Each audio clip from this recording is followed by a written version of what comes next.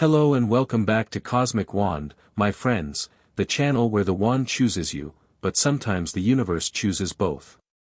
Today's full-length Harry Potter AU is a wild one. Dumbledore bound Harry's soul to the Horcrux, but at age 11 a voice said, both cores merged, ascension complete. If you love an awakened, powerful, unshakably good Harry who wakes up with the whole playbook and plays it better than anyone expected, you're going to feel this one in your chest. Do me a quick favor before we dive in, hit that subscribe button, slap the bell for every upload, and leave a like so the algorithm keeps sending these long reads your way. Settle in, dim the lights, and let's begin. Chapter 1, Ascension. The second smallest bedroom of number 4, Privet Drive had never contained so much silence. Harry Potter sat cross-legged on a mattress that sagged where springs had died a quiet death years ago. On the chipped desk, a snowy owl the color of first frost watched him with unblinking amber eyes, her head tilted at the precise angle of a judge considering a witness. The afternoon's chaos had settled into something heavier than quiet. Downstairs, the Dursleys were whispering in the kitchen in the way people whisper when they are trying not to exist. Upstairs, Hedwig was trying to decide whether she approved of the room, the boy, or the entire business. The Hogwarts letter lay open on the bed beside him. The parchment was still warm somehow, as though the ink had a pulse. Harry had read it 14 times. He could recite it now the way he'd once been able to recite the list of chores his aunt set him at 6 in the morning, from memory, without blinking, while tired. Hagrid had left 4 hours ago in a whirl of rain and beard, promising to come back for the alley trip in a few days. He'd left a slightly squashed chocolate cake, a live owl, a pink umbrella burn mark on the kitchen doorframe, and a cousin with an anxious curl of flesh at the base of his spine that Vernon Dursley was refusing to discuss. He'd also left Harry with the last piece of news Harry had been braced for his entire life without knowing it. Lily and James Potter had not died in a car crash. A man named Voldemort had killed them and then tried to kill Harry. And Harry had survived. Nobody knew why. Except Harry could feel why now. It was sitting behind his scar like a coin behind a thin curtain, and all evening it had been shivering. Hedwig, he said, not because he expected an answer, but because the sound of his own voice steadied him, I don't think the scar is a scar. Hedwig blinked slowly. It was not disagreement. The pain in his forehead had started just before Hagrid left. A pulse. A pressure. At first he'd thought he was getting sick, the way he'd gotten the flu the winter he slept in the cupboard through the frost, a slow, tired ache. Then it had gone away. Then it had come back stronger, like a tide choosing its moment. Now it was throbbing in time with his heart, and Harry could feel it not just in his head but in his wrists, his throat, and the soft hollow behind his knees. Something under his skin was waking up. Something he did not recognize and could not name, and yet he had the strange, specific feeling that if he opened his mouth, the wrong language would come out. He pressed the heel of his hand against the scar and closed his eyes. Behind his eyelids, he saw a man who was not a man. He was tall and pale and ruined, half features and red eyes, with a kind of hunger stitched into the way his jaw hung open. He was whispering. The whisper was a thread that Harry's mind, for reasons Harry did not understand, was holding on to. Harry opened his eyes. The man was gone. The thread remained. Okay, Harry said softly, voice perfectly level in a way that a boy who had been locked in a cupboard had learned to make it before he learned to spell his name. Okay. We're fine. Just breathing. Just breathing. He breathed. The scar burned brighter. On the desk, Hedwig fluffed her chest feathers and hooted, not a warning, but something closer to a question. Harry looked at her, and the owl looked back, and for a single unguarded moment he felt a thing that astonished him so much he nearly laughed. She was worried about him. I'm okay, he told her. Then, because lying to something small and white felt unforgivable, he added, I will be. The scar cracked open. Not the skin. The skin stayed stubbornly whole. Something underneath, something in the architecture of him, fractured. It felt like a door that had been painted shut for a decade had decided to remember what doors were for. Harry sucked in a breath and couldn't let it out. His vision went white at the edges. On the desk, Hedwig spread her wings and did not move, a guard, not a prey bird. Inside his head, a voice said, "Subject detected. Subject's age, within parameters. Subject's consciousness, stable. Binding architecture, compromised. Proceeding." It was not a voice like Hagrid's voice or Aunt Petunia's voice or even Harry's voice when he spoke silently to himself. It was a voice that came with capital letters and a feeling of stars. It did not feel unfriendly.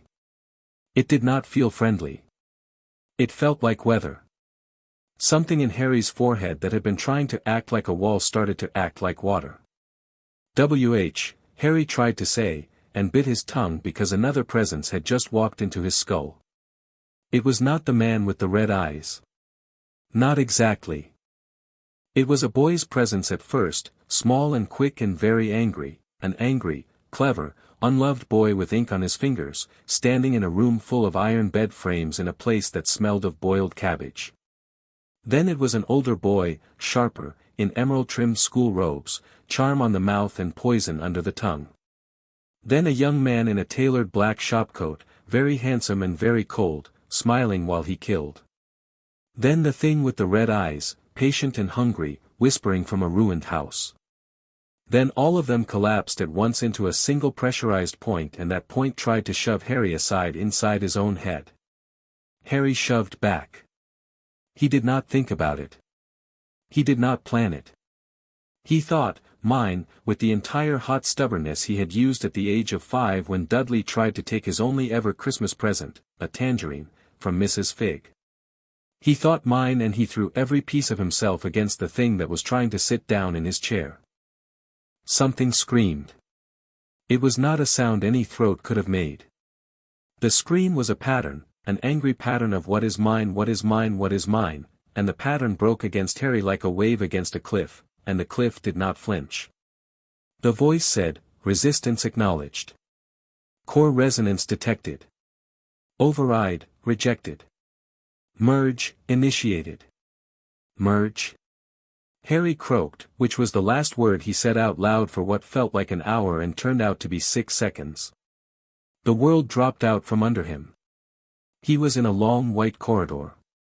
He was at King's Cross, except it was not King's Cross, it was the idea of a station, polished and echoing and extra bright, with pillars rising into a fog and benches perfectly empty. There was no train. There was no timetable. There was just a boy in a set of striped pajamas that he did not actually own, standing in front of another boy his own age in old-fashioned Hogwarts robes. The second boy had ink on his fingers. His eyes were very dark. "You," said the dark-eyed boy, and his voice was honey and poison. "How are you doing this?" "Doing what?" Harry said. The dark-eyed boy looked at him with the attention of a chess player who has just realized the pawn on G7 is actually a queen. "Breathing. You are breathing, and I am inside your head, and the binding is gone, and you are breathing." "I always breathe," Harry said, because he had been told all his life that his breathing was a specific noise that annoyed people. The dark-eyed boy took a step forward. Harry did not step back. Later he would be proud of himself for this, proud of the 11-year-old in pajamas who stood in the station of his own mind and did not flinch when a young Tom Riddle walked toward him. "Give me the body," Tom said, and this was the honey gone very soft. "I will keep you here. You will be comfortable. You will be treated better than you have ever been treated. I only need your body. Your body was a mistake." "No," Harry said. Tom blinked. "No. No," Harry said, and then, because the moment felt like it required honesty, "You're a mistake. I'm a boy." The voice spoke again, and this time it was everywhere in the station. It came from the ceiling and the pillars and the benches, and it was the weather of that place. Core A, Harry James Potter. Core B, Riddle Fragment, unanchored. Both cores present within a single vessel. Binding architecture collapsed. Conditions met for Ascension Protocol. Tom went white. White was a color that did not suit him. "No," he hissed. "No, I won't, I am not, you will not." Ascension protocol initiated. Harry felt very calm, the way he sometimes felt calm in Aunt Petunia's kitchen when he realized he was about to be blamed for something and the blame was already on its way and he might as well meet it standing up. The station began to dissolve into light. Tom screamed, and it was the anger of the thing from the ruined house, the anger of the boy with ink on his fingers, the anger of the young man with the cold smile, all compressed into a single thin shriek of "No, no, no, mine, mine, mine." The shriek cracked. Because there was something Tom had never had, and Harry had always had, and the voice had been measuring them. Harry had a soul that had never been broken on purpose. Tom had one that had. The light poured through Tom and took everything that was pattern and knowledge and memory, and it left the rest, the rage, the rot, the need to hollow others out to fill his own hollowness, in a small dirty shape at the center of the station, still shrieking. Then the voice closed around that shape like a fist, and that shape was gone. Both cores merged, ascension complete. Harry's eyes snapped open. He was on the floor of the second smallest bedroom of number 4, Privet Drive. He was looking at the underside of his mattress. A piece of chocolate cake had fallen off the bed at some point and was stuck to his elbow. Hedwig was screaming from the desk, a continuous, furious, protective screech, and the bedroom door was closed, and downstairs the Dursleys had gone extremely quiet in the exact way mice go quiet when the cat's shadow has just crossed the floor. He sat up. It was a very small movement. It felt like being a planet learning to spin. Harry Potter breathed in. He breathed out. He blinked. His forehead was cool. The scar was just a scar. The pressure behind his eye that had been there for as long as he could remember, for as long as he'd been alive, in fact, was gone. There was nothing in his head but himself, and himself was suddenly very full. "Oh," he whispered. He held up his hand and looked at it, and for a moment he did not know whose hand it was. The small bony fingers he had known all his life. The scar on the knuckle from the time Dudley had pushed him into the rose bush. The cracked thumbnail from gardening without gloves. And, underneath those, the memory of a different hand. Long white fingers in a row, cold and elegant and strong. A hand that had held a wand at 11 and made a cup of tea levitate off a shelf in a room full of impressed children. A hand that had, later, held a wand and killed. He could remember the particular weight of a yew wand in his palm. The exact angle of the wrist for a silent stunner. The precise breath pattern for an unspoken disarming. "Oh," Harry said again, for lack of a better word. He looked down at his mattress. He remembered the cupboard under the stairs, and he remembered, separately, a cot in an orphanage dormitory in 1937. He remembered the first time his aunt had screamed at him for getting up on a chair to reach the sugar, and he remembered, separately, the first time a matron had confiscated a yo-yo and he'd made it come back with his mind and she'd called him unnatural. He remembered being 10 and reading a library book about stars by torchlight, and he remembered, separately, being 10 and reading a library book about curses by candlelight. He remembered learning to tie his shoes. He remembered learning to cast the killing curse. He did not feel like Tom Riddle. He felt like himself, holding a very heavy library in a set of shelves inside his head. "Right," he said, and stood up. The floor held under him. He had half expected it to not. Hedwig had finally stopped screaming. She was standing on the desk with her wings half open in the pose of an owl who had just defended her boy from an unknown enemy and was annoyed that the boy had not done more about it himself. Harry walked to the desk. He put out a finger. He smoothed the feather on her chest, slowly, from throat to belly. "Sorry," he said. "I think I had to survive something." Hedwig closed her eyes under his finger. She made a small sound in her chest, a soft creak, "The owl word for you are mine and you scared me." "I know," Harry said. "Me too." He turned to the window. It was full dark now. Privet Drive was a string of yellow street lamps and neat blue slate roofs and identical rose bushes. Privet Drive had been the backdrop of every ordinary day he had ever had, and he understood now, with a sudden cold and accurate clarity, that every ordinary day he had ever had been arranged. In his head, a librarian's hand, his own, new hand, full of borrowed books, pulled down the correct volume. Binding rituals. Soul anchors. Intent-based charm work. The particular geometry of a tethering spell laid on an unconscious subject by a wizard of Albus Dumbledore's caliber. Harry's eyes drifted closed. His hands came up of their own accord, fingertips to his temples. Inside him the shelves opened. He let the knowledge walk him through it. An infant, a year old, laid on a doorstep in a wicker basket with a note on his chest. A tall man bending over him in the dark, eyes blue and sad and certain. A murmured Latin incantation with archaic Greek verbs woven through it. A deliberate thread of the old man's own magic wrapped, carefully, around the faint thing stuck in the baby's scar, the thing that should have been scoured out by the love magic of the baby's mother, the thing that had survived anyway because it had lodged in the scar tissue like a splinter from God. A binding. A seal. A promise, or a sentence: this fragment will stay, and you will stay with it, and when the time is right I will make a choice about both of you. Harry stood at his window in Privet Drive and watched it all play out inside his head, and he felt, for about 6 seconds, a rage so pure and so large that the window glass in front of him hummed on a single note. The street lamps outside flickered. The light bulb in his ceiling blew out with a dry pop. Harry opened his eyes. "Okay," he said, very softly, to nobody. "Okay, but we don't do that." He breathed. He breathed again. The rage did not go away. It sat down in his chest like a large, patient dog. He petted it. He told it, "We have work to do." Downstairs the Dursleys were pretending they had heard nothing. Aunt Petunia had just remembered, very loudly, that the kettle needed descaling. Uncle Vernon was breathing through his teeth in the way he did when he had decided the entire world was Harry's fault. Dudley was silent, which meant Dudley was eating.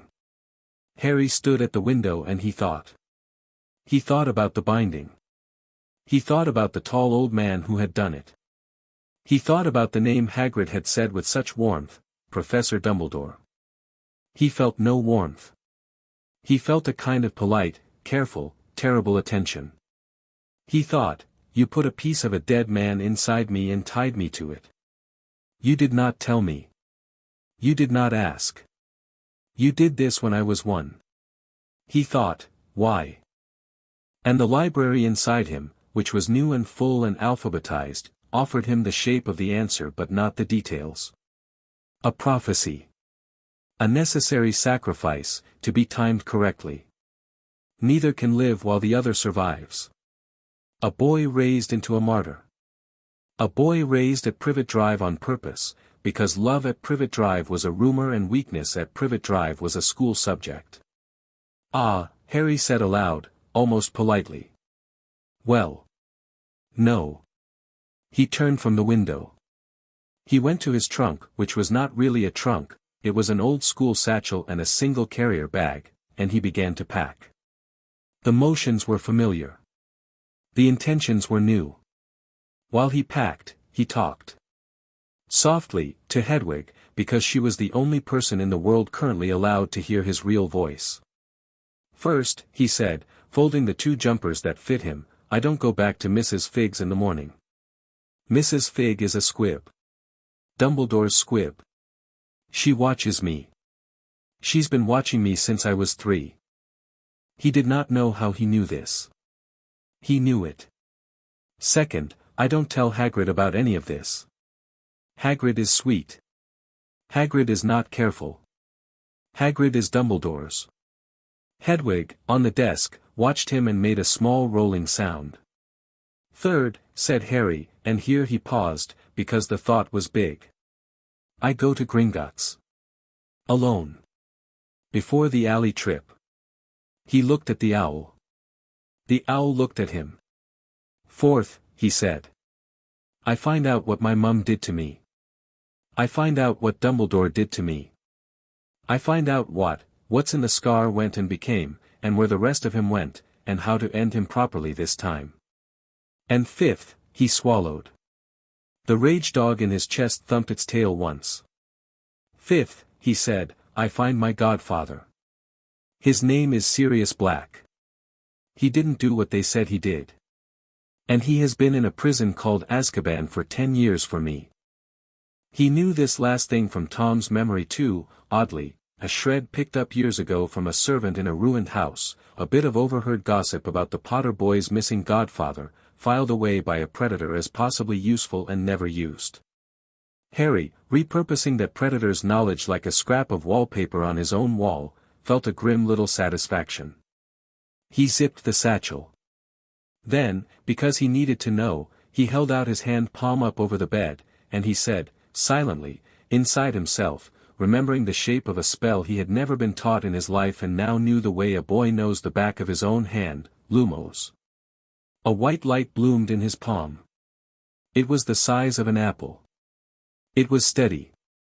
Oh, Harry whispered. This time the word was delight. He closed his fingers and the light went out. He opened them and the light came back. He held it up to his face and he could see himself reflected in it, a thin boy with a too thin face and eyes that were not afraid. He had, for the first time in his life, the strong and specific feeling that he was beautiful, the way a sword is beautiful, the way a hawk is beautiful. Nothing to do with looks. To do with the way he was made for something. Okay, he said to his own reflection, and he did not smile, not yet. Smiling would have felt like showing teeth to an enemy too early, but he lifted his chin. We have work to do. He closed his hand. The light went out. The bedroom was dark again, except for Hedwig, who glowed faintly in the moonlight as though she too were something other than she seemed. There was, Harry decided, one more experiment to make before sleeping.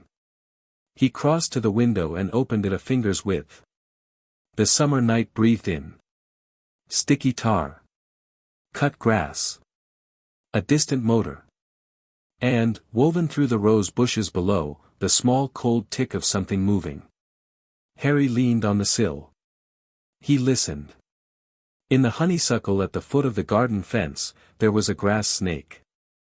She was small and tired and drinking from a puddle Uncle Vernon's hose had left on the paving stones.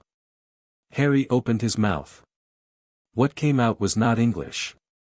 Good evening, he said, and the sound was a long slow hiss that tasted of warm stone and copper, and the grass snake in the honeysuckle went still in the way snakes go still when the world has become strange. Evening, she said, and her voice in his head was a dry tired woman's voice, a little amused. Which two legs are you? You smell like lightning. I'm the boy in the upstairs window, Harry said. I didn't know I could talk to you until just now. Lucky you, said the snake. Most two legs die without knowing anything. True, Harry agreed. Will you do me a favor? Mice, said the snake. If favors come in mice. Tomorrow, Harry said, when a large man with a beard comes to the door, he is a giant, don't be afraid of him, he means well. But when anyone else from his school comes, anyone with a beard and blue eyes, or a man who smells like old books and old mistakes, or a small woman with hair like a nest and a mouth like a letter, you hide. And when I come back for you, if I come back for you, I'll bring you somewhere with more mice than this whole street. The snake considered. Her tongue flickered. I like this deal, she said. You are a strange small two legs. Are you a king? Not yet, Harry said, and surprised himself by laughing, a short quiet laugh, because the idea was absurd, and also because he had stopped being afraid of something he had been afraid of his entire life without knowing it. Good night. Good night, strange small king, said the grass snake, and she slid herself back into the honeysuckle, and Harry closed the window, and Hedwig made a disapproving click in her throat because Hedwig did not like snakes. She's all right, Harry told her. She agreed to stand watch. If you don't like snakes you can fly out a window. Hedwig, who did not wish to leave him, puffed up her feathers and looked deeply offended in the manner of owls who have been misunderstood. Sorry, Harry said. He rubbed a thumb across her forehead, between those amber eyes. Sorry. I'm new at this. He lay down on his bed. He did not put out the light, because the light was already out. He stared at the ceiling. Inside his head, the library continued to quietly unpack itself, shelf after shelf of knowledge he had not earned and that the voice had evidently decided he could keep. He listened to it calmly. He did not rush it. He was a boy who had slept many nights in a cupboard listening to the house breathe, and he had learned a long time ago to be a guest in dark places until dark places got used to him. He thought about the voice. It had not spoken since. It had said what it had said, and then it had gone, and in its going Harry could feel that it was not a stranger. It was not an invader. It was not Tom. It was something older, and stranger, and very far away, and it had decided that something interesting had happened here tonight and had, in the manner of a distant observer, bothered to mark the moment. Ascension complete. Ascension into what? Harry whispered at the ceiling. The voice did not answer. The room held its silence. All right, Harry said, softer. I'll find out myself. That's fine. He closed his eyes. He did one more thing before he lay down. He sat cross-legged on the mattress and he opened the library inside his head carefully, the way a man might open a safe he does not own and whose combination he has only just been given. He was not interested, yet, in most of the shelves. The Latin grammar drills of a bookish orphan, the Hogwarts syllabus from the 1940s, the long patient self-education of a half-blood boy determined to be remembered, those could wait. He wanted the short red shelf at the back. The one Tom had built in the dark. Horcruxes. The word tasted foul in his throat. The voice, in its distant way, had left the knowledge intact. Harry did not know why. He suspected it was because the knowledge was necessary and the voice, whatever it was, did not do him the insult of pretending necessary things were not. He let the shelf slide open. He counted. The diary first. Tom's diary, the one he had made in the chamber year, 5th year Tom wide-eyed and pale after the first kill, the leather boy's notebook soaking up a piece of him like a sponge that had only ever been hungry. Given, stupidly, Harry thought, stupidly, because Tom at 17 had already begun to underestimate what love did to the women he charmed, as a parting gift to a young Lucius Malfoy. Currently, almost certainly, in Malfoy Manor. Wiltshire. Harry could even picture the study, the dark wood, the drawer with the false bottom, the faint smell of rosewater and the subtler smell of hate. The ring next. Marvolo Gaunt's ring, with the stone that was not a stone set into it. Tom had taken it off his uncle before he killed his uncle's neighbors, before he killed his father and his father's parents, and it had absorbed his 16-year-old fury like a battery.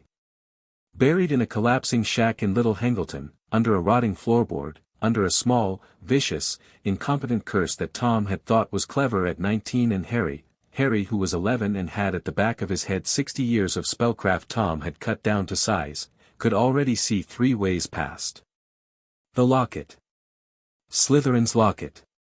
Creature the house elf, Regulus Black, a cold lake in a sea cave Tom had made himself a palace of, a crystal basin of a potion designed to break a man.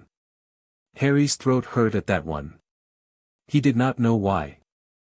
Something in the borrowed library flinched when he thought of Regulus, as though that shelf had been, unexpectedly, the shelf of a boy Tom had half respected, half despised, and entirely miscalculated.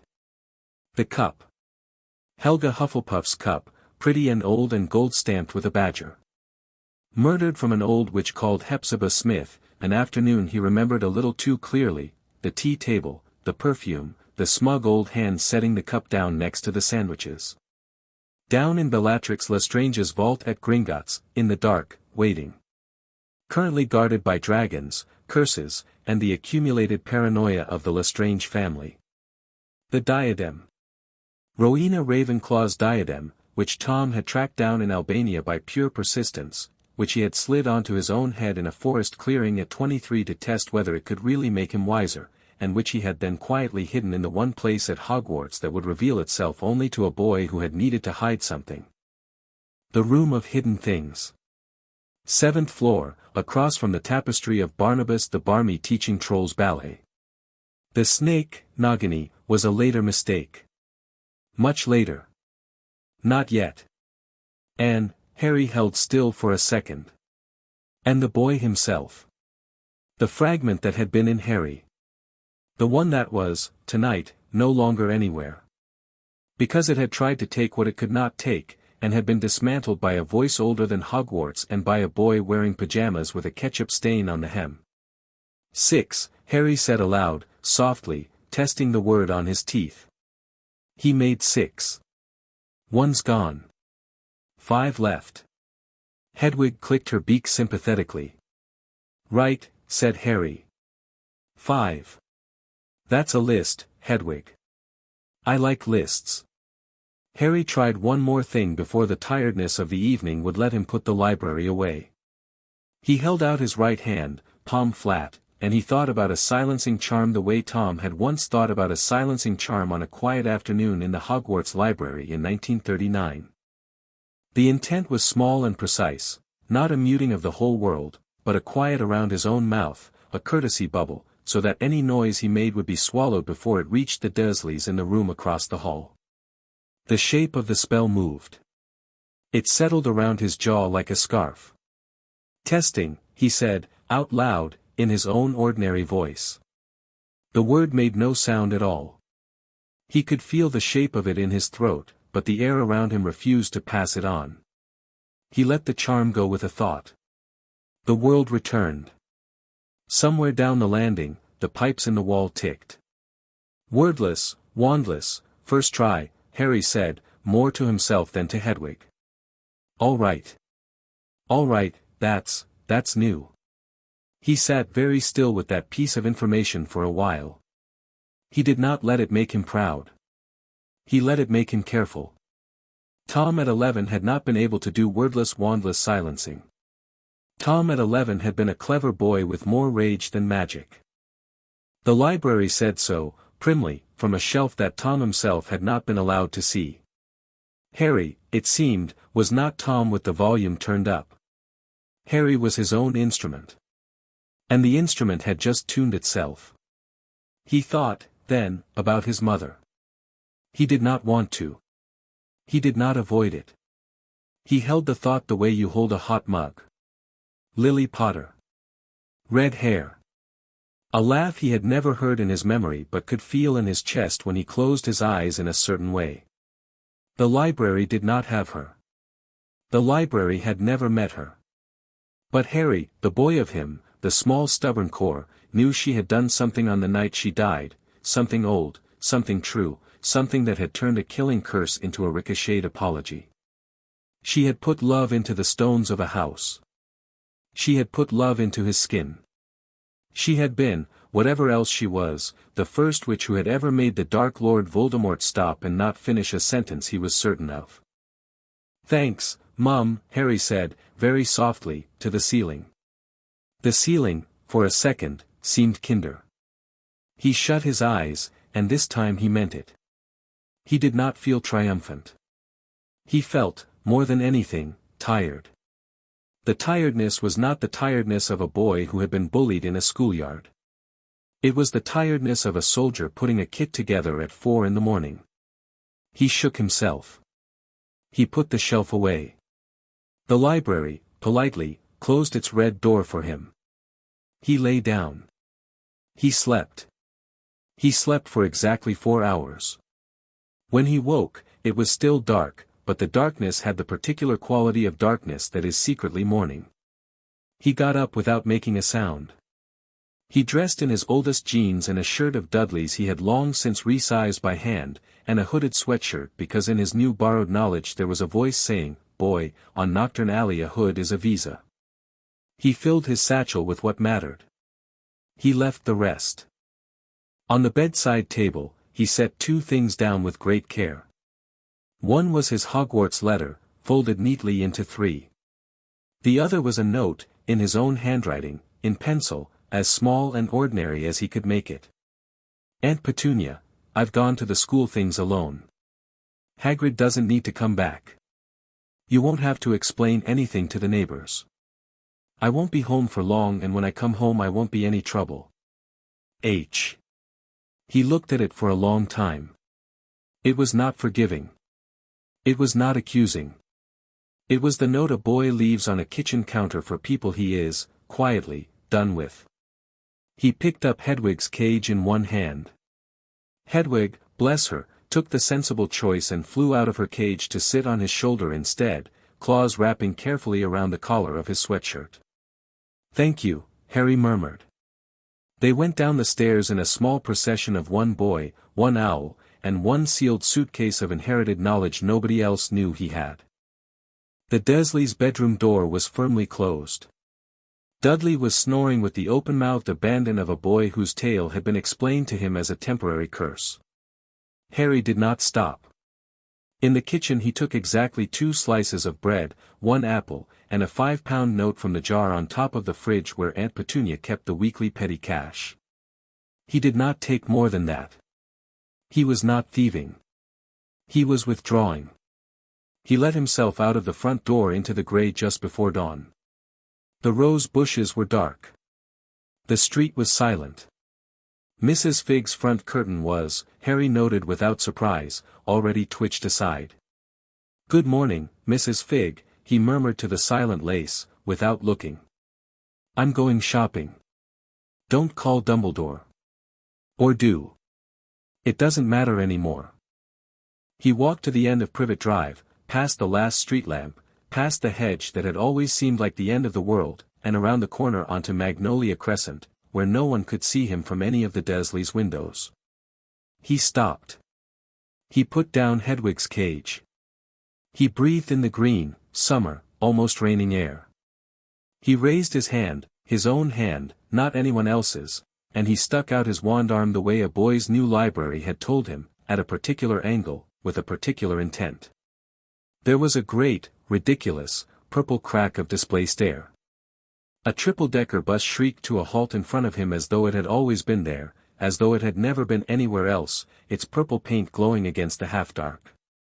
Out of the folding doors swung a young man with pimples and an air of chronic surprise. "Welcome to the night bus," he said, reading from a card, "Emergency transport for the stranded wit, hey. Are you a kid?" "I'm 11 today," Harry said pleasantly. "I need to go to the Leaky Cauldron in London, please." "How much?" 11 quid for the trip and a hot chocolate," said the young man, squinting. 11. That's a lot of 11s, innit? Harry counted out coins from the Dursleys' jar. It came to £5 and change in pence. He held it out along with 2 small Muggle bills he had pocketed earlier from a forgotten stash in the cupboard under the stairs. "I'll take the trip," he said, "skip the hot chocolate. And if you ask no questions of any witch or wizard about me today, I'll be grateful. If you ask, I'll remember." The young man, who would later remember the moment and be unable to articulate why it had seemed, for that moment, like a very good idea to be remembered kindly by the strange small boy with the owl, nodded slowly, and helped Harry up the steps. "Name?" he asked, out of a habit he had picked up from his mother and not from the job, because the night bus didn't actually take names. "Holly," said Harry, who had, in the last 6 hours, acquired a Slytherin's instinct for aliases. "Holly Evans." "Holly." The young man grinned. "Like the bush. Nice to meet yer, Holly. Name's Stan." "Nice to meet you, Stan," Harry said, and took a seat, and the night bus banged away from the corner of Magnolia Crescent and into the grey of an ordinary summer morning, and Harry Potter, 11 years old, one night past the worst and most important night of his life, with an owl on his shoulder and a library in his head and a rage in his chest that was calm and patient and leaned his forehead against the window, and watched Privet Drive shrink behind him, and smiled for the first time. A very small smile. Just a thread of one. Inside him, the voice, in its far and weather-like way, seemed almost to approve. It did not speak. But the library shivered, once, in the way a cat shivers when a hand finally finds the right spot between its shoulders. The night bus was a purple disgrace. It listed badly to one side. The beds, for there were beds, stacked 3 high, lurching on their brass casters, looked as though they had been purchased second-hand from a haunted hotel. A single chandelier spun in overhead circles, spilling wax onto the aisle. Behind the driver's seat, a shrunken head hung from the rear-view mirror, humming along to a radio that was not on. Harry liked it immediately. He chose a bed near a window, at the rear, where he could watch the street smear by. Hedwig tucked herself down on the coverlet beside him with the long-suffering dignity of an empress in steerage. The only other passengers were a drunken witch in green tartan who had been put onto the bus at Bristol and was now negotiating with her own handbag, and a tall thin wizard in a rain-darkened coat reading the Daily Prophet at the front, paper folded small. Harry watched the thin wizard for a while without seeming to. The headline screamed "Break-in at Gringotts, culprits vanish." The thin wizard's lips moved as he read. Occasionally he turned a page with a precise flick of one long white finger. Harry did not know the thin wizard. The library inside him did. Selwyn. One of the ones who had walked away after the war and never answered the questions. A bad man. Not clever enough to be a first-tier bad man, clever enough to be a useful second-tier one. Harry watched him turn another page and catalogued him, quietly, for later. Then he ignored him. He leaned his head against the grimy window and watched England go past in purple. The night bus had no regard for speed limits and less regard for physics. It shot through a village Harry had never heard of, squeezing itself between 2 houses the width of the bus plus 2 inches. A post office hopped obligingly out of its way. A milk float on the road to Guildford was visibly confused. Once the bus jumped over a pond, the chandelier sang, and at the peak Harry could see down into the water where a very dignified heron was thinking about a fish. Then they came down the other side of the pond and the chandelier went on humming and Hedwig dug her claws deeper into the blanket. "First time on the night bus, Holly?" Stan asked from the aisle, appearing suddenly with a chipped mug and a face full of cheerful curiosity. "First time on any bus," Harry said, which was true. "Oh," said Stan. "Poshed up, you, then. Apparate everywhere?" "Walked, mostly," Harry said. Stan laughed, a big bright laugh that changed his acne-scarred face into something likable. "Good one. Tea?" "No, thank you." "Suit yourself." "Hang on, we're heading for," he consulted a crumpled list, "Old Madam Marchbanks in Abergavenny, then Mr. Ambrose in Reading, then you're the 3rd stop into London." He grinned. "We'll have you at the Leaky in maybe an hour and a half. Give or take some sheep." "Sheep?" "Yeah," said Stan. "Sheep sometimes. Ernie usually misses them. Don't tell no one." He winked and wandered off to argue with the drunk witch about the price of a second hot chocolate. Harry settled in. The thin wizard turned a page. The drunk witch lost an argument with her handbag. The bus flung itself sideways over a hedge. On Harry's shoulder, Hedwig kept one eye closed and one eye, shrewdly, on the thin wizard at the front of the bus, the way a good general's horse watches the unreliable officer. The night bus dropped him at the Leaky Cauldron at 5:10 in the morning. "Tooty tooty /." Stan called cheerfully, as the bus rocked to a stop at the curb. "Charing Cross Road. The Leaky. Mind your step there, Holly. You want somebody walk you in?" "No thank you," Harry said. He paused at the top of the steps. He turned. "Stan." "Yeah." Harry looked at him for a moment, the tired young man with the acne and the cheerful job and the mother who had taught him to ask strangers their names. "Thank you for the ride." "Any time," said Stan, and winked, and meant it. The bus went bang into the London morning, leaving Harry on the pavement in front of a small, squashed, dirty-looking pub that most passers-by in the grey pre-dawn did not see at all. Harry saw it. The gold letters above the door swam for a second in his vision, as though the door were deciding whether it wanted to be found by this particular boy at this particular hour, and decided, in the end, that it did. He pushed the door open. The leaky cauldron smelled of wood smoke and last night's stew. A single lantern burned low behind the bar. A man with hardly any teeth was half asleep on a stool by the hearth. Tom the landlord, round-backed and kindly, was wiping glasses at the counter with the motion of a man who did this whether or not there were customers, because the motion was the point. He looked up. He blinked. "Young sir," he said slowly, polite and surprised. "You're up early." "Early train to catch," Harry said. "Or rather, early meeting. I'd like a room, please, only until 9. And a wash, if that's all right." "I'll pay." He set a sickle on the counter. The library inside him knew the coin the way he knew his own shoes. Tom looked at the sickle. Looked at the boy. Looked at the owl. Looked, carefully, at the scar, or rather, at the fringe falling over the place the scar ought to be, which Harry had arranged before he walked in. He did not press. He was a good landlord. Good landlords, Harry's library observed, did not ask questions whose answers they could not afford to hear. "Come on then, lad," said Tom, and led him up a creaking staircase to a small clean room with a small clean bed and a small clean basin, and left him there with a candle and a towel and the unearned kindness of strangers. Harry sat on the edge of the bed. He put his satchel down. He set Hedwig on the bedpost. He let, for one full breath, the whole night catch up with him. Then he washed his face. He combed his hair so that it covered the scar. He sat down by the window and watched the sky begin, very slowly, to go pink over London. "Gringotts opens at 8, he said quietly, to Hedwig, and to himself, and to the morning. Hedwig puffed out a feather in acknowledgement. 3 hours, Harry thought. 3 hours, and then a goblin is going to help me make sense of my life.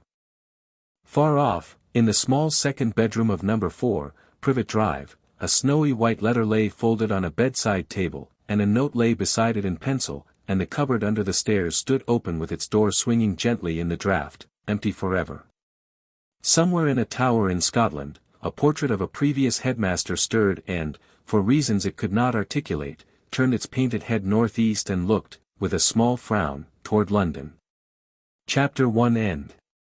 Chapter 2, Goblin Steel and Blood Oaths. Diagon Alley at 8 o'clock on the 1st of August was a slow, cautious thing. The shutters on Ollivanders were still closed. A squib boy was washing the front step of Flourish and Blots with a bucket of soapy water and humming something sad and tuneless.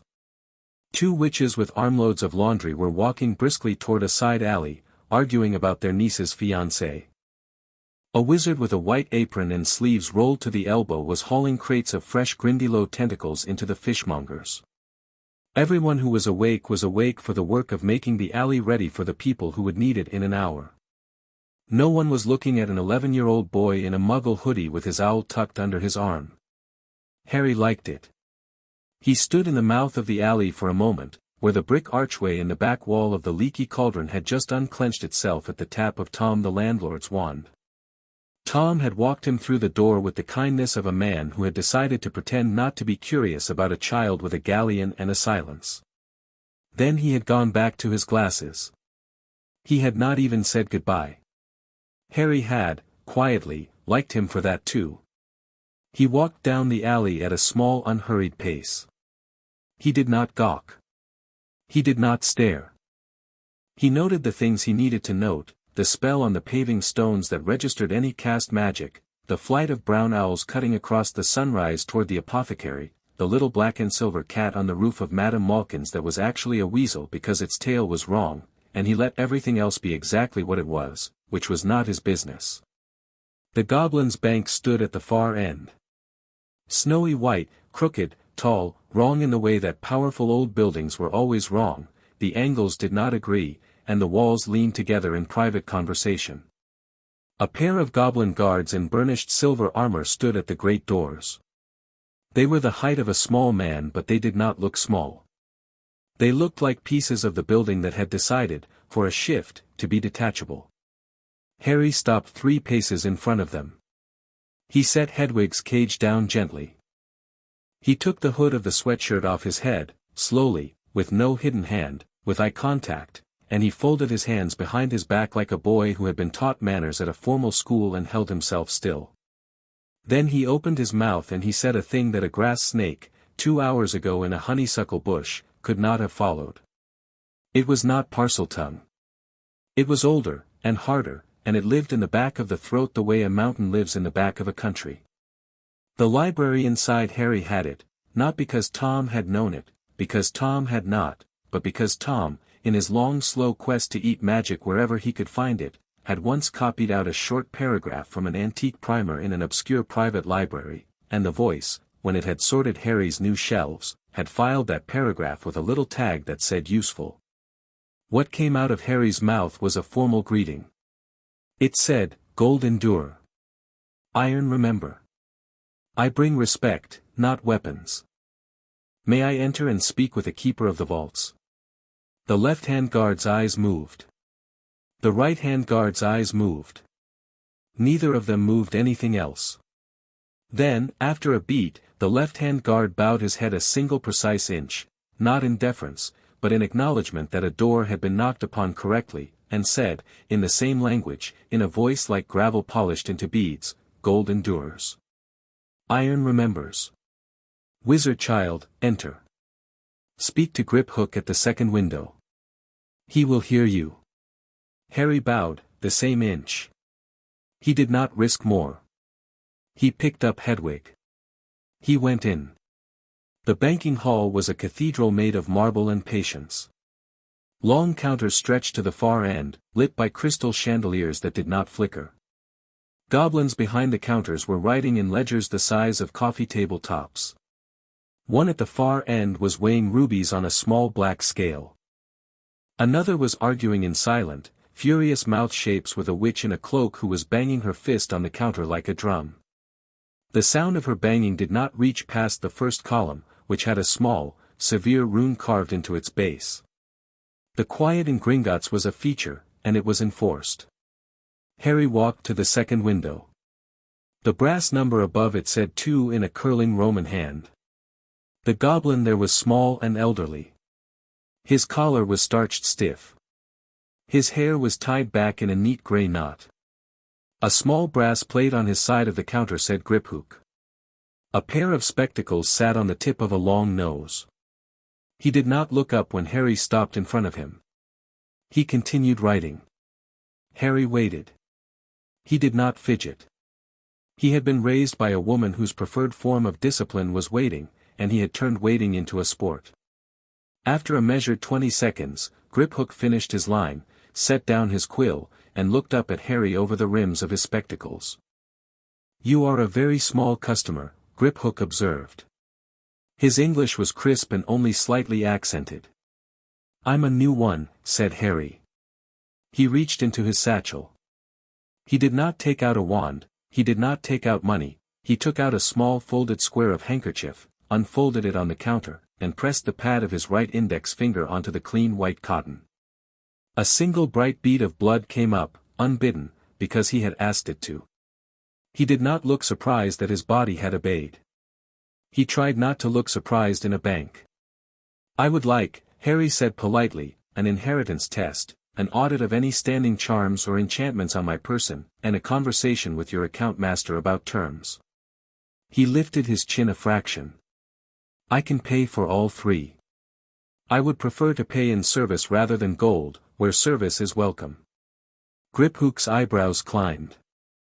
He looked, not at Harry, but at Harry's finger, at the bead of blood, at the fringe of black hair over the forehead.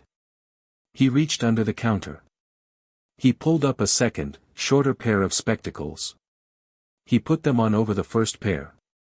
He looked again. The second pair of spectacles, Harry knew from his library, did not see with light. They saw with magic. Whatever they showed him made Griphook go very still. Young wizard, the goblin said slowly. You will come with me to a private chamber. Thank you, said Harry.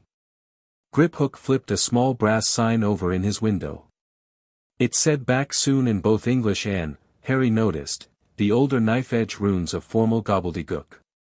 He stepped down from his stool. He jerked his chin at Harry and turned toward a door at the rear of the hall. Harry followed him. The private chamber was a small wood-paneled room with a ledger-book-sized table, 2 chairs for goblins, and 1 chair, a strange proportion, waiting, for a human child. On the table sat a shallow silver basin, a clean quill, a clean piece of parchment inscribed with interlocking rings, and nothing else. At the table, already seated, was a second goblin. He was older than Griphook and more dangerous looking. His teeth were very pointed and his left hand wore a plain ring of unpolished iron. The library in Harry's head supplied the information quietly, Ragnarok's line. A directorial family. Very old. Very honest. Account Master Sharp Fong, said Griphook, in English. This child requests inheritance, audit, and terms. Sharp Fong looked Harry up and down with the same efficiency that Griphook had used but less politely. Sit, he said. Harry sat. Speak your name. I am Harry James Potter, Harry said, and watched the goblin's face and saw, not surprise, exactly, but the particular quick stillness of a creature that has just realized the object on its desk is more valuable than it had assumed. Said Sharp Fong. Inheritance first. Put 3 drops of your blood into the basin. The parchment will speak. Harry did. The same finger. The same small obedient bead, then a second, a third. The blood hit the silver and did not stay blood. It uncurled itself and ran, and spread in a thin film over the surface of the metal. The parchment on the table, without being touched, began to write. It wrote rapidly. It wrote with a very calm copperplate hand. Harry James Potter heir, House Potter, by primary descent from James Fleamont Potter, deceased October 31, 1981. Heir, House Peveril, by senior male line descent, claim dormant since 1631, reactivated by confirmation ritual at age of majority. Heir, House Black, designated, by written designation of Sirius Orion Black, August 2, 1981, filed and sealed at Gringotts, designation is valid regardless of current imprisonment status. Heir, House Slytherin, by conquest, by magical right, transfer from Tom Marvolo Riddle to Harry James Potter upon single combat of October 31, 1981, ratified by sustained resonance and reconfirmed July 31, 1991. Heir, House Gryffindor, by descent, dormant line traced through Potter-Peveril confluence. Ah, said Harry, softly, to no one. Sharp Fong leaned back in his chair and tented his fingers. The iron ring on his left hand caught a sliver of lamplight. Unusual, he said, in the mild tone of a goblin who had just observed a meteor land in his garden. Yes, said Harry. 2 founding houses. Yes. By right of conquest, said Sharp Fong, one does not usually collect the Slytherin line at 11. No, said Harry, and left it there. Sharpfang's yellow eyes stayed on him for a long second. Something in them was laughing, and something in them was not. We will, he said, go on to the audit. The audit was a nastier process than the inheritance. Sharp Fong waved Griphook off for a spool of silver cord, a small curved hammer, and a narrow rod of smoked glass. The rod, laid flat on Harry's wrist, turned a dozen separate colors in sequence, like a thermometer for different sicknesses. Sharp Fong read each color with a frown that got steadily deeper. Tracking charm, school standard, late age 1, renewed 3 times. Monitor charm, bloodline specific, late age 1. Loyalty compulsion, very subtle, late age 3, focus, respect for authority figures of the light. Dampening ward, no, not a ward, a resonance dampener, the sort worn by a singer who does not wish to sing a note too high, late age 5, tied specifically to your magical core. An, HM. He looked at Harry over the rod. A binding, Sharp Fong said. An extremely complex binding. Subject to subject, 2 core, architectural class. Currently, collapsed. Harry waited. Collapsed tonight, if I read the residue correctly. Sharpfang's voice was very even. Or, rather, collapsed merged. There is no longer a binding because there is no longer 2 of anything for the binding to hold. Yes, said Harry. The author of this binding, said Sharpfang, has signed it. Arrogantly, if I may say. They always do. Let me see, ah. He read the signature with the air of a man who was neither surprised nor pleased. Albus Percival Wulfric Brian Dumbledore. September 1982. Privet Drive. Of course. Harry felt the rage dog in his chest thump its tail. He petted it. He did not let it up from the floor. Account master, he said carefully. How many of those additional charms were placed by the same hand? Sharpfang rechecked the rod. Tracking, monitor, compulsion, dampener, yes. All 4 are signed with the Dumbledore sigil. The binding, also. 5 separate acts of personal magic laid on a minor without the consent of a parent or a lawful guardian. Would you like me to list the statutes violated, Mr. Potter, or shall I simply list the ones not violated? It will be a shorter list. Later, Harry said.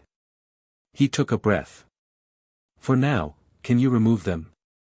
We can, said Sharpfang, for a small fee. Goblin cleansings are, as you are no doubt aware, thorough. Gringotts does not permit its vault holders to walk with another wizard's fingers inside their magic. The cleansing is done with a basin of purifying salts and a single goblin-forged blade. It will take under 5 minutes. It is not painless, but it is clean. Pain, said Harry, is fine. Sharpfang nodded once. The cleansing happened in a small stone room at the end of a corridor that sloped downward. There was a basin, there was salt, there was a blade the color of starlight in Sharpfang's right hand. Harry sat on a low stool with his sleeves pushed up and his feet on the flagstones. Griphook stood at the door with his arms folded. Hedwig, outside the room, had been left in the private chamber with an unreasonable number of owl treats. Look at the salt, Sharpfang said. Harry looked at the salt. It was pale gray and very fine. Do not close your eyes when we begin. Breathe in through the nose and out through the mouth. Do not speak. If you speak you will say a word that is not yours. Understood, said Harry. Sharpfang nicked Harry's left wrist with the blade. The blood came up. Sharpfang caught it in the salt. The salt turned colors. It turned gold first, then silver, then a bad soupy gray that Harry did not like, then black, then a lot more black than Harry felt should be in an 11-year-old boy. Sharpfang worked with the precision of a craftsman. He did not flinch. He did not frown. He removed each charm the way a surgeon lifts a splinter, gently, wholly, with respect for the tissue around it. The tracking charm came off like a spider web. Harry felt a small cool breath leave his skin. The monitor charm came off with a ringing, like a distant bell. The loyalty compulsion went with a wrench. Harry's ribs ached. Somewhere in the back of his head a voice that had for years said he is a great man and he knows what is best dissolved like sugar under hot water. The dampener was the worst. When it came off, the room brightened. Not actually, Harry's eyes had always seen this room correctly. His magic had been, for 6 years, wearing gloves. When the gloves came off, the colors of the world shifted. The salt in the basin went from gray to white. The lantern above him burned a shade warmer. Hedwig, in the next room, fluffed and shook herself without knowing why.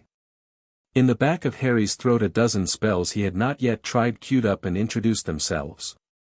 He breathed in through the nose. Out through the mouth. He did not speak. Good, said Sharpfang, and bandaged his wrist. Clean. Harry looked at himself in the polished side of the basin. He did not look different. The eyes were the same green. The scar was the same thin lightning. But something had straightened. The set of the shoulders. The angle of the jaw. "Thank you," he said to Sharp Fang. The goblin inclined his head a single iron degree. "Come. We negotiate terms." After the cleansing, sitting on the low stool with his bandaged wrist in his lap, Harry stayed very still for a long minute. He had not expected to miss any of the things they had taken off him. He found, to his private annoyance, that he did. The loyalty compulsion had been the loudest absence. Not because he had loved Dumbledore, he had never met the man. But because some quiet piece of himself had always, without reason, assumed that the adults of the magical world would know what they were doing and would want what was best for him. That piece was gone. It was gone the way an old splinter is gone after a careful grandmother picks it out with a needle, cleanly, and with a small sore hole in the skin to show it had been there. He would have to build a new piece himself, from scratch, and be careful about where he put his trust. The tracking charm had been the lightest to lose, and also the most insulting. The library in his head had supplied its signature. It was a variant of a charm used by Aurors on parolees. Someone had, for the whole of Harry's young life, known where he was at every moment, the way a probation officer knew where a convict was. He had been, in the eyes of his headmaster, a sentence to be served. The dampener, he did not know yet what the dampener had cost him. He felt it in small ways. Colors were sharper. The lantern hurt his eyes and he did not mind. The weight of his own heartbeat was different. Like a drum with a new skin. He would, he suspected, spend a year finding the edges of the new room the dampener had been hiding. He looked up at Sharp Fang. "Can wizards normally do this?" he asked. "Strip out another wizard's compulsion magic?" "No," said Sharp Fang. "Not cleanly. Not without breaking something else in the process. Wizards are," he permitted himself the smallest smile, "good at setting fires. Goblins are good at taking fires out of a house without knocking the house down. It is why your witch hunts, in the 1500s, were more successful where we had already been evicted." "That," said Harry, "is historically tactful." "We are," said Sharp Fang, "historically tactful when we wish to be." They went back up to the private chamber. Terms took an hour. Harry, to his own mild surprise, enjoyed it. He had entered expecting to be condescended to, and he was not. Sharp Fang treated him the way Sharp Fang treated any client, as a consolidated position, a set of assets, a risk profile, a political footprint. He did not smile. He did not pretend to be kind. He was, however, direct, and he listened. They did black first, because black was fastest. Sirius Orion Black, said Harry, was never given a trial. "Correct," said Sharp Fang. "The trial docket at the ministry does not show one. I can tell you this because Gringotts underwrites ministry penal records as part of the ministry's debt restructuring of 1974, and we keep an independent copy. Was he ever secret keeper for my parents? No. The keeper record in the Potter vault names." Sharp Fang's eyes flicked to a small card he had pulled from a folder, Peter Pettigrew. Designation dated October 28, 1981. Sealed on that day. The record is untouched, it has been neither amended nor challenged. "So the man who betrayed my parents is alive and at large," Harry said, "while the man my parents loved has spent 10 years in a cell for a crime he did not commit." "That is the condition," Sharp Fang agreed.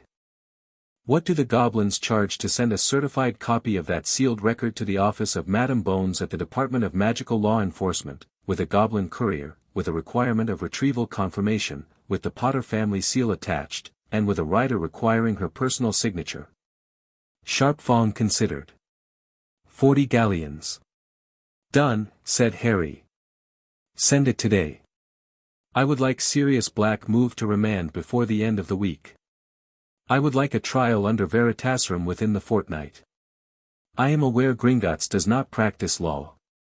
I am asking Gringotts to deliver paper correctly. Paper, correctly delivered, is sometimes enough. It often is, said Sharp Fong. Noted and agreed. Peveril, Gryffindor, Potter, what does the combined estate support? Sharp Fong produced another card. In liquid assets, across 4 vaults and 68 investment positions, the combined estate holds 711,000 galleons as of closing yesterday. The Peveril vault holds instruments, an invisibility cloak, a stone with attested and unsettling properties, and a letter of founder's privilege at Hogwarts whose precise implications have never been publicly adjudicated.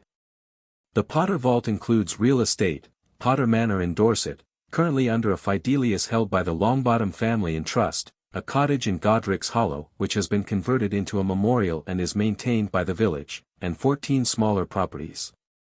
The Gryffindor claim is dormant and requires a founder's ritual to activate, which you are too young to perform, and which I would recommend you not perform publicly in any case. Agreed, said Harry. Slytherin.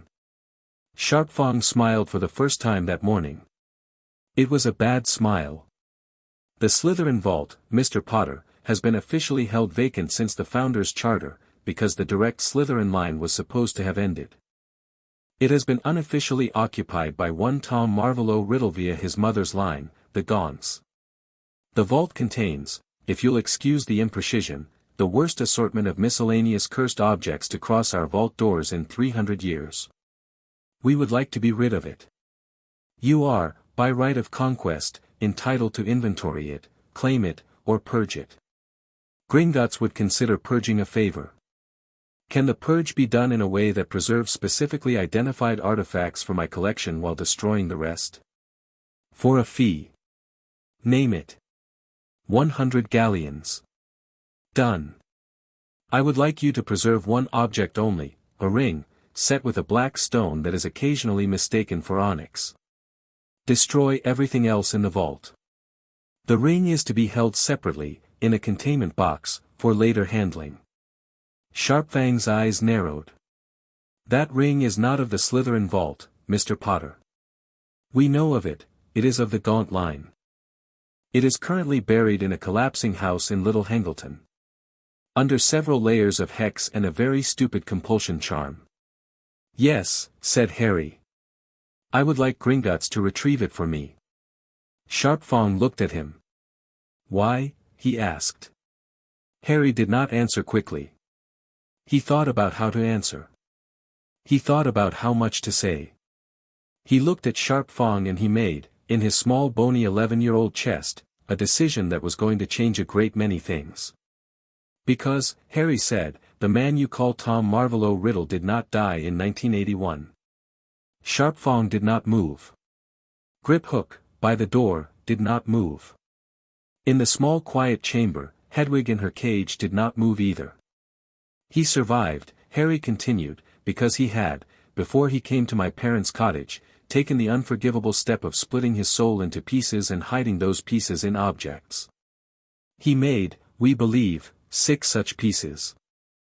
One was in the scar on my forehead, it was bound there, against my knowledge, by a Hogwarts headmaster, and it is no longer anywhere. The other 5 are in, a diary, a ring, a locket, a cup, and a diadem. The cup is in this building. It is in the Lestrange vault. The ring is in Little Hangleton. The locket is in a cave in a sea cliff north of Inverness. The diary is in Malfoy Manor. The diadem is in a room at Hogwarts that is unplottable even to Hogwarts. I would like Gringotts to retrieve the cup, the ring, and the locket. I will take the diary and the diadem myself. I will compensate Gringotts for the work at a rate Gringotts finds fair, in any currency Gringotts accepts, including influence. The silence that followed lasted long enough that Harry could hear Hedwig breathing 2 rooms away. Sharp Fong, at last, laid one hand flat on the table. The iron ring clicked softly against the wood. Mr. Potter, he said. You understand what you have just told a goblin account master? Yes.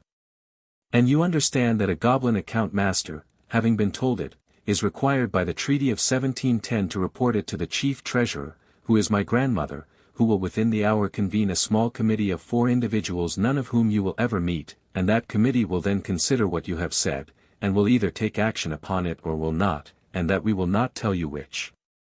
Yes.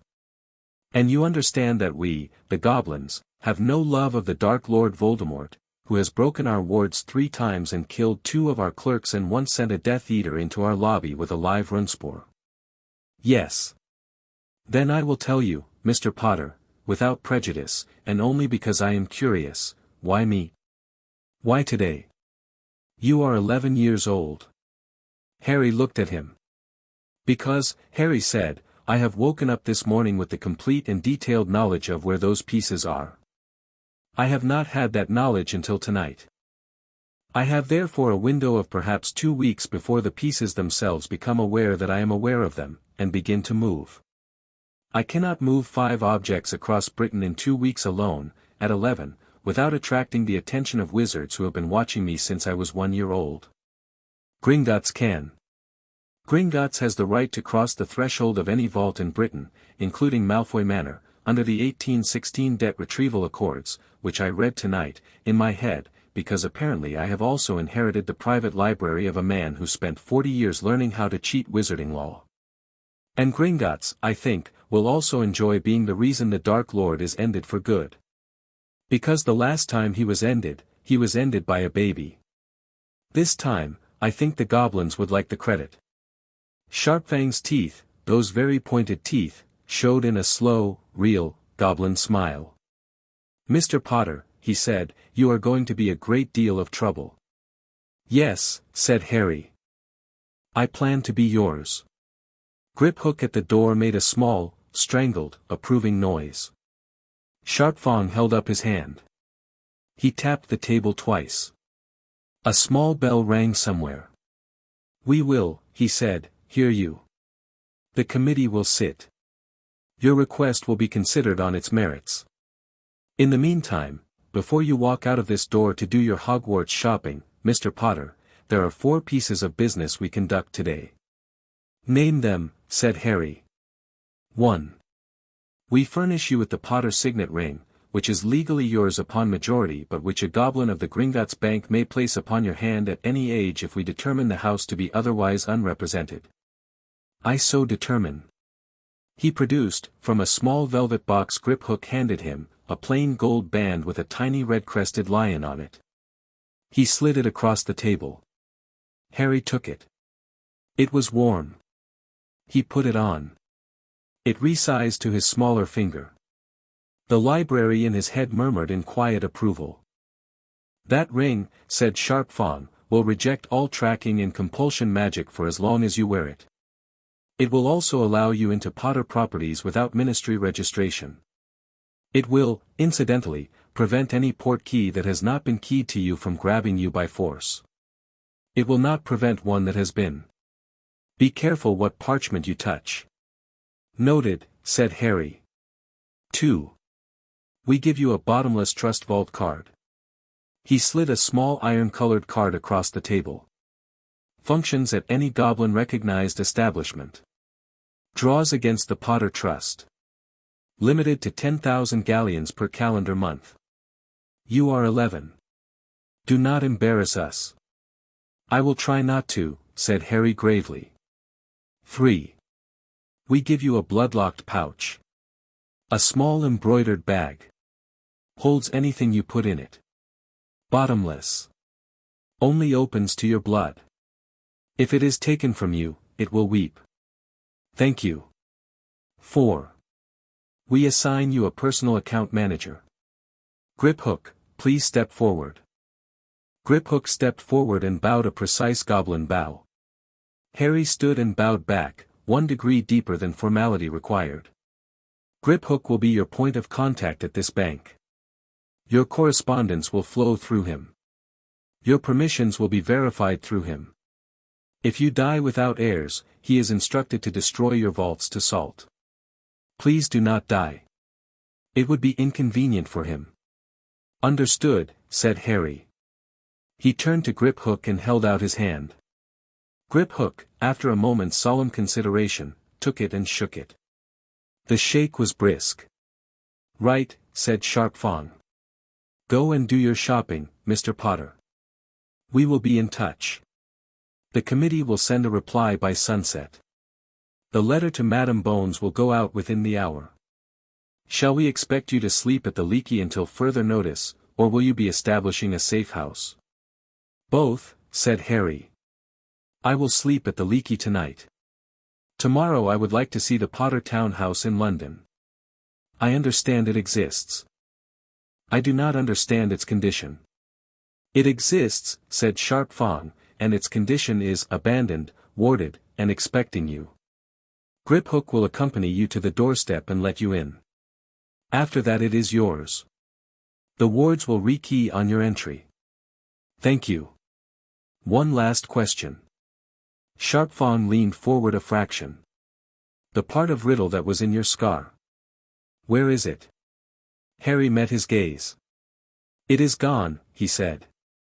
Not relocated. Gone. A voice dismantled it. A voice. A voice, Harry said, and the way he said it put the capital letter into the air. An old one. I do not know whose. It announced what it did when it did it. It spoke once and has not spoken again. I have not tried to summon it. I do not think it would come if I did. Sharp Fang considered this for a long time. Mr. Potter, he said, finally, it is possible you have attracted the notice of the Goblin of Magic. Who? There is an old story. Too old, probably, for wizards. There is, or there was, a mind in the rock under this bank. Older than the bank. Older than the founders of Hogwarts. Older than goblins, we suspect, though we do not say so outside family. The mind does not involve itself. Every 800 or 900 years it speaks once, to one person, about one thing, for reasons of its own. We call it, because goblins are direct, the Goblin of Magic. Your wizard tradition, such as it is, has no name for it. He shrugged with one shoulder. It might not be that. But if it is, do not try to summon it. You are correct. It would be very rude. I won't, said Harry. Good. Sharp Fang rose. Then our business this morning is concluded.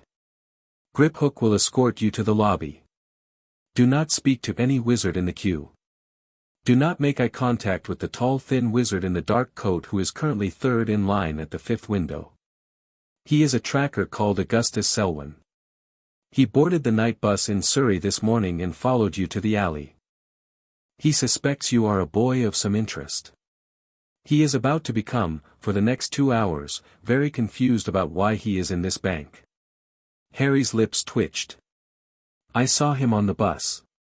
Thank you. We saw you see him, Sharp Fang said. You are easy to watch and you are easy to work with. This is a rare combination. Go.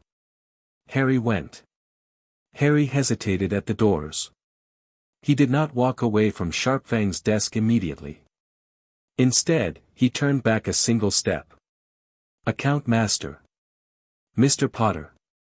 One more offer, Harry said. Freely made. Not in exchange for anything. Sharp Fang set down the quill he had just picked up. We listen. I will be the Lord of 4 houses by my majority, Harry said, and in practice heir of 4 houses long before that. 3 of those houses sit in the Wisengamot. 2 of them hold hereditary rights that predate the Wisengamot. I do not yet know what I will do with those seats. I do know what I will not do. I will not vote for a single piece of wand legislation that is used to humiliate your people. I will not vote to weaken your treaty rights. I will not vote to confiscate your gold. I will not vote to make your children second citizens in a country where their great-grandfathers were first.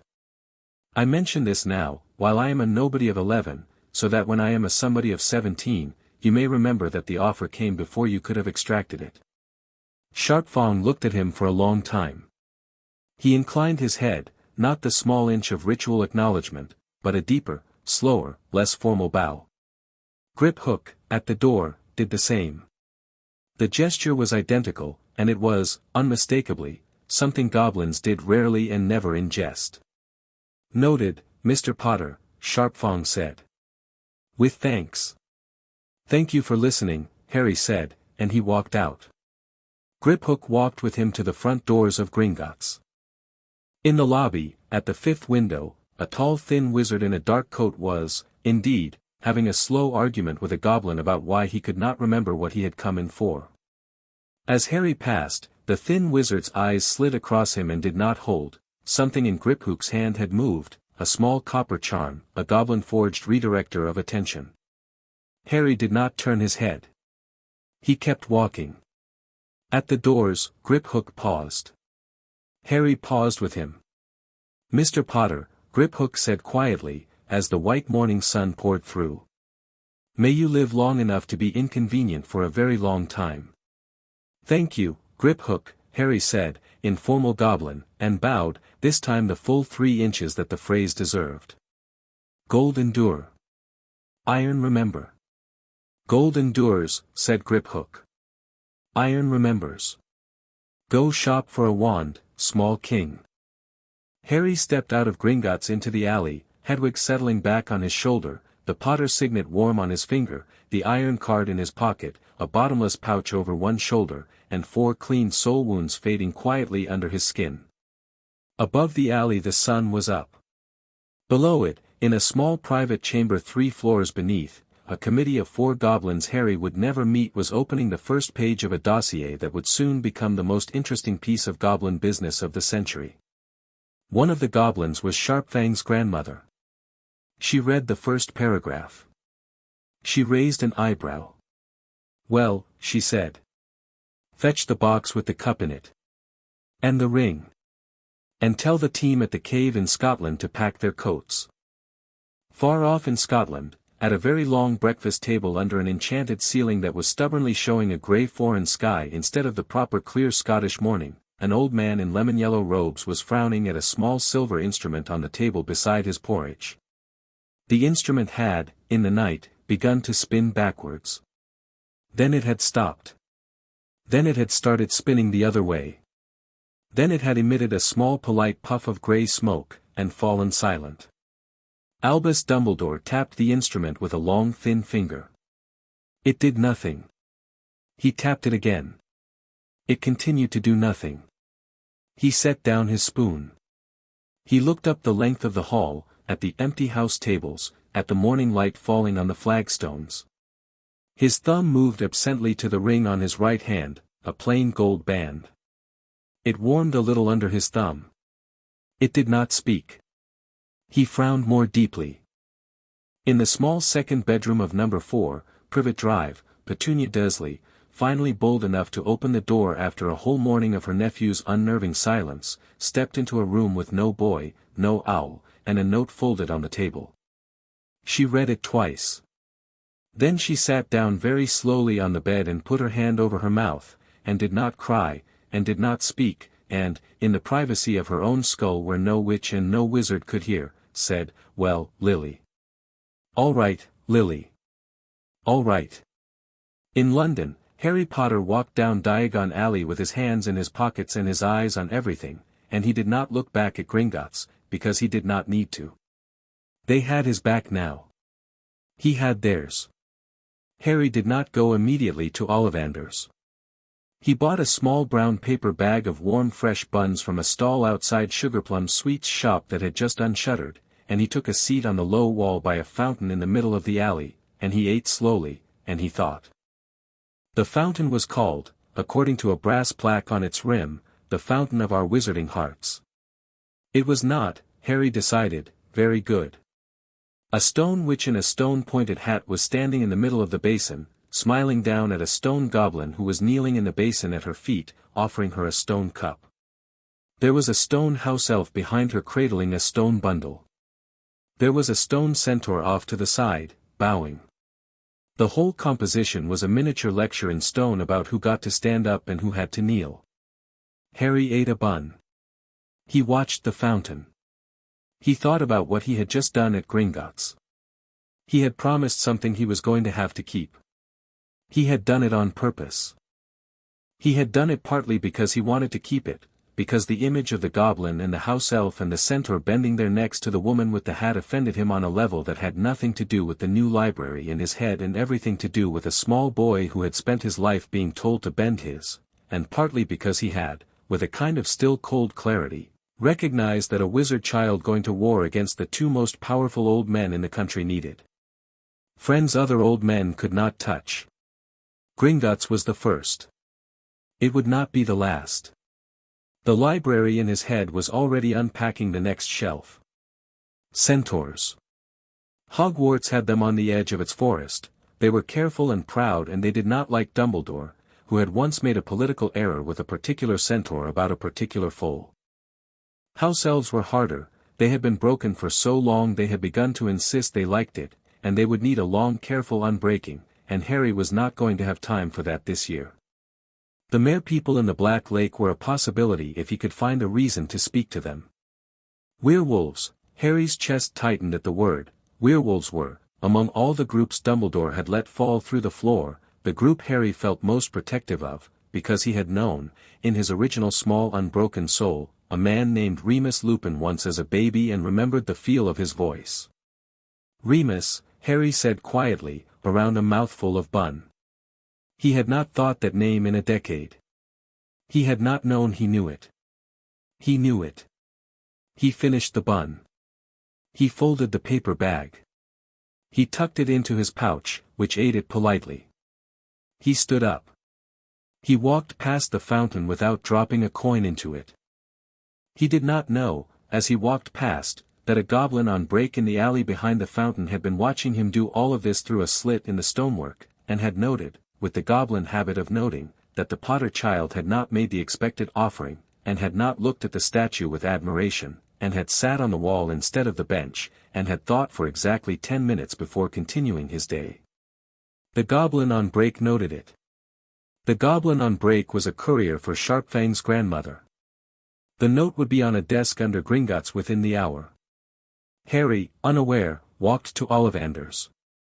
He stopped at a small window full of wands. Ollivander's, the sign said. Makers of fine wands since 382 BC, right, Harry murmured. Let's see what you've got. He paused before the door of Ollivander's and looked at his own faint reflection in the window glass. A small thin boy with very steady green eyes. The library in his head offered him, unprompted, a useful observation. The last time Tom Riddle had stood in front of that same window, in 1938, a small wide-eyed boy with very dark eyes had looked back at him from the glass and had not been quite alone in the look. There had been a hunger. There had been a furnace already lit. Harry, now, looked into the window and did not see a furnace. He saw a small clean flame, cupped inside a pair of small hands, held carefully on purpose. He preferred his reflection to Tom's. He pushed the door open. A bell rang. Chapter 2 End. Chapter 3, The Diagon Days. Ollivander's bell had a tone like a coin dropped on stone, one clear note, and then a long slow silence after. The shop inside was narrow as a throat. Dust hung in the morning light the way it might in a cathedral.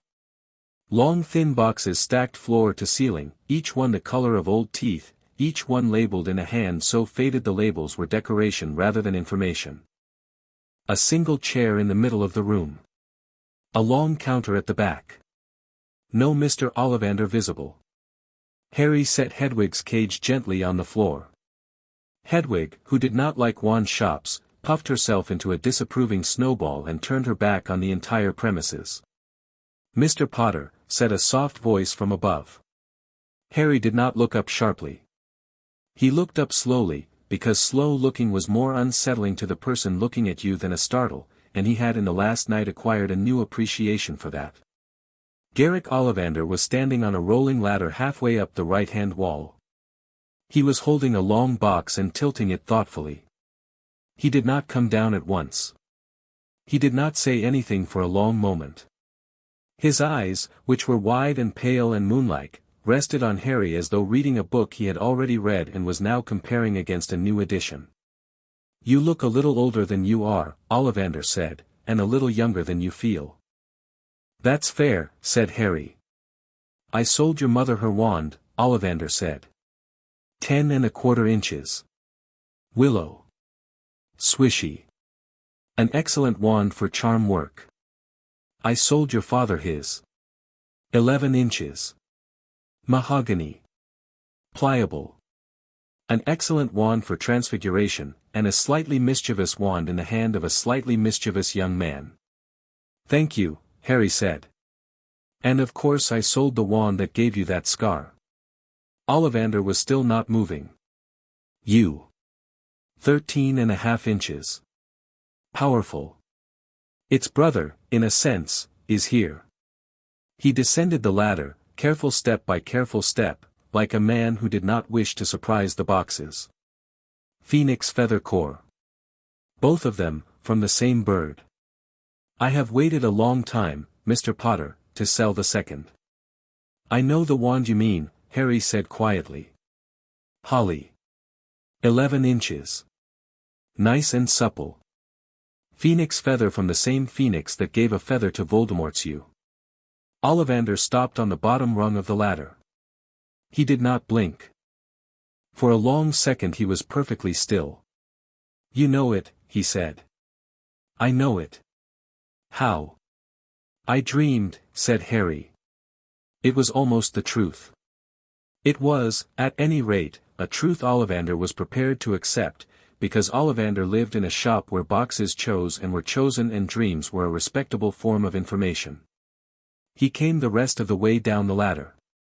He set the box he had been holding on the counter. He looked at Harry over it. He said. Then. You already know what I would have handed you. Yes. And you do not want it. Not, only it, Harry said. May I ask you something, Mr. Ollivander? Do. If a wand has a twin, if it shares a core with another wand, and the other wand has done wicked things, does the first wand carry that wickedness? Ollivander frowned, but not at Harry. He frowned at the counter. At the dust on the counter. An old question, he said. An old question. Usually asked by parents and very rarely by children. No. It does not carry it. But it can rhyme with it.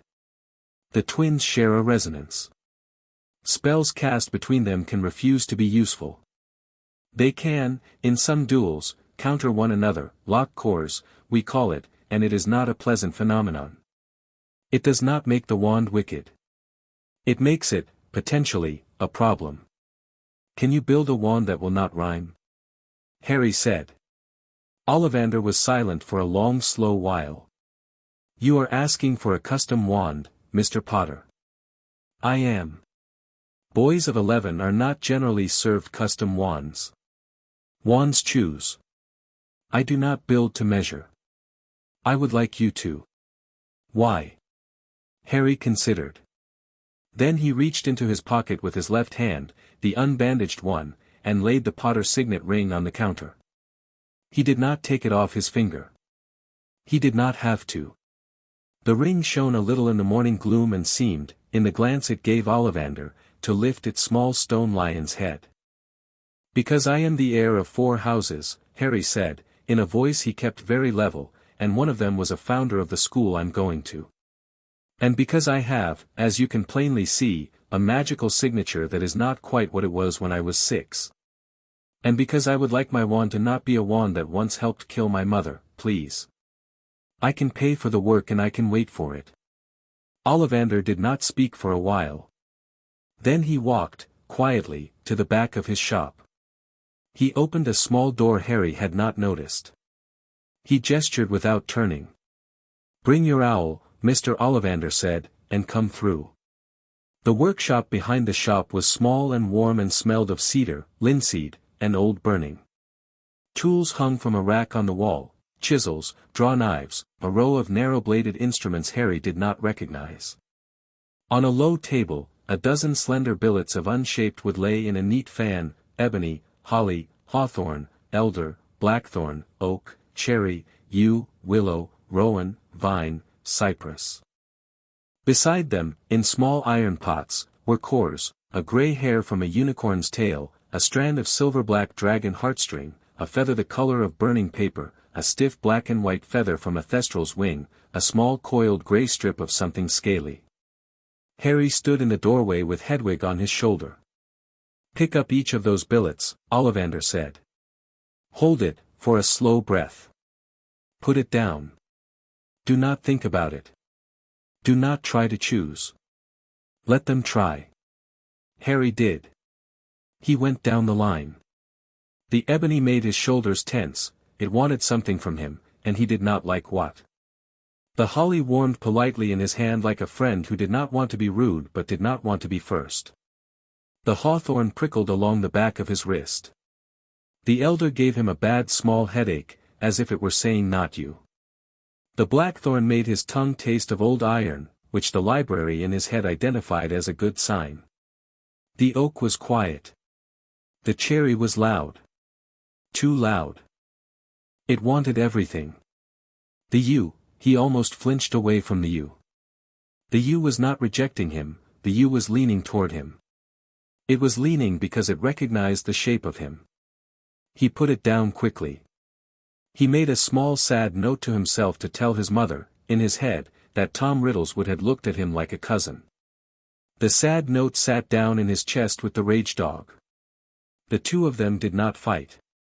The willow warmed like his mother's hand. He put it down carefully. His eyes blurred. He did not let them spill. He would, not here. Another day. The rowan was sturdy and honest and a little boring. The vine went around his wrist the way a friendly snake goes around an arm and did not let go when he put it down. He had to ask it to. It did, after a sulk. The cypress wept cold tears of resin onto his fingers. He put it down fast. Ollivander was watching silently. "Three speak to you," he said at last. "The holly, the willow, the vine. The others, acknowledge you. These three speak. If I had handed you a ready-made wand, I would have handed you the holly phoenix wand in the box upstairs. Now, what of the cores?" Harry looked down at the pots. He did not pick them up. He did not need to. His hand drifted over them the way a diviner's hand drifts over a map. The unicorn hair was a steady cool pulse. The dragon heartstring was a low warm rumble. The phoenix feather, the loose one in the pot, the feather of what Harry knew in his bones was fox, cried softly when his palm hovered over it, a small bright sad note, a note that loved him and was not willing to pretend it did not. The thestral feather was silent until he was directly over it, and then it said one word in a voice he did not quite hear, yes. The grey scaly strip, basilisk skin, was silent as a tomb. "Three cores speak as well," Ollivander murmured. He sounded, for the first time, unsteady. "Mr. Potter. I have, in 47 years of wandcraft, never made a wand with more than one core. They do not like each other. They snarl. They burn one another out. They leave the wand weak. They would leave most wizards' wands weak," Harry said quietly. Ollivander looked at him. He looked at him a long time. "Yes," he said. "All right. All right. Let us, hm. A hybrid, then. A twinwood core binding. Holly for the light, vine for the will. Phoenix feather at the heart. Thestral feather woven round it as a second string. Basilisk hide as the wrap of the handle, that's not a core, that is a sheath, that will keep the cores from quarreling with the outside world." He looked up at the ceiling. He closed his eyes. He looked at Harry again. "I can do this in 7 days. I can do this in 3, if you are prepared to sit with me for an afternoon and bleed onto the binding." "I am," said Harry. "You are 11, Ollivander said. "Yes." "I will charge you," said Ollivander, 300 galleons. Plus the afternoon. Plus your promise." "My promise?" "That the wand will never be used for a curse of the 3, Ollivander said, softly. "The unforgivables. Say it, now, and I will build you something that will make the Aurors of the next 10 generations very jealous. Harry did not pause. I promise. Then come back tomorrow. Come alone. Bring an hour of silence and a willingness to cut your thumb. I will, said Harry. He laid a small slip of parchment on the counter, already marked with his Gringotts account symbol. Sharpfang's gift. Payment would follow without argument. Mr. Potter, Ollivander said, as Harry reached the door. One small thing. Yes. The old wand, the holly and phoenix. I would like to keep it. I will not sell it to another. Thank you, Mr. Ollivander, Harry said, and meant it. The bell rang the same single clear note on the way out. Outside, the alley was beginning to wake up properly. Witches and wizards were flowing in from the far end of Charing Cross. A crier was selling the Morning Prophet at the top of his lungs. 2 small pale boys were being dragged by an exhausted mother past the broomstick shop. A teenage witch was hurrying to open flourish and blots with a great ring of keys and a half-eaten pastry. The squib boy was done washing the step and was sitting on it, swinging his legs, watching the alley wake. Harry walked slowly down the alley with his hands in his pockets and let the morning come up around him. At Twilfit and Tattings, a robed shop with black and silver awnings that the library in Harry's head classified as expensive and Slytherin-leaning, a bell tinkled over the door as Harry pushed it open. A woman behind the counter, tall, thin, severe, with her hair in a coronet, looked up and then looked down again, satisfied that he was a child and therefore, temporarily, not her problem. Harry made his way toward the racks at the back without bothering her. At the back, another customer was standing with her arms held patiently out while a junior seamstress pinned the hem of a charcoal-gray traveling cloak. She was Harry's age. She was wearing a plain but clearly costly blouse and a skirt that had been tailored, not sized. Her hair was the color of pale polished oak and tied in a neat single plait down her back.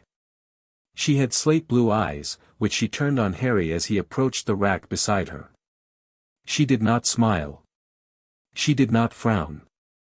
She did not look away. You are not a Twilfit sort of boy, she observed, politely. No, said Harry. Lost? No. Slumming? Harry grinned, a quick thread of a grin, at the particular sharp quality of the word. Shopping. I wanted something that wasn't Madame Malkin's. Madame Malkin is a very busy woman and I'm not in the mood to be fitted by a committee today. A reasonable position, said the girl. She tilted her head. You have an owl on your shoulder. I do. There is a small bit of cat hair on your sleeve.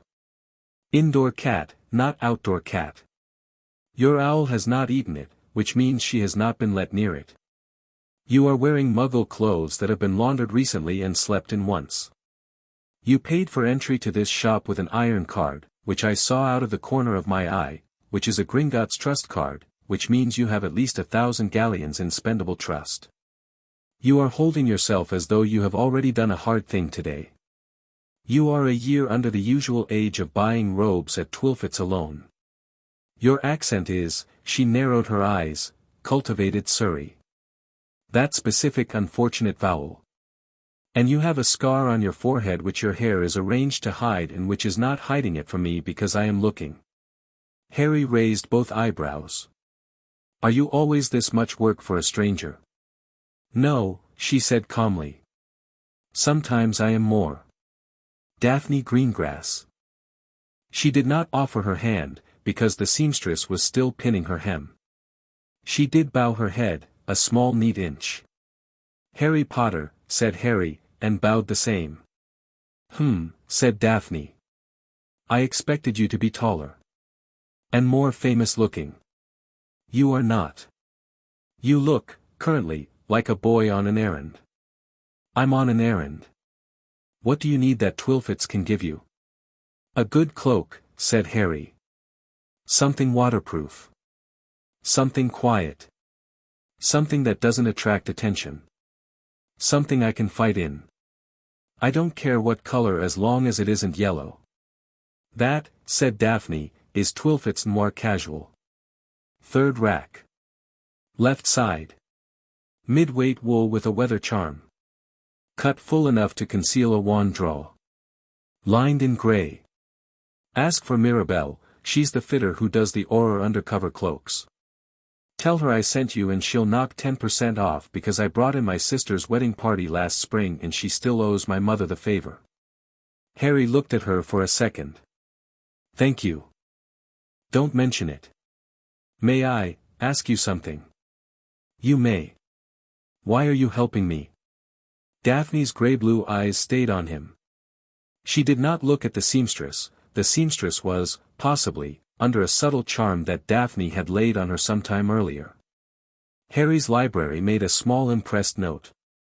Because, Daphne said, you are the boy who lived, and you walked into the only shop in this alley where a girl my age could be reliably found unattended at 8:15 on the morning of Hogwarts letter week, and you spoke to me first. Either you are a lucky boy with good timing, or you are an informed boy who did a little reading. Either way, I am interested. The Greengrass family is politically neutral. We prefer it that way. I would like to keep preferring it that way. To do that I need friends on both sides of the next war. You, Mr. Potter, appear to be on none of the sides yet. That is, interesting to me. I'm on my own side, Harry said. Yes, said Daphne. I heard. I will be watching to see which side that turns out to be. Harry smiled. A small real one. Fair, he said. Daphne. A favor. Not a big one. Name it. If you are approached, in the next 3 days, by anyone asking what I said to you, tell the truth. I said, thank you for a cloak recommendation and, nice to meet you. That's all. Do not embellish. Do not protect me. Tell them exactly the truth. Nothing I said to you is worth lying for. Daphne regarded him with a slow dawning approval. Good. I would have done that anyway, but I appreciate that you asked. And if I asked a bigger favor later? Ask it later, said Daphne Greengrass. I would prefer to see what you become between now and then. Fair enough, Harry said, and went to find Mirabelle. He walked out of Twilfit and Tatting's half an hour later with a cloak that felt like a shadow, a full set of school robes in plain black with small hidden pockets for wands and dittany, 2 pairs of black trousers, for shirts, and a pair of dragon-hide boots that the boot witch had sworn would last him 4 years. He had let his old sweatshirt be folded and packed away in his pouch because he was not ready to throw it away and he could not say exactly why. At Madame Malkin's, down the street, he did not go in. Through the front window he saw a small pale boy with white blonde hair being fitted for his own school robes, snapping imperiously at a seamstress who was doing her best not to stab him with a pin. Draco Malfoy, the library supplied, unsolicited, was a boy who, right now, was 9/10 his father's echo. The remaining 10th was a small scared child who was going to have a bad year at Hogwarts and did not deserve it. Harry considered him through the glass. He did not love him. He did not hate him. He filed him, quietly, in a shelf the library in his head labeled reclaimable, if handled carefully. He walked on. At Florian Fortescue's ice cream parlor, at a little marble table in the shade, Harry ordered a strawberry and peanut butter ice cream he did not particularly want. He sat with his back to the wall and his eyes on the street and ate it slowly. A boy came up the steps of the parlor with his arms full of parcels and his glasses crooked on his nose. He was Harry's age. He was round-faced and brown-haired and moving carefully, the way people moved when they had been told all their lives they would drop things. He was very likely, Harry's library told him, the last of a great house, a boy who had been treated, by a grandmother of iron and a family of glass, as a crack they were trying to seal. His parents were in St. Mungo's, and had been for 10 years, and would not be coming home. Harry knew his name before he spoke. He did not use it yet. The boy was looking around the parlor for an empty table. There were no empty tables. The boy's face did a small sad thing. Excuse me, Harry called across the parlor, politely. I've got space here. I'm only one. Would you like to share? The boy startled. He looked around as though Harry must be talking to someone else. Harry waved. Said the boy. Yes. Yes, thank you, thank you. He came over. He set his parcels down with great care on the empty chair beside Harry, the care of a boy who had, in fact, broken things before and been scolded for it, and he sat down. He looked up at Harry. He blinked. You look a bit like Harry Potter, he said, after a second. Then he flinched, as though saying this had been a social error. Sorry. I shouldn't, people probably say that, sorry. I am a bit like him, said Harry pleasantly. Yes. The boy's eyes went round. Oh, said Neville Longbottom. Oh. Oh. Sorry, hello, I'm Neville Longbottom, Neville, Harry said, and extended his hand across the table. Harry. I'm very pleased to meet you. I've been hoping to. You have? Neville said, taking the hand gingerly. Yes. My parents and yours were good friends. I didn't know that until this morning. I'm a bit late to know it. I'd like to fix that. Can I ask how your grandmother is? Neville went very pink. His hand, still in Harry's, trembled. She's well, thank you.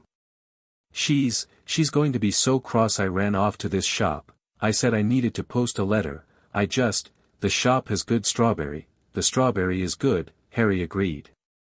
Have some of mine. He pushed the scoop across. And then I'll walk you back to wherever she is so she's less cross. Deal? Why, yes, Neville said. Thank you. Yes. They ate slowly. Harry asked Neville about plants, because the library in his head had quietly informed him that Neville, in a kinder life, was going to be one of the great herbologists of his age.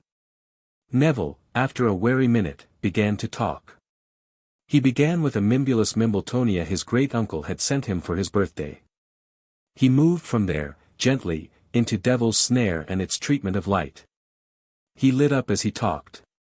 His hands, on the table, stopped shaking. Harry listened the way Tom Riddle had never, ever, in his whole life, listened to a peer. He did it on purpose.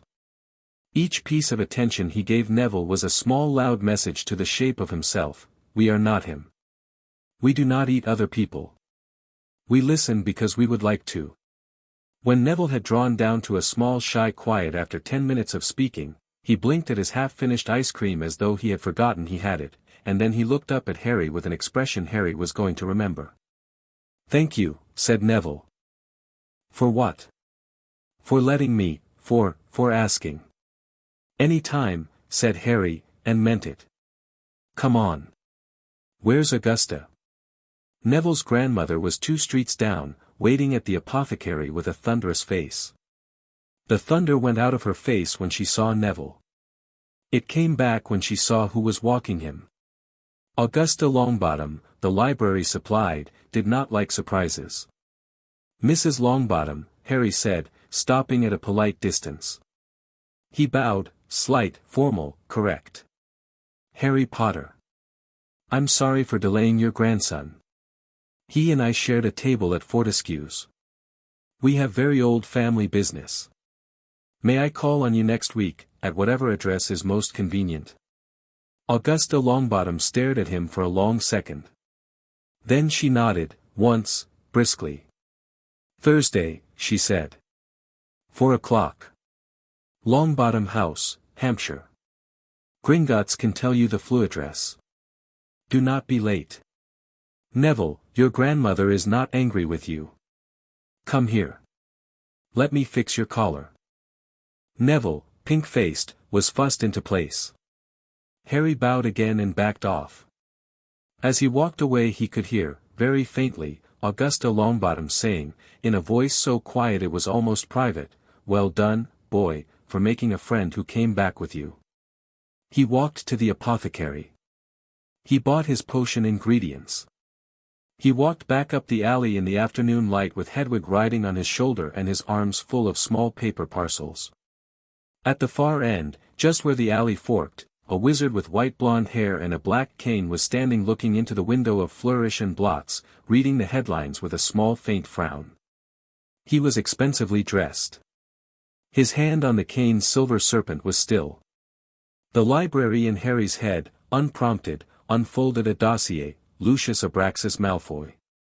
37. Former Death Eater.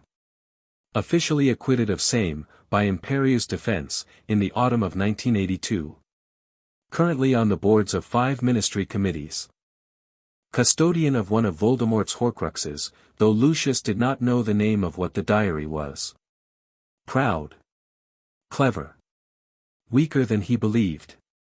Afraid of his son. Harry did not speak to him. He did not walk away. He walked past him at an ordinary pace, and he did not slow, and he did not speed up, and as he passed he looked Lucius Malfoy in the eye and smiled, very small, very polite, the smile of a nephew greeting an uncle at a garden party he had been told to be nice at.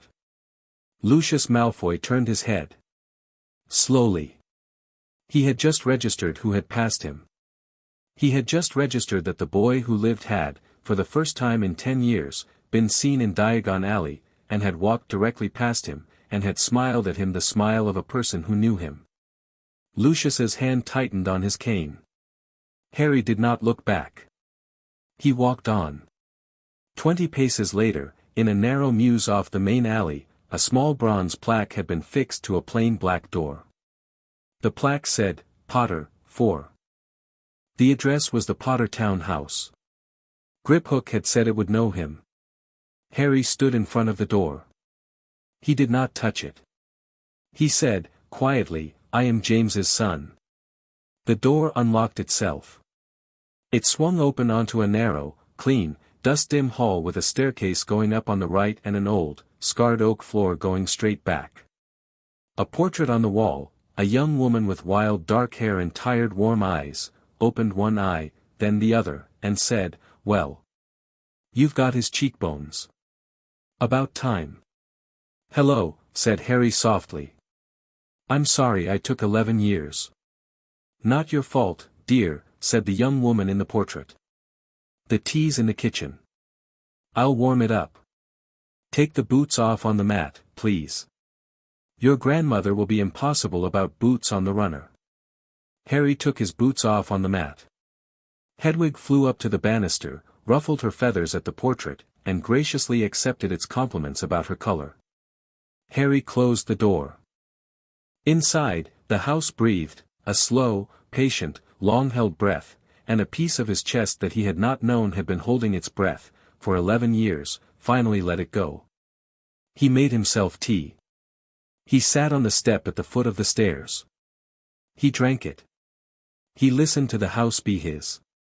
On the hall table, the afternoon post owl had dropped 2 letters on the mat at his feet, one from Griphook, with an update on Sirius's record, already delivered to Madame Bones, already acknowledged, and one from a small round careful hand he did not know, from a small round careful boy who had, on his way home, found Harry's address in the Longbottom family's private directory and had written instantly to say thank you again, and to say that he hoped, perhaps, they could share an ice cream on Thursday, too. Harry put both letters in the pocket over his heart. He drank his tea. Upstairs, in a small wainscoted study that had once belonged to a woman named Euphemia Potter and that had, for 11 years, waited politely without being dusted, a row of grimoires on a high shelf began, unbidden, to glow very faintly, as though they had heard a kettle whistle and were stretching themselves for a long, long-lost afternoon. The grimoires were not what Harry had expected. He had expected, because the library in his head had told him to expect, thick leather-bound volumes with Gothic lettering and pages of Latin and a faint, steady, low-level hum of powerful magic. These were not those.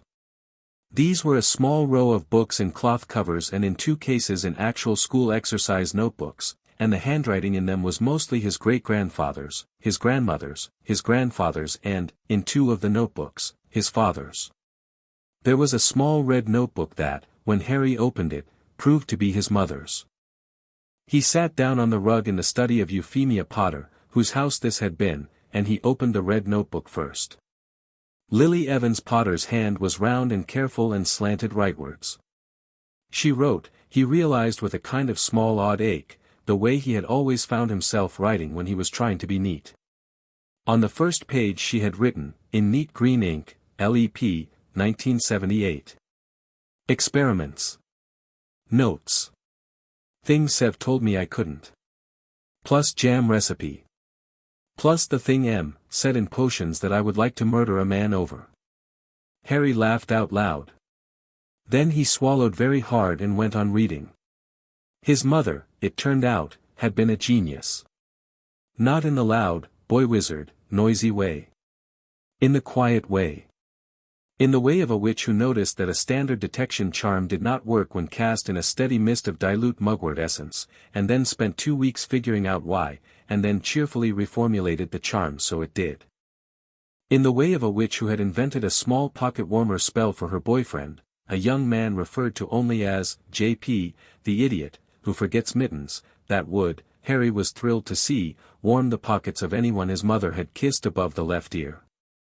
Harry had been kissed, he was fairly sure, by Lily above the left ear more than once as an infant. He held up his left hand. He thought about the spell. His palm warmed. "Oh, Mum," Harry said, and stared at it, and blinked hard, and read on. His mother's notebook included, at page 43, a spell called, in her careful hand, Ward of the Named Loved. It was, she had written, based on something she had read in a very old Peveril text, see Euphemia's study, top shelf, second from left, paper tag marked P7. The ward was a protection spell tied to the name of a person the caster loved most. Cast on a home, it would refuse entry to anyone who intended direct harm to that named person. Lily had added, in the margin, in an annoyed smaller hand, doesn't protect me. Protects the named. JP, this is for the boy. If anything goes badly. See the ritual circle I drew on page 44. You'll need to put my blood in it and say the words within a full minute of my death. I'm sorry to have to write that. I hope you never have to read it. Harry sat very still on the rug. He read the rest. There was a note in his father's hand at the bottom, scrawled so hastily the ink had sprayed, I'll do it. I promise. I love you. James. Harry closed the notebook. He put his forehead down on the pages. He breathed. He did not cry. He would, later. He had, from his mother, at least, this much, she had known. She had prepared. She had given her life, at the last, to a ritual she had written down in green ink in a red notebook at the age of 17, because her boyfriend forgot mittens and also because he forgot, sometimes, that the Dark Lord was real. He let his breath out. He picked up the next book. It was his grandfather's. Fleamont Potter's Notes on Sleekeasy's Hair Potion, which was, Harry discovered with a small helpless grin, actually a very dense piece of Transfiguration Ancharm's hybrid spellcraft with an interesting side effect on hair. Fleamont had made 3 million galleons off it. There was a post-it note in his grandmother's hand that said, he only ever made one potion that worked and he got rich. I can't stand it. Euphemia, 1956. Harry read until the afternoon sun crept across the rug and made a warm gold bar on his knees. He did not, in the end, read all the grimoires. He skimmed the shelves. He took down, at random, a thin black book called Potter Household Wards, a commonplace book, which turned out to be a list of every protective spell the Potter family had used on a dwelling in the last 200 years, with names, dates, ceilings, and reasons. At the back, in his mother's hand again, a new entry had been added in 1981, Fidelius plus Ward of the Named Loved, James and I, Godric's Hollow. See Dumbledore re, Fidelius. Caution. Harry lingered on the word caution. Yeah, Mum, he said softly. I'm with you on that one. He closed the book. He went downstairs. In the kitchen, the kettle had warmed itself again. He made a second tea. He cut himself a slice of bread from a loaf that had appeared on the sideboard, because the house, it seemed, was taking care of him the way a house full of magic does when it has someone to take care of. He sat at the table. He ate. He wrote 3 letters. The first was to Daphne Greengrass. Daphne, he wrote. Thank you for the cloak. Rec Mirabelle, as promised, is a marvel. I enclose a small token, a Potter family crested quill that does not blot. If you are at Hogwarts on the train on the 1st, I would be glad to find a compartment with you. If you are not, I'd be glad either way. Harry. The second was to Neville Longbottom. Neville, he wrote. Thursday at 4 works. I will flew to Longbottom House. I promise not to mention anything about plants unless you do, because I will say something stupid and you will be patient about it and I will not deserve it. Would you like a book I just found here? It's my grandmother's old herbology notes, which the grimoire told me she was quite proud of. I enclose it. No rush to return it. Harry. P.S. The strawberry at Fortescue's was better with you at the table. The third was to Griphook. Griphook, he wrote. The address of the London townhouse is now kept by the house. It recognized me. I slept here tonight. Please update your records. I will come to Gringotts tomorrow morning at 10 for a short conversation about Madame Bones's reply. I have, this afternoon, found a book of my mother's that suggests our family used a protective ritual I did not know existed. I will tell you about it because I think it may be relevant to the work the committee is doing. H. J. Potter. He sealed the 3 letters. He sent them off. The Potter letter owl in the attic, a small sharp tawny named Conquer, answered his whistle and departed in 3 short trips. Hedwig, who had been informed he was safe for the evening, had spent the afternoon hunting pigeons in the mews. She came home at dusk with feathers around her beak, smug as a queen. He ate a proper dinner. He did not know how the house had made it. He ate it anyway. He went to bed. He slept, for the first time in a decade, in a room he could leave if he wanted to, with a door he could shut or open on his own terms. In the morning he woke before the bells of the city and did 1 careful hour of practicing. He stood in the small garden at the back of the townhouse and he moved his hand and the old rose bushes stood up a little straighter. He moved his hand again and a small clear glass formed of cold water on his palm without a wand. He moved his hand a 3rd time and the rose bushes stayed straighter. The magic was, he realized, obeying his intention with the ease of a long-broken colt that had just remembered it was a horse. He did not do large magic. He did small careful precise magic, over and over, on purpose. He had been told, in a section of the library he recognized as being from his own mother's notebook and not from Tom's shelves, that control was not about force. It was about a small clean line from intention to result. He practiced his small clean lines until the bells rang 7. Then he ate breakfast with the portrait of Euphemia Potter, who had come downstairs to complain about Harry's hair but had actually come down to look at him, which Harry knew because she spent the entire breakfast not once mentioning hair. He went to Ollivander's. The wand-maker's workshop, at 8:30 in the morning, smelled of something burning slowly and on purpose. Ollivander was at his bench in a leather apron, with his sleeves rolled up to the elbow, binding a long slender shaft of holly and vine twisted together in a double helix. The twist was beautiful, 2 woods growing into one another, unable to be pulled apart again without the destruction of both.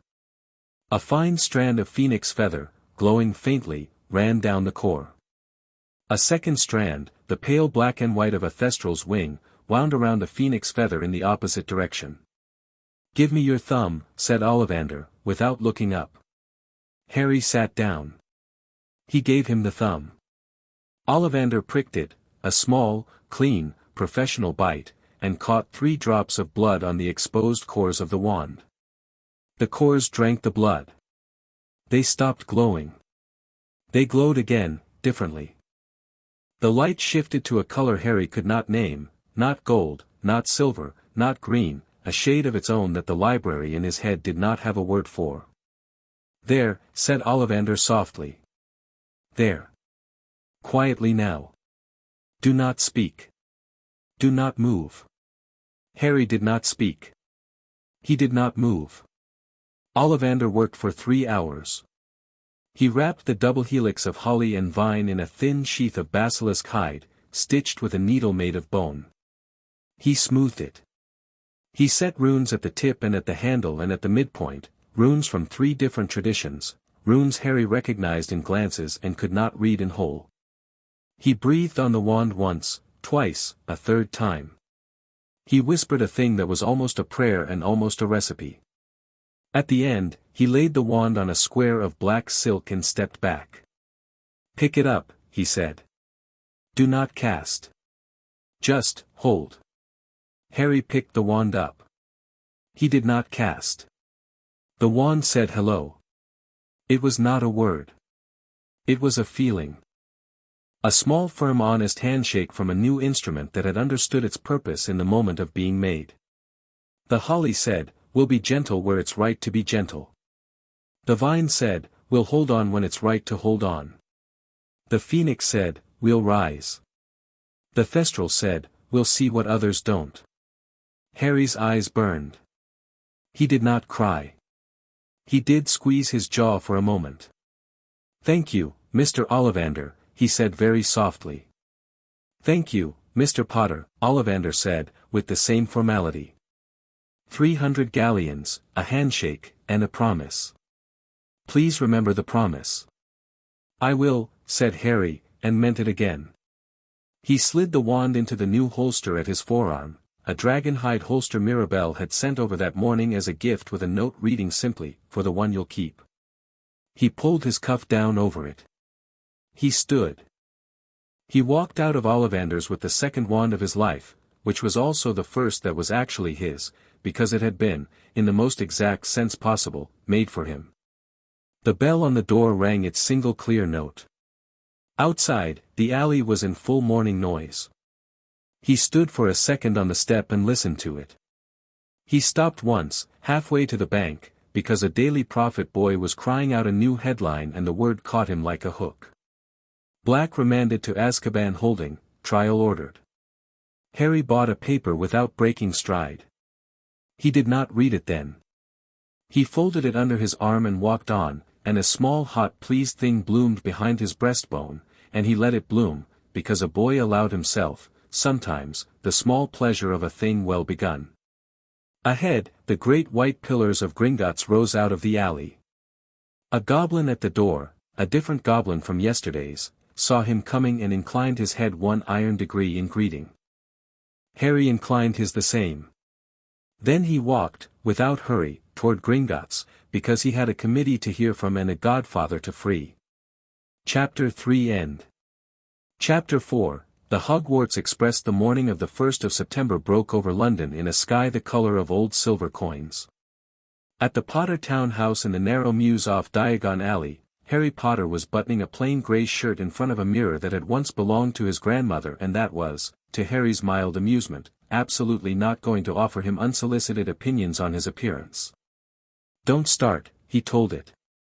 "I said nothing," the mirror replied primly. "You were going to." "I was not." "You were going to say I look thin." "You," said the mirror, "could stand to eat more eggs." "Thank you, grandmother." The mirror went silent.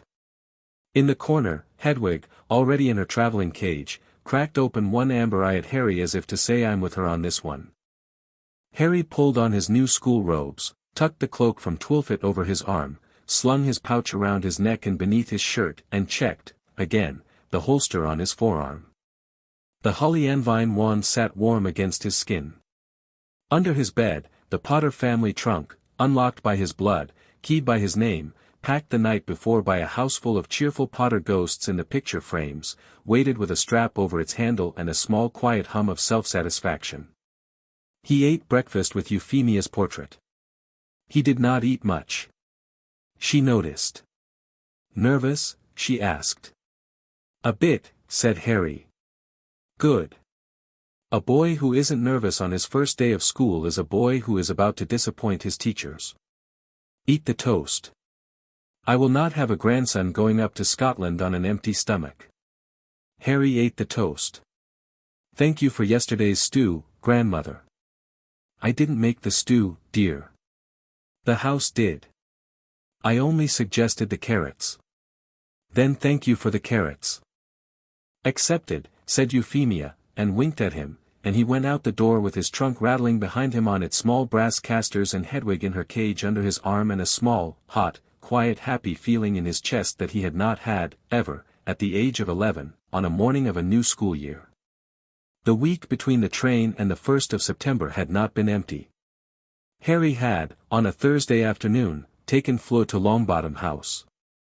He had sat in a conservatory of Augusta Longbottoms that smelled of orange trees and old book leather, while Neville showed him a miniature mandrake wearing earmuffs, and Augusta herself, leaning on a cane with a stuffed vulture on her hat, had watched them, from the doorway, with the expression of a woman who had not seen her grandson genuinely laugh in a very long time, and whose estimate of one Harry James Potter had been, in the course of 90 minutes, revised upwards by at least 3 grades. She had not said so. Augusta did not say so. She had, instead, at the door as Harry left, pressed a small wrapped package into his hands and said gruffly, "Your godfather's defense. Your grandfather used it. I had them copied. Don't let the barristers tell you it's archaic, it wins." Harry had put the package in his pouch and bowed, and Augusta had, in front of Neville, actually smiled. On the Friday, Harry had had tea with Grip Hook and the committee chairwoman, Sharpfang's grandmother, a goblin called, Harry had been permitted to learn the name, Iron Run. Iron Run had drunk a tiny cup of a tea that Harry suspected was not tea, and had told him, in a dry voice, that the ring had been recovered from Little Hangleton on Wednesday at dusk and was currently in a lead-lined containment vault 2 levels below the main floor of Gringotts, and that the committee recommended against any attempt to destroy it until the others had also been assembled, because the final destruction of one piece of a distributed soul might, theoretical work only, ripple to the others and warn them. Harry had agreed. Harry had also, at Iron Run's careful request, agreed to something else, a magical oath that he would not, under any circumstances, wear the ring. Iron Run had looked pleased when he swore it. It was, Harry would later think, the first time in his life he had done something wise before knowing why it mattered. On the Saturday, he had gone to see Remus Lupin. Remus Lupin lived in a small rented cottage in Yorkshire, because he could not hold a job. He had not expected a small 11-year-old boy on his doorstep. He had not expected anything. He was thin, and he was tired, and he was, visibly, not eating enough. He had stared at Harry on the step for the length of a slow heartbeat and then gathered himself and said, in the warm, careful, controlled voice of a man who had lived a long time with his pain, "Harry. Please come in." Harry had come in. They had talked for 3 hours. Harry had not told Remus everything. Harry had told Remus enough. He had told Remus about Sirius. He had told Remus about Peter. He had told Remus, very gently, that the war had not been lost the way Remus had believed, and that a boy was on the board now and would not ever leave it. He had said, at the end, "You taught me the name Moony this afternoon. You don't remember it. I remember. I'd like you to come teach at Hogwarts as soon as you can. I'll make it possible. If the ministry tries to stop me, I'll make them stop trying to stop me. In the meantime, eat. And please let my family support you. You carried my father when he couldn't carry himself. Let me carry you, now, for a year." Remus Lupin had not spoken for a long time. He had, finally, said, "Harry. My boy.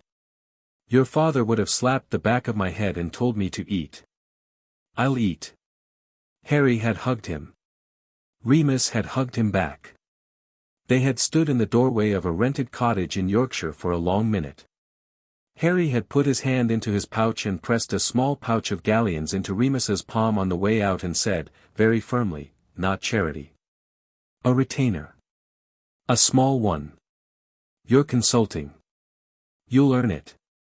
Your first job is to come down to London next week and help me plan a godfather's trial defense with my godfather's schoolmate, who you liked in school, which is you.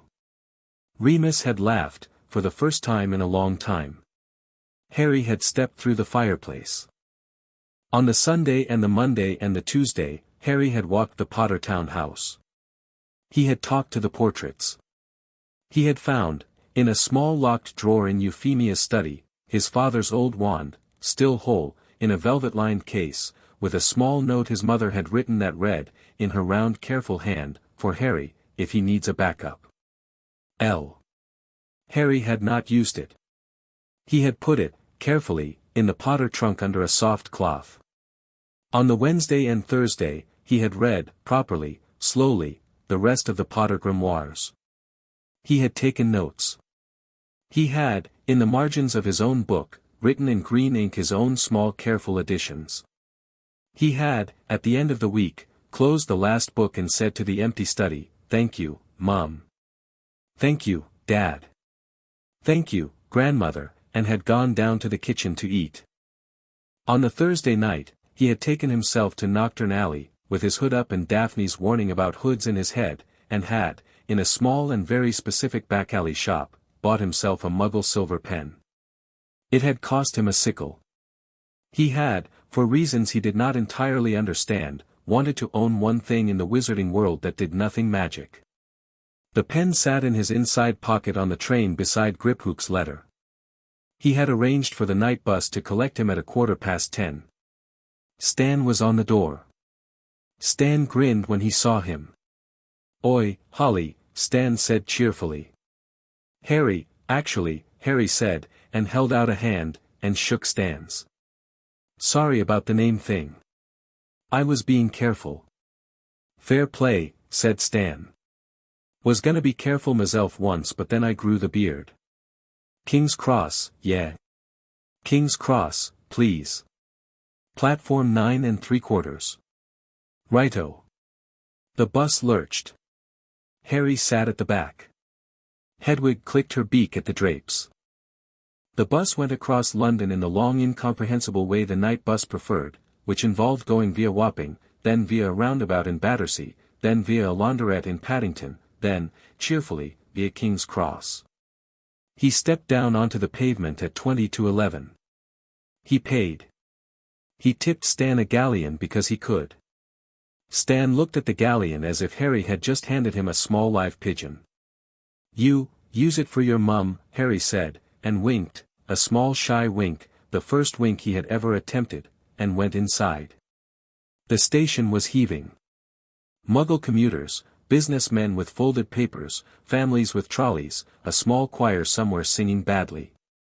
Harry piloted his trolley with the careful smooth confidence of a boy who had watched Tom Riddle pilot a trolley through King's Cross in 1938 and who had inherited that muscle memory, which was, he thought for the dozenth time that week, a faintly absurd small blessing of his condition.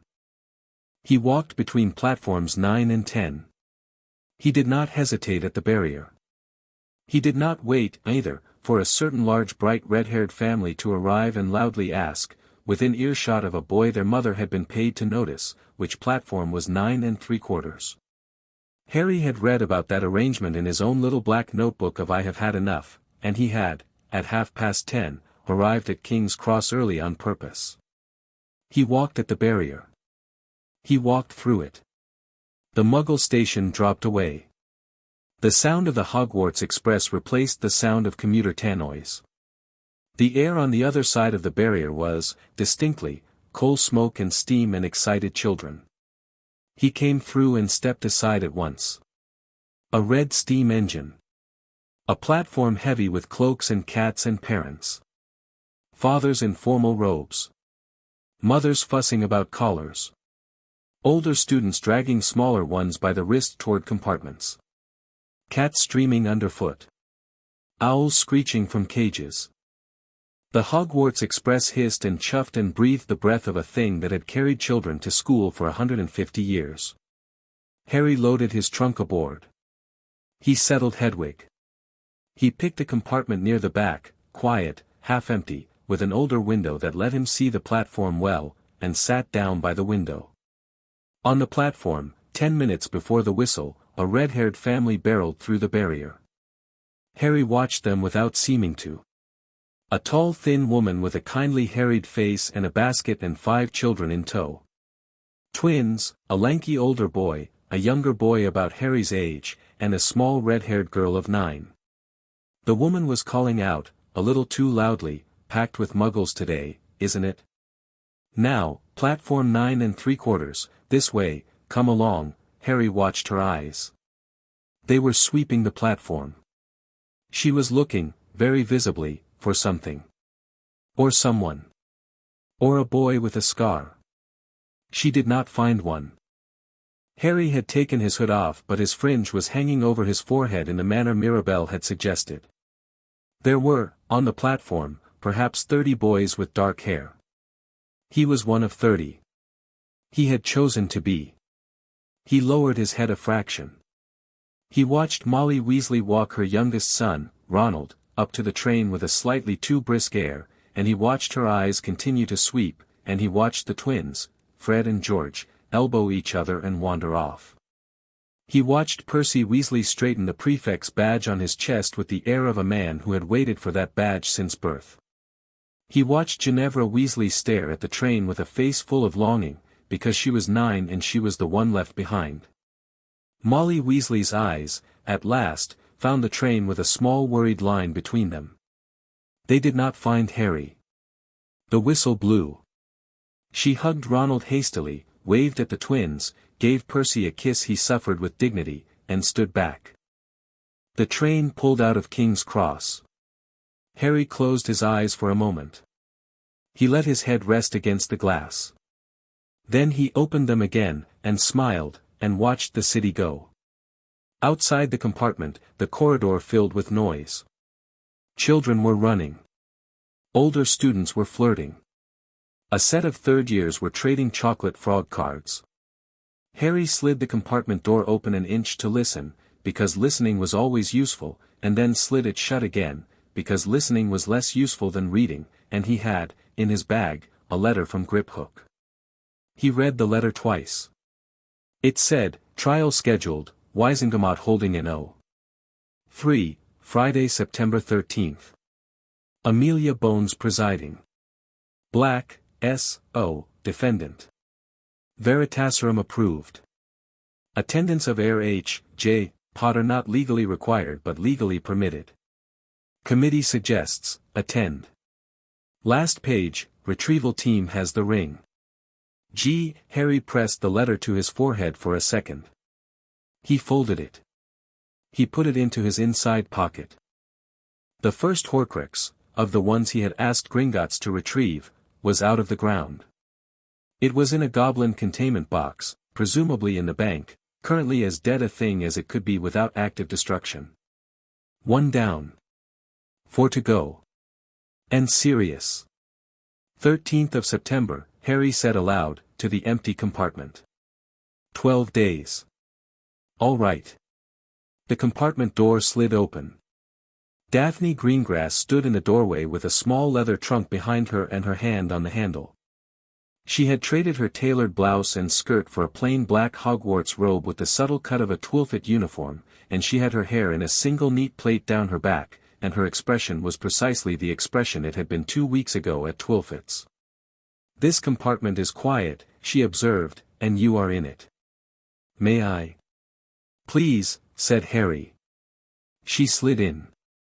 She lifted her trunk to the rack, with a faint non-verbal hand twitch. The library in Harry's head made a small impressed note, and she sat across from him, crossed her ankles neatly, and folded her hands in her lap.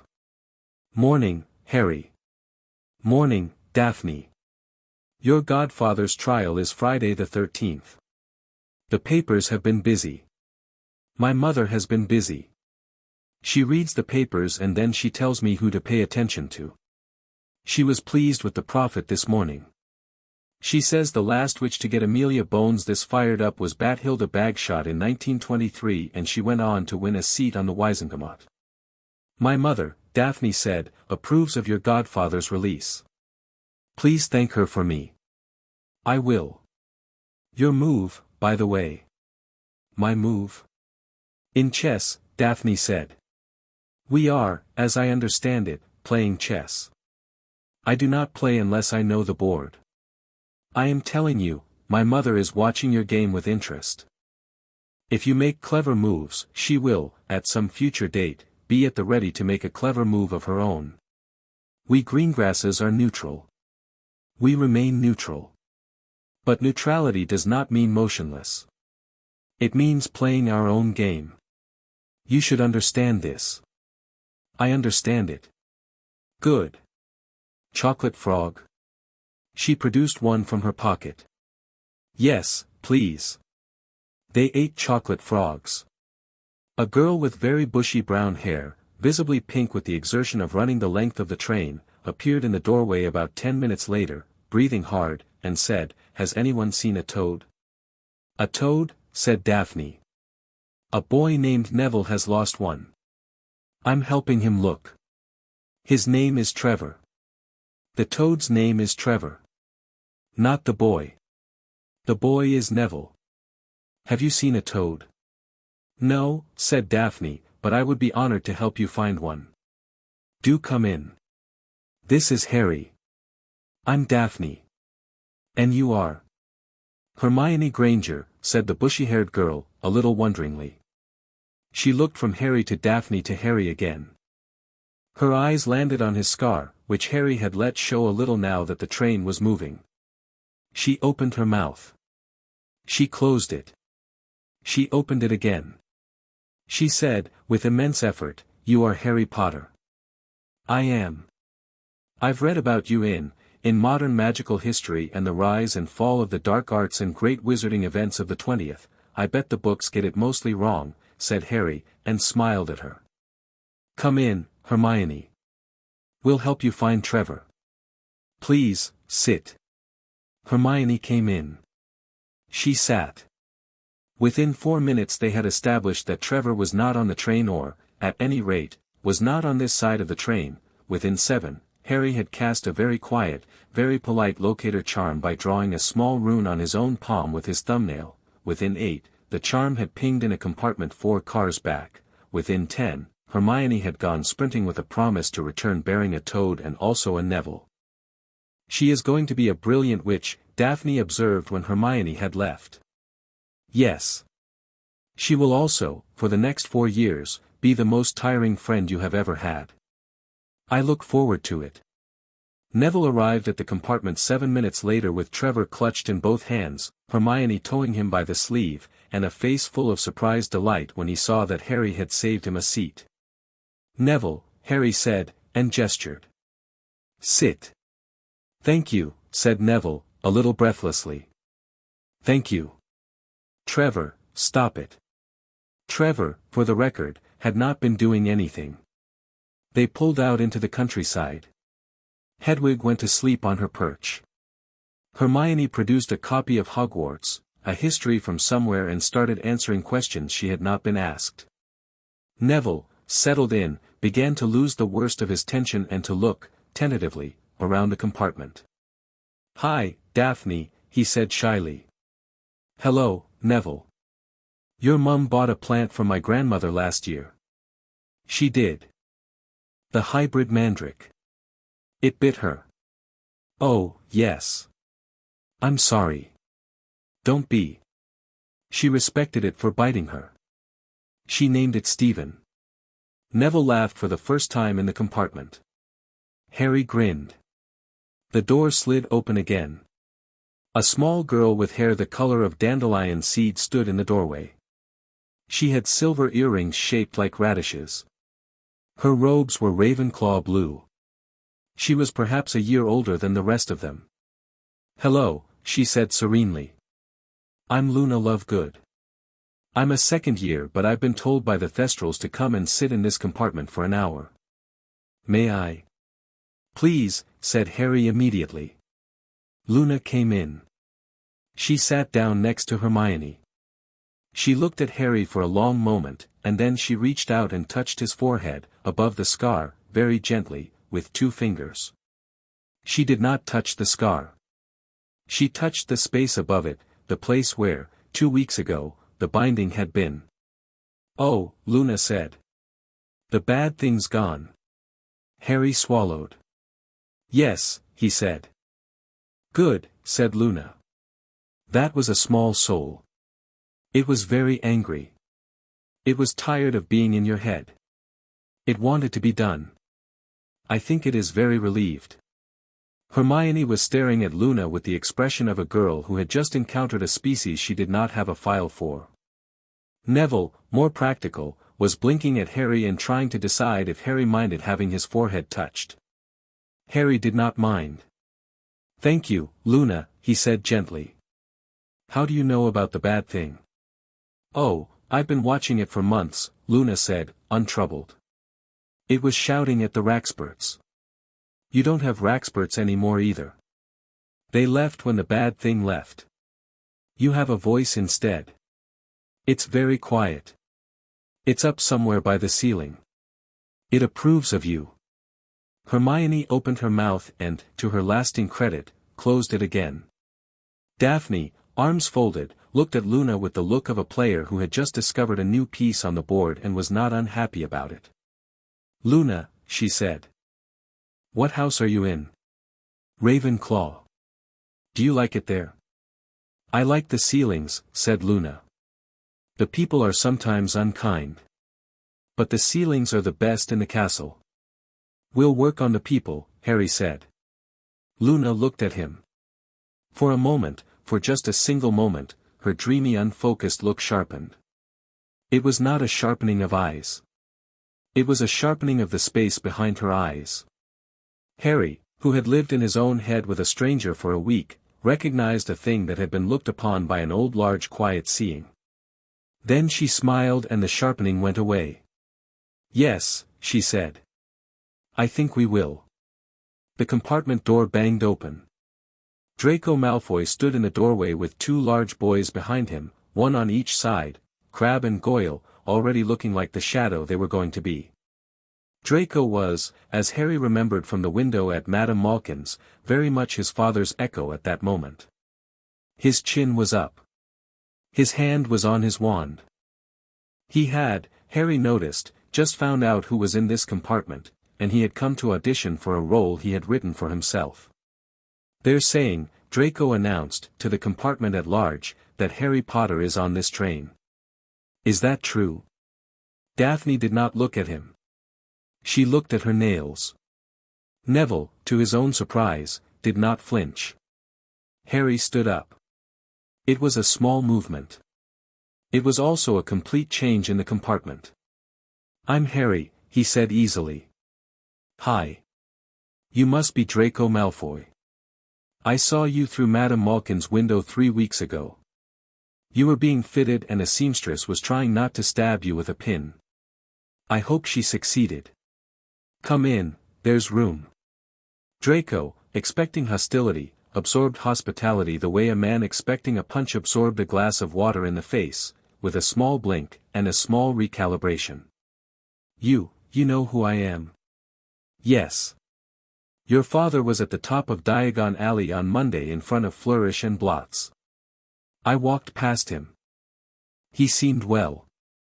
Draco looked at Harry. Draco did not know what to do with Harry. Draco had come here with a prepared speech about the wrong sort of wizarding families and why Harry should make better friends, and had come upon a boy who was already sitting with a Longbottom, a Greengrass, a Lovegood, and a Muggleborn, and was treating the sudden appearance of the Malfoy heir as a mildly pleasant interruption. Harry did not sit back down. He walked a half-step nearer. He did not raise his wand. He did not raise his voice. He simply looked Draco in the eye at the height 2 boys at 11 tended to look each other in the eye, and he said, in the low pleasant tone he had been practicing, in his grandmother's mirror, for exactly this moment, let's try something, Draco. Let's have a conversation. Let's not have a fight. Let's not have your father's conversation. Let's have ours. I don't know you. You don't know me. The prophet doesn't know either of us. Come in. Shut the door. Let your friends stand in the corridor, they look like they'd rather eat something than talk, and the trolley is coming. Let's see how you and I get on. There was a long silence. Crabbe looked at Goyle. Goyle looked at Crabbe. They edged back half a step. The sweet trolley, improbably, rumbled up behind them. Draco opened his mouth. Shut it. Opened it again. Considered, visibly, how this was going to look at his father's dinner table. Considered, more visibly, what he wanted to do. Fine, Draco said sulkily. He stepped into the compartment. He closed the door behind him. He did not sit. What? Potter. Start with what you want me to know about you, Harry said. You've got 5 minutes before Daphne makes a joke that I laugh at and you are going to feel left out. Use them wisely. Daphne, who had not been planning to make a joke, smoothly composed one behind her eyes and made a small face. Draco glanced at her. He almost smiled, the ghost of a small, startled, slightly impressed smile. Then his face went careful again. He talked. Harry listened. Daphne sipped pumpkin juice. Hermione, wide-eyed, bit her lip to stop 100 questions. Neville, astonishingly, contributed an observation about Lucius's gardens, because he had read about them in a herbology journal, and Draco, who had not, in his short life, had many conversations with boys who had read actual periodicals, blinked and actually answered. By the time the trolley came through, Draco was sitting down. By the time the trolley came back, he was nodding reluctantly at something Daphne had said about Quidditch. By the time Hogsmeade Station was 5 minutes away and the train was slowing, he had not become anyone's friend, but he had become a boy who had sat in a compartment with 5 people his age and not had the worst hour of his life, which was, in his whole short fixated 11 years, a new experience. He did not say thank you. He did not know how. He nodded at Harry. He nodded at Daphne. He paused at the door. Potter, he said. My father will want to hear I saw you. Tell him the truth, Harry said. It is always the fastest to work with and the hardest to use against you. Draco thought about that. Yes, he said, slowly. I will. He left. The door slid shut. The compartment was silent for 5 seconds. Then Hermione let out a breath she had clearly been holding for 20 minutes. Harry, she said. That was, you, how did you? I don't know yet, said Harry. I just didn't want to fight him. I don't know if it's going to work. It's a long year. It was brilliant, Hermione said faintly. It was clever, Daphne corrected. Brilliance is easy. Clever takes practice. Well done, Potter. Luna, in the corner, smiled a quiet small smile at the ceiling. They pulled into Hogsmeade in a fine steady dusk, and a loud cheerful voice was already calling, Furs years ! Furs years, this way ! And the children of the Hogwarts Express spilled out onto a small wet platform under a sky full of early stars. The boats crossed the lake in the kind of silence that happens when the castle first comes into view. Harry did not look at the castle and try to be odd. He had, in his library, a full architectural map of Hogwarts in Tom's memory and his own starry fresh astonishment at a real place he had never actually seen, and the two things did not fight. He let the astonishment be first. He let Tom's map be second.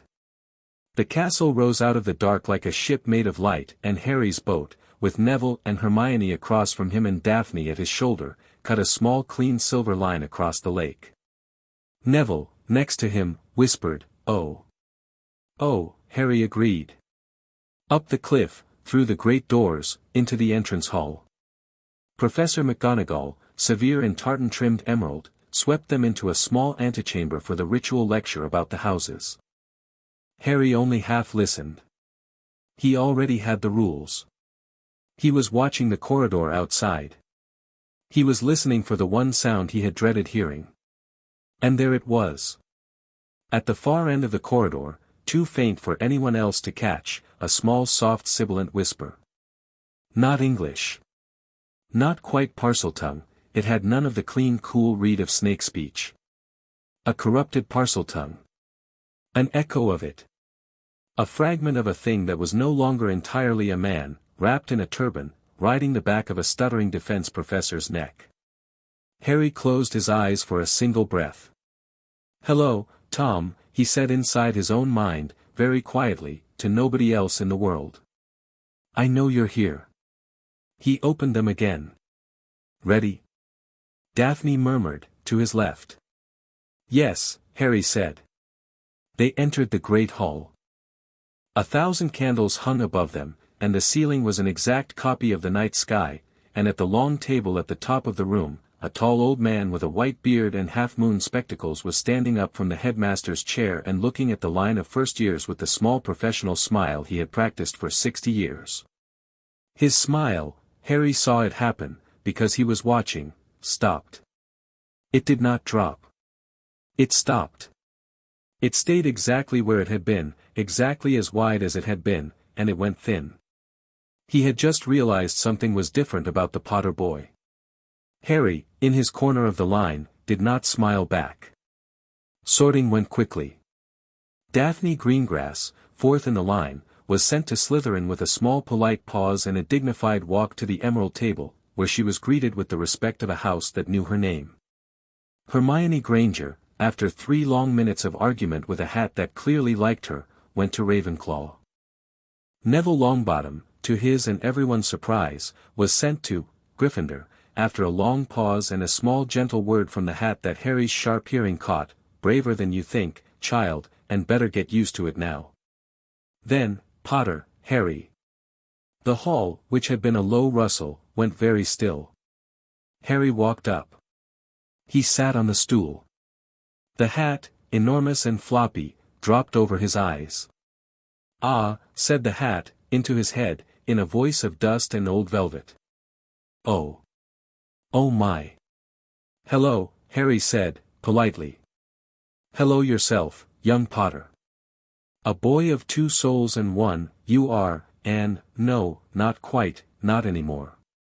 A boy of 1 soul and 1 library. I've never quite seen it put that way before." And, the hat paused, a voice, above your head, minding its business. "I shall mind mine. Mr. Potter, what do you want from me this evening?" "A house," Harry said. "A house," the hat agreed. "There are 4. You would do well in any. I see great cunning, and I see great courage, and I see a bone-deep loyalty you have not yet had the chance to give, and I see a mind that has, oh dear, a rather alarming amount in it. Slytherin would be comfortable," Harry said softly, to the hat. "Gryffindor would be expected. Hufflepuff would be a kindness. Ravenclaw would be, Ravenclaw would be a cover. Ravenclaw would let me learn. Ravenclaw has a friend in it I would like to keep alive this year. Ravenclaw has a diadem in a room under a door nobody remembers." "Oh," said the hat, with the air of a man realizing the game had just taken an interesting turn. "You are doing the thing. The choosing thing." "I am. Slytherin," the hat said, gently, "was my founder's house. The founder is looking at you through me.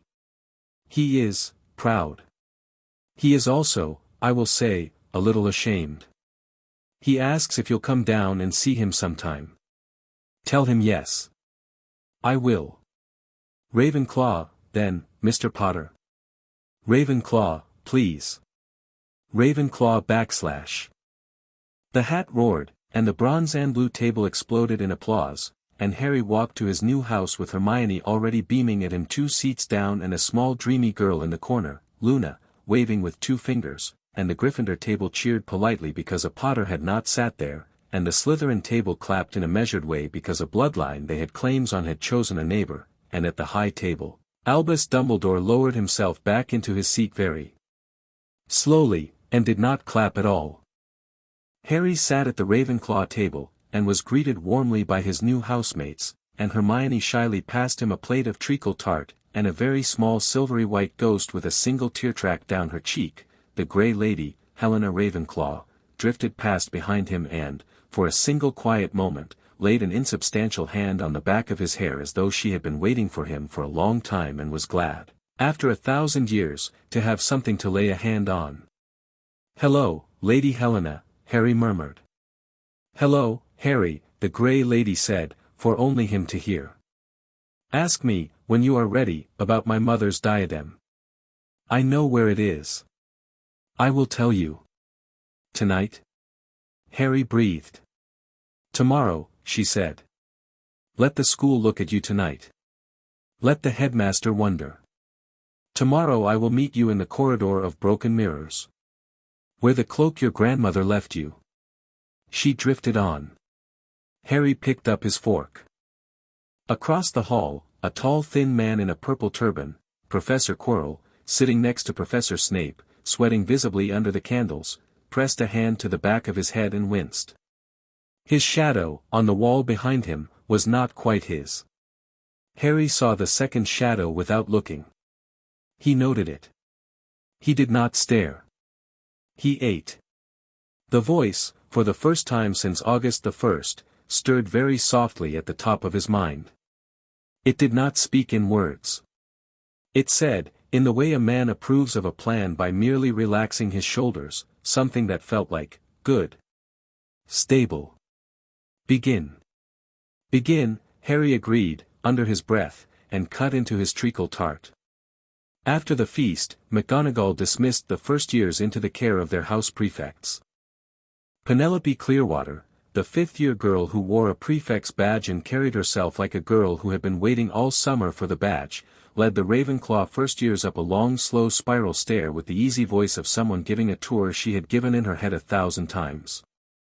"Ravenclaw Tower is in the west," she said, "which means you will hear the owls at dawn because they come in off the mountains that way. Sorry. You'll get used to it. The common room is at the top of this staircase. The door has a knocker shaped like an eagle, and the knocker will ask you a riddle. If you answer correctly, the door opens. If you answer incorrectly, the door refuses you. If you answer cleverly, the door gives you an extra biscuit and an admiring nod, which is a small Ravenclaw tradition and also, I personally suspect, a lie I am told by older students. There are no passwords. We keep nothing out of a Ravenclaw by means of a word. What if you can't answer?" A small first-year boy named Anthony Goldstein asked anxiously.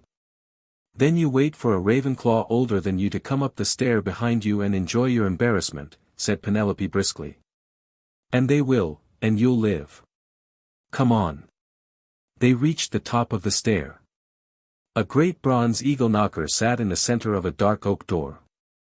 It opened its beak and said, in a voice like a bell in a thin tube, "What has roots nobody sees, is taller than trees, up it goes, and yet never grows." Penelope, watching the first years with a small amused smile, said, "Ladies first." "Anyone?" Hermione, beside Harry, inhaled. Luna, beside her, smiled. Harry, gently, caught Hermione's eye and made a small gesture with his hand that said, "You go." Hermione said, in a voice half firm and half shy, "A mountain." "Correctly answered, Ravenclaw," said the eagle, "and welcome to your home." The door swung open. They stepped into the common room. Harry, who had in his head a map of Hogwarts copied from Tom Riddle's memory, had not seen the Ravenclaw common room in that map. Tom had not been allowed up here. The room was round, domed, the ceiling painted with a night sky that moved. Books lined half the walls in tall shelves, comfortable faded blue armchairs were scattered around a circular hearth, tables, scattered in quiet pools of soft light, waited for people to study at them, and in the middle, on a small marble pedestal, stood a tall white marble statue of a severe beautiful woman with a diadem on her head and a small book in her hand. Rowena Ravenclaw. Harry walked up to her. He did not speak.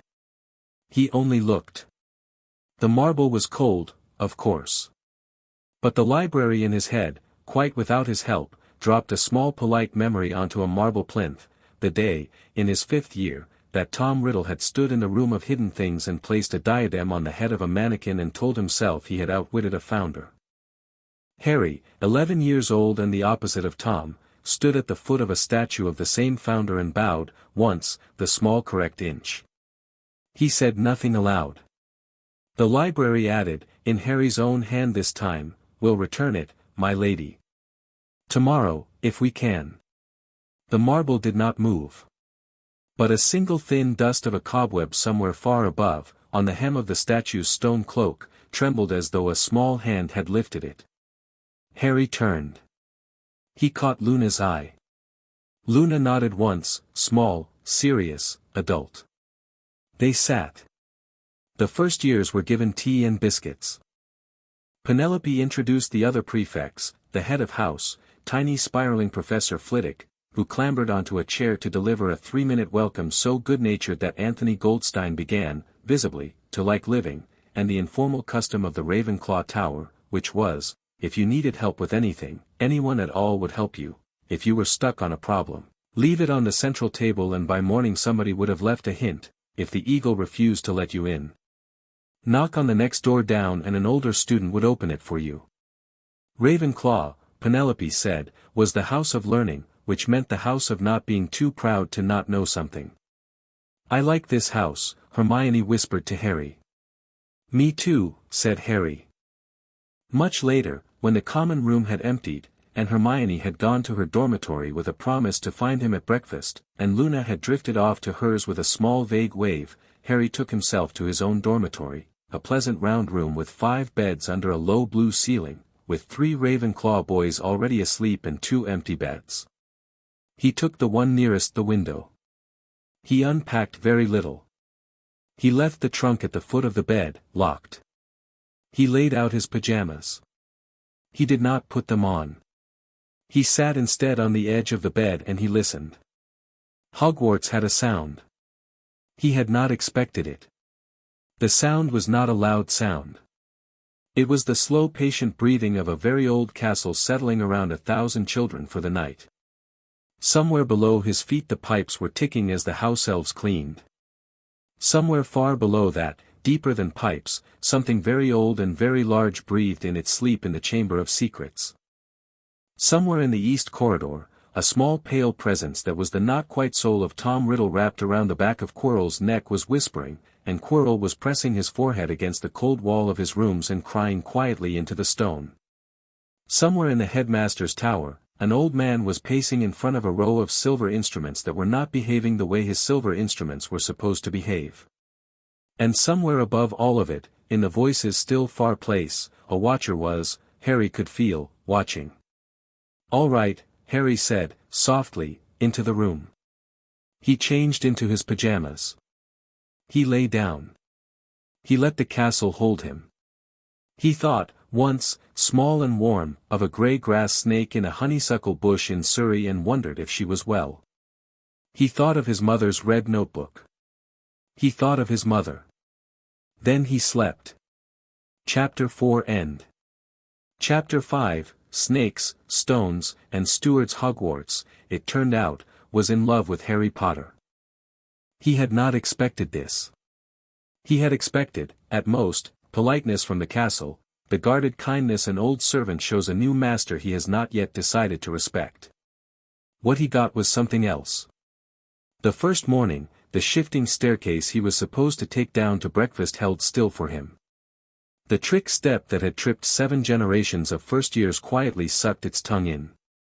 The fat friar, who had never met Harry and was, therefore, no more inclined to like him than to like any of the 1,000 children under his patronage, drifted by on the 3rd-floor corridor and positively beamed at him, and said, "You're a good boy, lad. I can tell." "Thank you, Friar," Harry said politely. Peeves the poltergeist zoomed around a corner at 7:10, spotted Harry, made the pale astonished face of a poltergeist who had just discovered a new and inexplicable reason to behave, and said, "Oh. It's you. Well. Peeves isn't saying hello, mind. Peeves is just, passing. Good morning, Lord Peveril." Then Peeves fled. Harry blinked after him. "Lord Peveril?" Hermione whispered, catching up beside him with her bag skewed on her shoulder and an armful of parchment. "I'll tell you later," Harry said. "At lunch." Breakfast first. Breakfast, Hermione agreed approvingly, is the foundation of a good scholar's day. Is that a proverb? It's my grandmother. Your grandmother has the right of it. They came down into the great hall. It was half full, scattered students drifting in, prefects yawning, owls pouring in through the windows with the Morning Post in a great flapping swarm. The ceiling was a high pale blue with a chase of cloud. Hermione, without breaking stride, quoted something from Hogwarts, a history about the enchantment on the ceiling and its documented interactions with outside weather, which Harry absorbed and filed away with the small polite gratitude of a boy who did not actually need the information but who appreciated the gift of her giving it. At the Ravenclaw table, Luna was already eating toast with apricot jam, eye level with a very small brass spyglass she had placed beside her plate as though it were a salt cellar. Neville waved at them from the Gryffindor table. Daphne, from the Slytherin table, lifted her teacup in the minutest possible salute. Harry sat. He ate eggs. An owl, a tawny Harry did not know, dropped a thick official envelope on his plate. He thumbed it open with an interested hand. From the office of the headmaster. An invitation. Tea, that afternoon, at 4 o'clock. I would so very much like to welcome you properly, my dear boy, to Hogwarts.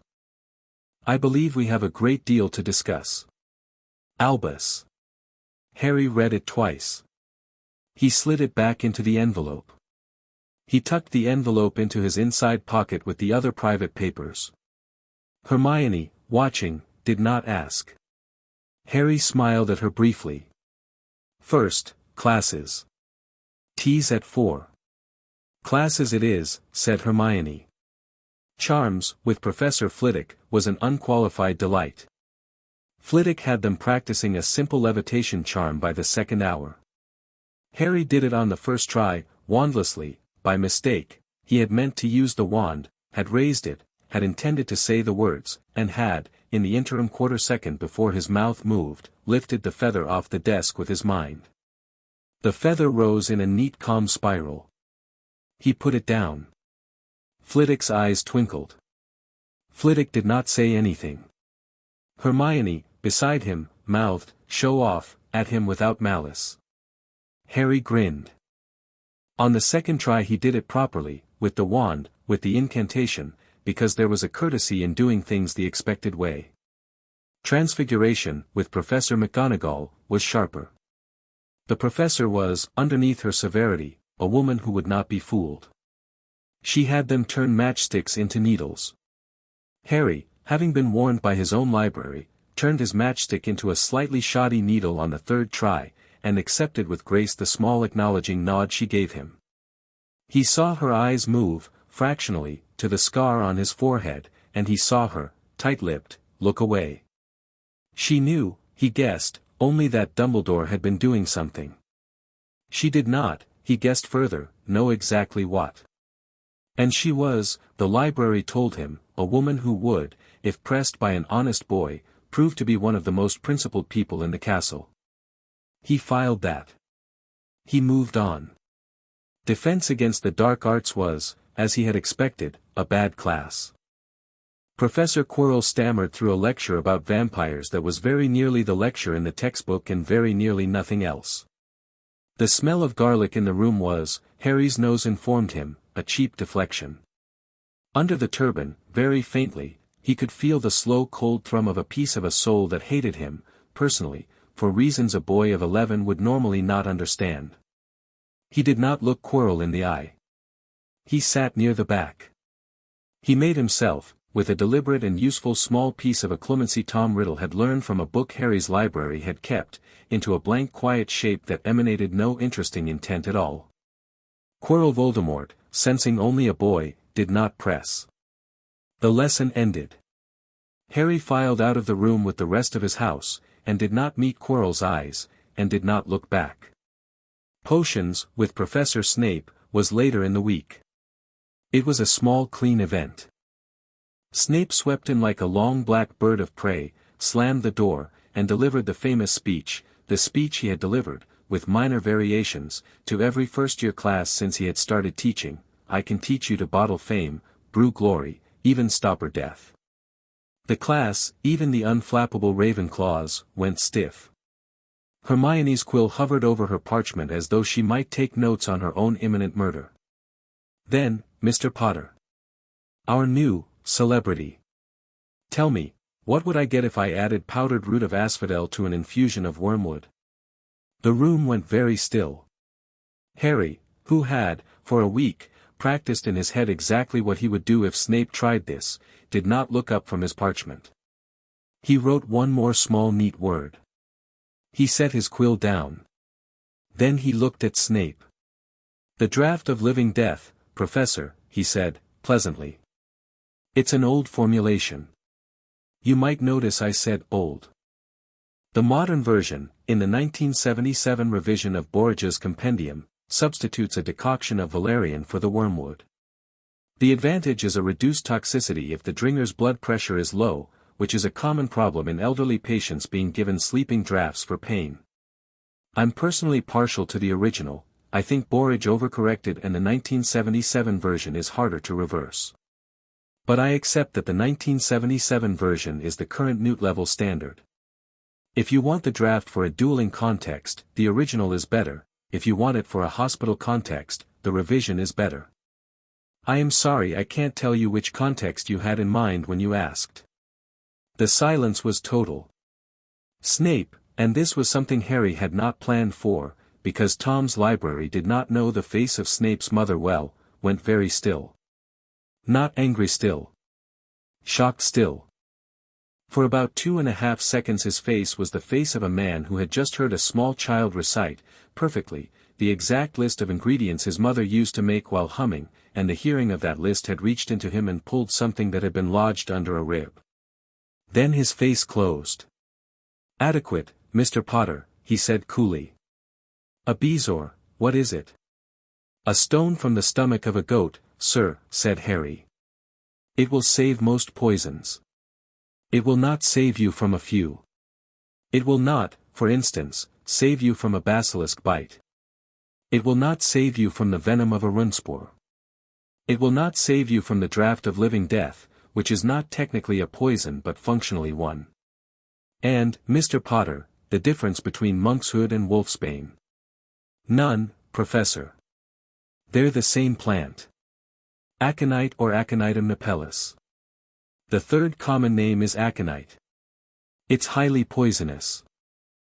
I have it on some authority, Harry nearly laughed, but did not, that the 1981 edition of Modern Potion-Making mistakenly describes them as different species, which led to the death of a man in Pembroke in 1983. I own the corrected 1984 edition. I'd recommend it to the library. Snape looked at him for a long, very long, moment. 5 points to Ravenclaw, Mr. Potter, he said, finally, in a voice like a man who had just decided something he had not expected to decide. 4. Research. See me after class. Yes, Professor. The rest of the class, which had been holding its breath, exhaled in a long quiet wave. Hermione, whose respect for authority was deep but not bottomless, gave Harry a small wide-eyed look that said, privately, I would like to live inside your library. Harry, privately, returned a look that said, you'll be welcome any time. After class, in the empty classroom, Snape was cleaning a cauldron he had not used. Harry stood at the desk. He did not speak first. He knew he should not. Potter, Snape said, not turning. His voice was lower in private. You are a great deal more articulate than your father was. Thank you, Professor. That was not a compliment. I took it as one. Snape, still not turning, set the cauldron down. Your mother, he said, after a silent beat, would have answered the way you did. I know, sir. She wrote the passage about the 1977 revision in a personal notebook in her 7th year. I read it this summer. I thought you might like to know that. She was glad to be your friend. She wrote it down on a list called Things I Am Grateful For, that I found in a drawer in my grandmother's study. She wrote your name second on the list, after my father's. A silence. Potter, said Snape. Yes, sir. Do not use this against me. I would never, Harry said, quietly.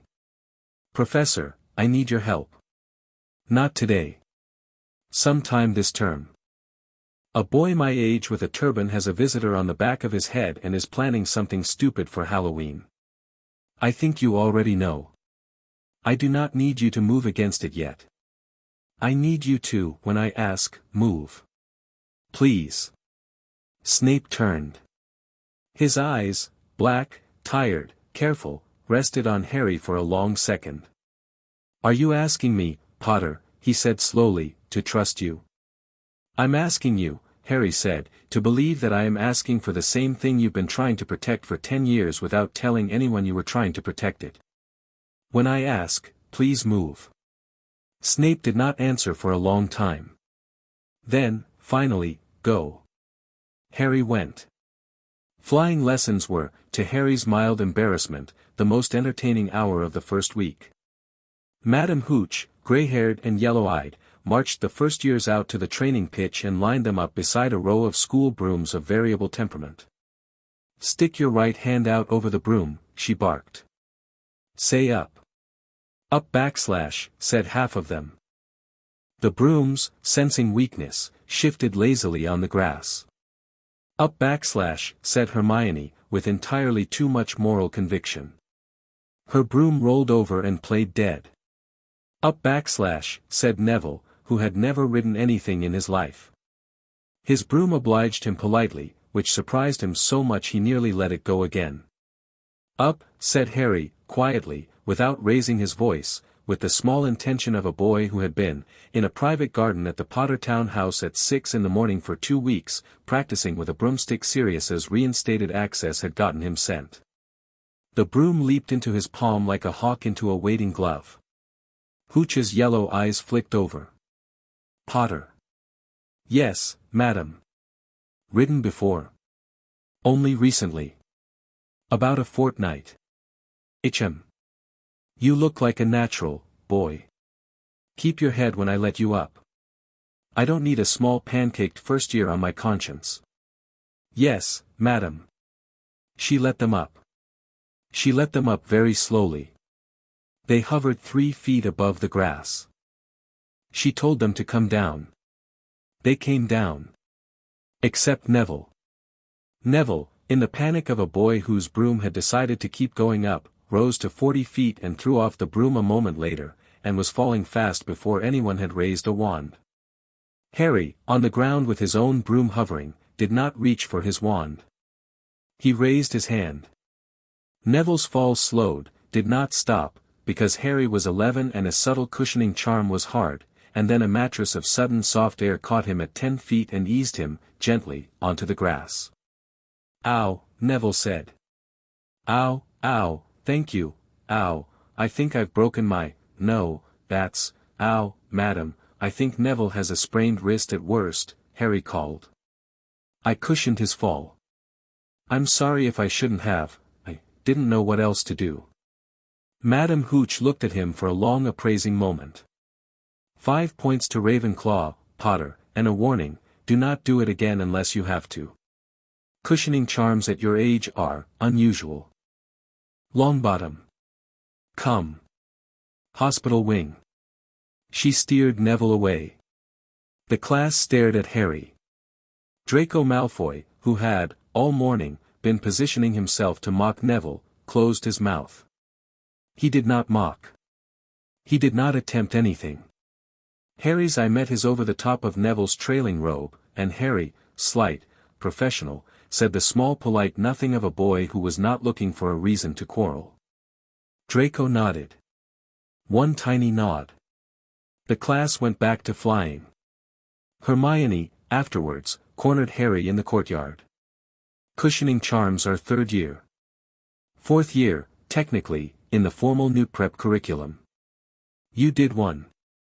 Wandlessly. I had to. Neville was falling. Harry. Hermione. Are you going to tell me what happened to you this summer? Harry looked at her. He looked, carefully, at Hermione Granger, who was, among his new friends, the only one who had no horse in this race. Luna knew, because Luna saw. Neville would not ask. Daphne would never ask a direct question about a thing she had not been invited to understand. Hermione would ask. Hermione would keep asking, until he told her, until she wouldn't stop, until she dug it out of him with her teeth. Hermione was not Daphne. Hermione was, Hermione. Yes, Harry said. Sit. They sat on a cold stone bench. He told her.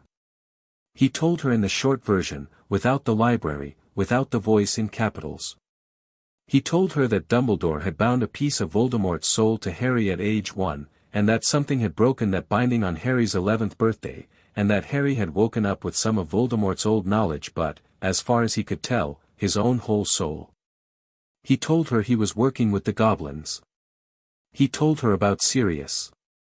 He told her about Remus. He did not tell her about the Horcruxes. He did not tell her about Quirrell. Those were not for the first telling. Hermione listened without interrupting. At the end, she said, Harry. Yes. You're 11.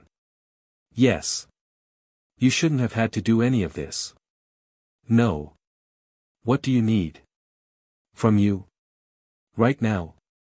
Nothing. I'll ask if and when. In the meantime, be my friend. Do the homework I can't be bothered to do. Drag me to the library when I forget it exists. Quote Hogwarts, a history to me until I love you for it. If something very loud and very bad happens sometime this year, don't run toward it, because I will already be running toward it, and I'll need one of us to be standing afterwards. Hermione's eyes were very bright. Fine, she said. Deal. She stuck out her hand. Harry shook it. She walked with him back to the castle, and she did not let go of his sleeve until they were inside the doors. The Grey Lady was easy to find.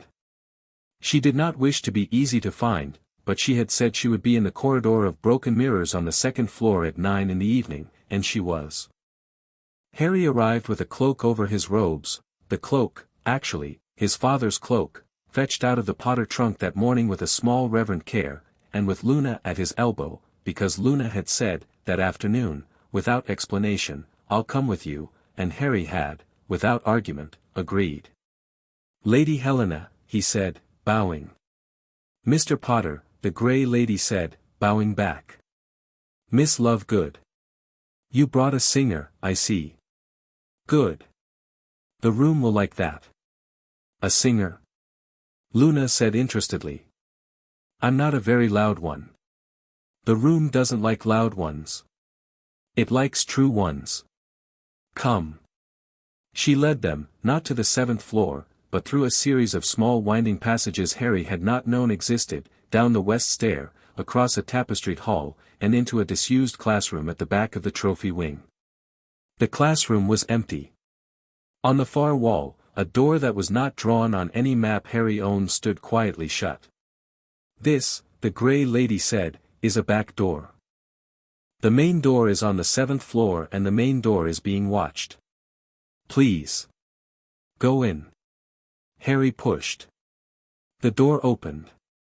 The room of hidden things was not, at this moment, the room of requirement in any of its other modes. It was a cathedral of junk.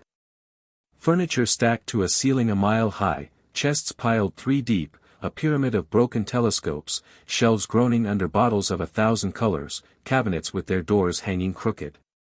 The smell was of old leather and old dust and the particular bright metal smell of anger that had been dripped into objects for 50 years.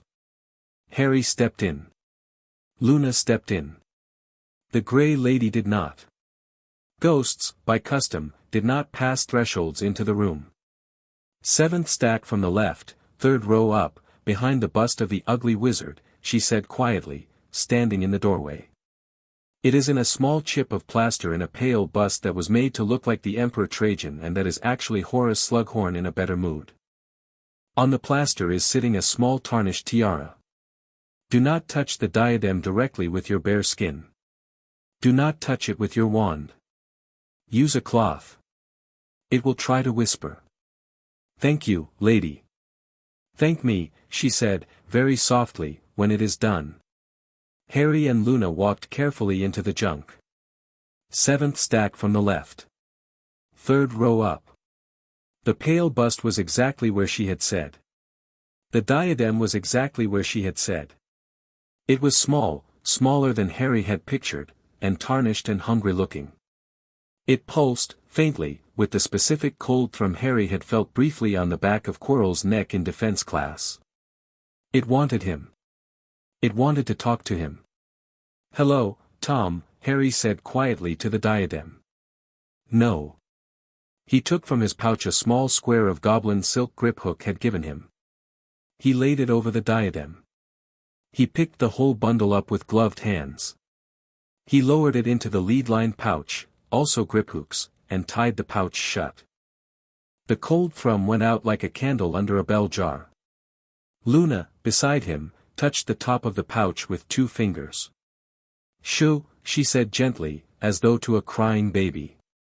The pouch, for a moment, seemed to, possibly, settle. They walked back out. The grey lady was still in the doorway. "Mr. Potter," she said, with a formal small bow. "You have done me, and my mother, a kindness. I will remember." "Thank you, lady. One more thing. My mother wished you to know. The castle has, in its lower reaches, a chamber known to her. My mother did not know her descendant would open it. She did not know her descendant would leave a guardian in it.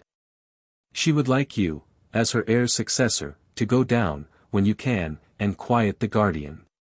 She will be glad to be spoken to after 1,000 years. She does not, any more, wish to be a weapon. Her name is Lilithy. She is old, and she is tired, and she remembers the founders with love." Harry inclined his head. "I will speak to her, lady." "Good. Good night, Mr. Potter." "Good night, Miss Lovegood." She drifted away. At 4 that afternoon, Harry had thought about this for 2 days, and had decided to go. He had, as promised, gone up to Professor Dumbledore's office. The office was a circular room full of odd silver instruments and portraits of past headmasters and a firebird on a gold perch by the window. The firebird, Fawkes, made a low glad sound in his throat when Harry entered, and flew, without asking, from his perch to Harry's shoulder and nuzzled Harry's ear. Harry, who had been steeling himself for iron and manipulation, was not quite ready for this. He put up a hand. He stroked the red and gold breast of his mother's old friend. Fawkes trilled a single soft note. "Fawkes," Dumbledore said mildly, from behind his desk. "Come here, dear friend." Fawkes gave Dumbledore a single considered look. Fawkes did not go. Fawkes stayed on Harry's shoulder. Dumbledore's smile did not move. His eyes, however, went a little thin. "Well," he said, after a moment. "Sit down, Harry. Please. Lemon drop?" "No thank you, headmaster." Harry sat. He did not take a sweet. He folded his hands on his knees. He waited. "Harry," Dumbledore said, gently, "I would like to speak with you about, quite a few things. First, let me simply say that I am sorry to have been so absent from your first 11 years. It was necessary, for your protection, that you be raised away from our world. I hope that you will trust me when I say that, and that we can begin to build, now that you are here, a good and honest friendship." Harry considered him. He did not hate the old man sitting across from him. He had been, for 2 months, preparing to. He did not. There was, in the face in front of him, a lot of tiredness, and a lot of patient calculation, and a core, an obvious unmistakable core, of belief that what he had been done for the right reasons. Harry had met men like this in his own library. Men who had been right, over a long life, just enough times that they had decided to stop asking the small hard question, who gets to decide what's necessary? "Headmaster," Harry said carefully, "I'd like to ask you some questions. And I'd like honest answers. Would that be all right?" Of course, dear boy. Of course. On the 2nd of November, 1981, did you place a binding charm on my person, tying my soul to a fragment of Tom Riddle's soul that had been lodged in my scar by the backlash of the killing curse? The office went still. Even the silver instruments went still. Dumbledore's hand, which had been halfway to a lemon drop, did not continue its motion. Harry, he said, very, very softly, this is, a complicated, yes or no, headmaster. A long silence. Yes, Dumbledore said. For reasons I will explain if you will allow me to, yes. Thank you, headmaster. Follow-up. Did you place 4 additional pieces of personal magic on my body, without my consent and without the consent of a lawful guardian, over the course of my residence at Privet Drive, to wit, a tracking charm, a monitor charm, a loyalty compulsion directed at adult figures of the light, and a dampener on my magical core? Dumbledore's fingers pressed together. Harry, yes or no? Yes. Thank you. Follow-up. Did you know that Sirius Orion Black had never been given a trial? Harry, the evidence at the time was, yes or no? Did you know? Yes. Did you know that Peter Pettigrew was the secret keeper on the Potter cottage? I did not know with certainty. I suspected. Was there a living witness you did not call in Sirius's favor? There were, 2. Who? Remus Lupin. Me. Harry nodded once. He felt very cold. He felt very warm. He felt, sitting across from the man whose name he had been raised on, a grief that was not for himself. Headmaster, he said, softly, I am going to tell you now what is going to happen. I am going to attend Hogwarts. I am going to study. I am going to be, to the outside world, a normal 11-year-old in Ravenclaw house. I am not going to make a public scandal of the last 10 years, this year. I understand that a public scandal of you, this year, would weaken the side of the war that needs you. I am not going to hand Voldemort another victory. I am saving your reputation for you, headmaster, on the understanding, the firm unarguable understanding, that the bindings and compulsions you have placed on me are finished, that you will never, for the rest of your life, place another piece of magic on my person, that you will not direct the staff of this school to act against my interests, and that you will not attempt to move me out of the townhouse or back to the Dursleys, who are not my guardians any more because Gringotts has named me an emancipated heir of House Potter. He paused. He looked Dumbledore in the eye. In return for all of that, headmaster, I will, quietly, without humiliating you, do the one thing you have wanted done for 10 years. I will end Tom Riddle. All of him. Including the 5 pieces of his soul you have not yet told the Ministry about. Before Christmas. Dumbledore had gone, slowly, very pale. How, he said. I know about the Horcruxes. I have known for 2 months. Gringotts has helped me. 2 are in goblin containment. 3 remain. 1 is currently attached to the back of Professor Quirrell's head, under his turban, and is going to try to take the Philosopher's Stone from the 3rd floor at Halloween. I am going to stop it. I would appreciate your staying out of my way at Halloween, headmaster. I would appreciate more your staying in my way at exactly the time I ask. I will tell you when. Harry, Dumbledore said, and for the first time, his voice was the voice of a man, not a master. Harry. Forgive me. I am not going to forgive you this year, headmaster, Harry said, quietly, and not unkindly. I am going to work with you. Forgiveness is a separate discussion. It's a long discussion. Maybe we'll have it in a few years, if we're both still alive. He stood. Fawkes, on his shoulder, trilled softly and did not move. Oh, Harry added, as he reached the door. One more thing. Professor Lupin is coming to Hogwarts next year to teach defense. You are going to help me arrange it. You owe him a job. You are going to make the offer in writing by Christmas. I will read the letter before it goes. And my godfather, after his acquittal on Friday, will be using the wards of number 12 Grimmauld Place as a safe house for the Order of the Phoenix you are restarting. I will give permission. I will attend no meetings. I will be told of nothing I have not asked to be told. Do we have an understanding? Dumbledore, at his desk, had laid both his hands flat on the blotter. He nodded once. Yes, he said, softly. Yes, Harry. We have an understanding. Fawkes, on Harry's shoulder, gave one last small happy trill and flew back, at a polite pace, to his perch. Harry walked out of the office.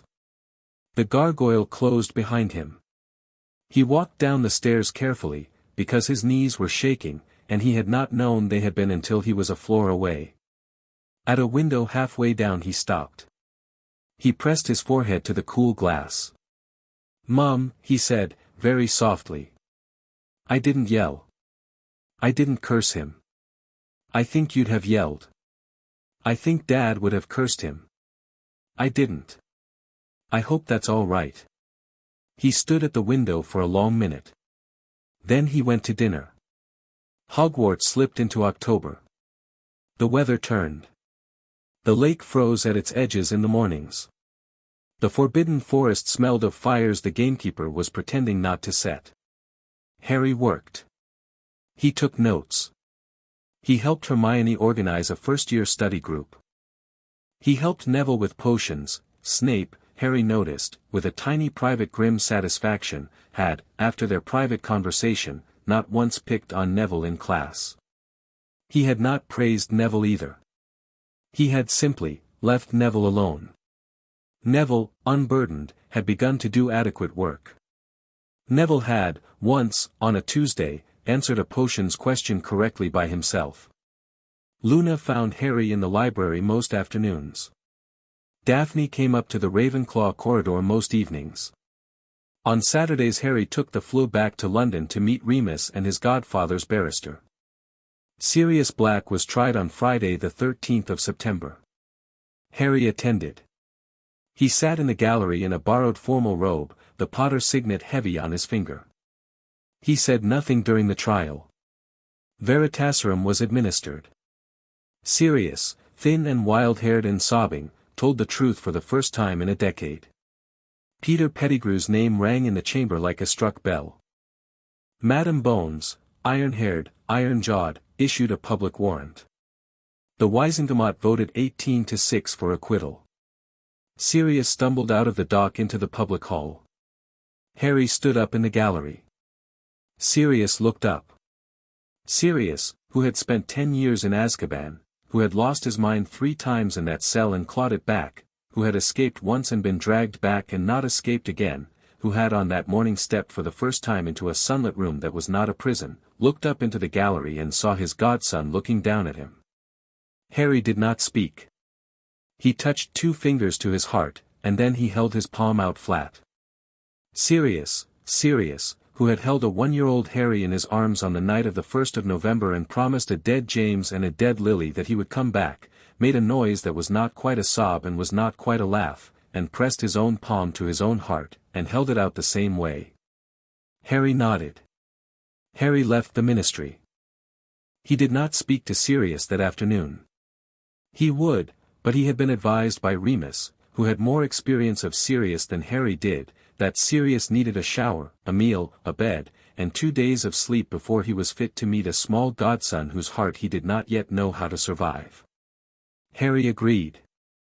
He went back to Hogwarts. On the Sunday of the next week, Sirius met him in the headmaster's office under Dumbledore's careful arrangement, and knelt on the rug in front of Harry's chair and cried for 20 minutes, and Harry, who did not know what else to do, put a hand into Sirius's hair and held it there, and the firebird in the corner sang a soft slow welcoming song for a man coming home. Between Friday the 13th and Halloween, Sirius Black grew back a piece of himself, one careful night at a time. Harry saw him on Saturdays. Dumbledore, to his credit, did not interfere with the visits. He quietly adjusted the flu permissions in his office and, when Harry wished to leave the castle on a Saturday morning for a few hours, said nothing beyond, "Have a good day, my boy." Harry had gathered that Dumbledore's version of repentance was operational rather than eloquent, and Harry was content with that. Sirius came to London each Friday evening after his first week of freedom. He was thin. He was haunted. He was, in small bursts, the man Harry's library had known through Tom's half-overheard gossip as Padfoot, quick-mouthed, terrible at taking advice, fiercely loyal. He was also a man who, at the age of 32, had, on the first night of his freedom, stood in a hot shower in Grimmauld Place for 40 minutes without speaking and had come out of it with a face Harry would never, ever forget, because it was the face of a man who had just remembered, for the first time in a decade, that the water on his face was clean. On the third Saturday, Sirius came to Hogsmeade with Remus. Harry was given, by McGonagall herself, an unofficial pass that said simply, in her hand, "This boy may go where he likes this afternoon." McG. Harry went to the Three Broomsticks. He sat across from Sirius and Remus at a table by the fire. They drank butterbeer. Harry drank his. Sirius had 3. "Pup," Sirius said, at one point, looking at him with a face both raw and tender, "you don't have to do any of this alone." "I know," Harry said. "That's why I'm here. With you. Because I'm not alone." Sirius looked at him. Sirius looked at Remus. Sirius put his head down on the table for a second and said, "All right. All right. All right, Prongs, all right, Lily, I heard you, all right." Harry reached across the table and put his small hand on top of Sirius's. Sirius turned his hand over and closed his thin cold hand around Harry's. Remus, quietly, ordered a 4th round of butterbeers. That night, Harry wrote a letter to Augusta Longbottom, and one to Amelia Bones, and one to a goblin called Iron Run, and one to a portrait in the townhouse of his grandmother, and in the small last line of each of them he wrote, "He is coming back." Piece by piece. On the Tuesday before Halloween, Harry did something he had promised the Grey Lady he would do. He slipped out of the Ravenclaw common room at 10 minutes past 10, under his father's cloak, with Luna at his elbow. Luna had insisted, and Harry had learned to trust her insistences, and he went down through a spiral of staircases he did not know existed and through a passage behind a tapestry and into a disused girl's bathroom on the 2nd floor where a sink with a small engraved snake on the tap waited in patient silence. He hissed a single word at the sink. The sink sank into the floor and a wide round tunnel opened in its place. He did not go down. He crouched at the lip of the opening and hissed, very gently, the way a boy crouches over a small sleeping animal in a shed. "Lady Lilithy," he said, in the snake tongue. "I am the new heir of Slytherin and I bring no weapon. The Founder's work is finished. You are free. Please sleep now. Please, when you wake, wake only for me, and come only if I call. I will call only if I must. Thank you for your service." From far below, in a voice as old as tectonic plates, the basilisk, Lilithy, said, in a voice that was almost sobbing with relief, "Speaker. I hear. I rest. Thank you." Harry closed the sink again. He stood up. "Thank you, Luna," he said. "You are a very kind king," said Luna dreamily.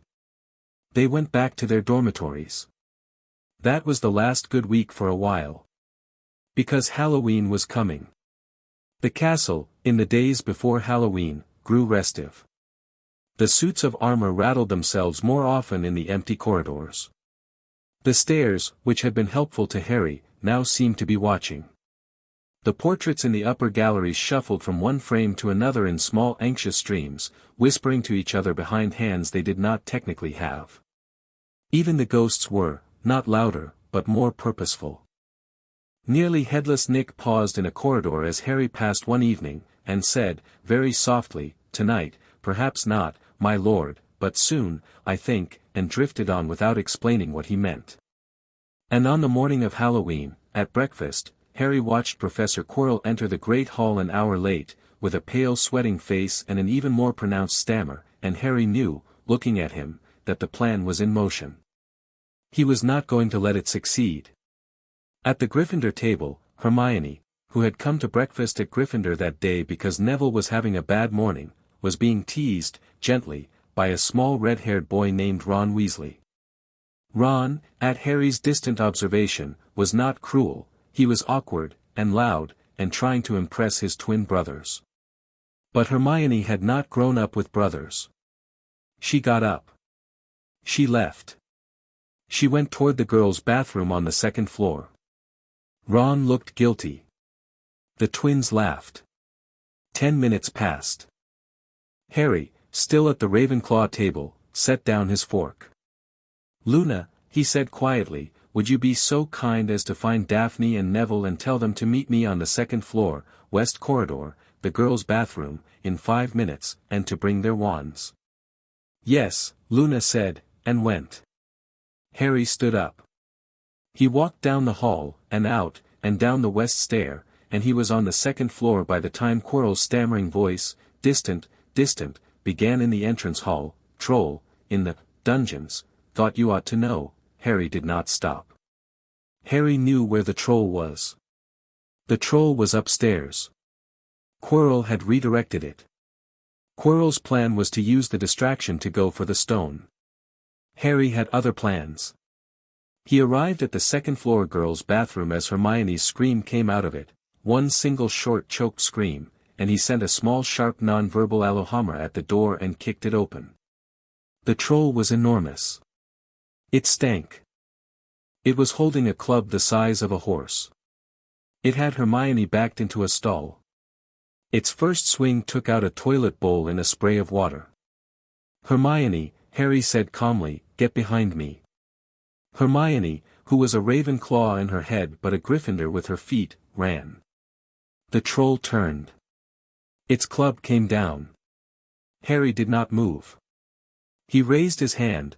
No wand. Wand was in the holster, wand was a second choice, and he said one soft word in the language he had learned in a different boy's mind. He said, "Sleep." It was not a sleeping charm. It was older. It was a single exact compulsion to a small brute animal brain to lay down its weapons and close its eyes. The troll, mid-swing, blinked. It looked at Harry. It set down its club. It sat heavily on the flooded floor. It lay down. It began to snore. Daphne, Luna, and Neville arrived in the doorway one after another and stopped. "Oh," Daphne said. "Oh, Potter, you show off." "Hermione, are you hurt?" Harry said, turning. I'm fine, it was, what did you do?" "I asked it politely," Harry said. "We need to move. Quirrell's on the third floor. Neville, Luna, stay with Hermione. Take her to Madame Pomfrey, and then to Flitwick, and tell him a troll is in the bathroom and asleep and should be dealt with quietly. Daphne, come with me. Quickly." They ran. Daphne did not ask questions. She ran beside him with her wand already in her hand. They went up the back stair, past a tapestry that politely rolled itself up to let them through, past a suit of armor that lifted its helmet as Harry passed, and up to the third floor. At the end of the corridor, the door was ajar. A three-headed dog, Fluffy, was asleep. A small harp in the corner was still playing. Quirrell had gone through. "Wait here," Harry said. "Harry, wait. Please. Daphne, if I'm not back in 10 minutes, go to Snape. Not Dumbledore. Snape. Tell him it's time." Daphne looked at him. She did not say what she wanted to say. She nodded. Harry pulled out his wand. "Right," he said to the closed door at the end of the corridor. "Come on, Tom." Chapter 5 End. Chapter 6, Ascension's Edge. The door at the end of the corridor on the third floor was a plain wooden door. That was the joke. Behind it, a series of rooms, each one set as a puzzle by a different Hogwarts staff member, waited for anyone mad enough to come through. A three-headed dog. A patch of devil's snare. A flight of enchanted keys. A giant chessboard. A troll worse than the one downstairs, which Hooch, at this point, had just arrived to deal with, having been sent from the Great Hall by a calm Ravenclaw second-year named Luna Lovegood. A potion riddle. A magical mirror. Quirrell had gone through all of it. The door hung open. The corridor smelled faintly of smoke and pain relief. Harry did not go through all of it. He cheated. He took from his holster, in his left hand, a small silver pendant on a black cord, a gift slipped to him by Griphook a week earlier, stamped with the Potter crest and keyed to the Potter wards. He took in his right hand a small green handkerchief, knotted at the corner, in which was folded a pinch of powder that Sirius had, for reasons of his own, developed at the age of 16. He tapped the pendant twice. He unknotted the handkerchief. He breathed a single word, "Come." The powder lifted. It did not fall. It made itself into a small bright map of a route through the rooms, a route laid out in a sequence of glowing blue lines, calibrated by wards Harry and his godfather had gone over together in the kitchen of Grimmauld Place at 2 in the morning the previous Saturday. It showed the safe path through each room, the Devil's Snare's cold patch, the key that mattered, the chessboard's silent unopposed flank, the potion bottle that did not kill. Harry took a single deep breath. "Daphne," he said, without turning. "Yes. 10 minutes. If I'm not back, Snape. Not Dumbledore, yet. Understood. Thank you." Before he went through the door, in the small calm instant between Daphne's "understood" and Harry's first step, Harry did one more thing. He reached, inside his head, for the voice. He did not try to summon it. He did not try to command it. He did what Sharpfang's grandmother had, in her one careful letter, said was the correct thing to do with a voice. He simply knocked politely on the door of his own mind, and waited. The voice did not answer. It did not need to. In not answering, it sat still in the way a very old watcher sits still when it has already been watching and already knows. Harry's shoulders, in the corridor of the 3rd floor, relaxed by a single degree. "Thank you," he murmured, under his breath. He stepped through the door. He walked through the door. He walked through the rooms. The 3-headed dog was already asleep. Quirrell had, to do him credit, packed a decent enchanted harp. Harry stepped past it on soft feet. He did not wake it. In the Devil's Snare room, he stepped where the glowing powder showed him. The plant, sensing him, went to grab, and did not. It met, unexpectedly, a small flare of fire he had set on a fingertip without a wand and without speaking, and shrank back with a rustling disappointment. In the Flying Keys room, he ignored the brooms. He held his hand out, palm up, and the correct key, a small silver one with a broken wing, fluttered down into his palm because he had asked it to. The key unlocked the far door. Harry went through. In the giant chessboard room, he did not play. He walked the flank route Sirius had mapped for him, along the dark side, where the black pieces, sensing a child carrying the old black family seal on his signet ring's inner band, a gift of Sirius's own adding the Friday before, burned into the gold with a blood drop of his own, did not attack. Harry walked across the board as if he were a friend of the house. The board did not protest. Harry passed through. In the troll room, the troll was dead. Quirrell had, disappointingly, simply killed it. Harry stepped over its enormous stinking shoulder and did not look long. He had no patience for a troll that had been used and discarded. In the potion room, he did not drink. He did not need to. The powder on his palm told him which bottle to lift and carry through, and he carried the smallest glass vial of black potion through the black flames into the final chamber, and he did not drink a drop of it. The final chamber was large, stone, cold, lit only by wall torches that did not flicker. At its center, the mirror of Eriste stood in its simple stone frame. In front of the mirror, with his back to Harry, stood a man whose turban had come off. Professor Quirrell had no hair on the back of his head. Instead, growing out of the back of his head as a second face, in a patch of paler skin, was a small, ruined, eyeless, red-nostrilled face. The face of Voldemort. Voldemort turned. Quirrell, who was his legs, turned with him. "Potter," said Voldemort. The voice was thin. It was hungry. It was, at this moment, not triumphant, because Quirrell had failed to take the stone, because the mirror, for reasons Quirrell could not solve, had refused to hand the stone over, but it was interested. Voldemort had realized, standing in front of a mirror that would not give him his heart's desire, that someone had walked in through the door behind him. "Hello, Tom," Harry said, softly. Voldemort's mouth opened. It closed. "What," Voldemort hissed, "did you call me?" "Tom," Harry said. "Tom Marvolo Riddle. Your mother was Mara P. Gaunt. Your father was a muggle named Tom Riddle who left her. You were born on December 31st, 1926, in a London orphanage, in a thunderstorm, and the matron named you Tom for your father and Marvolo for your mother's father. You made 5 Horcruxes. You tried to make a 6th. The 6th was me. The 6th is no longer in me. I am not here to fight you. I am here to finish you." Voldemort did not laugh. A different enemy might have laughed. Voldemort did not laugh because Voldemort, even in his ruined state, had been, in life, a competent intelligence, and he recognized, in the small boy in front of him, the specific cold catalogue of a person who had read his file. He hissed. Quirrell, without comment, raised his wand. Harry did not raise his. He did not need to. 2 things happened, almost at the same time, in a layered small smooth sequence Harry had practiced in his head for 2 months.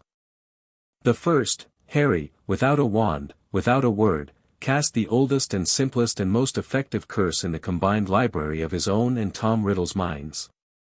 It was a curse Tom had, himself, invented during his private studies.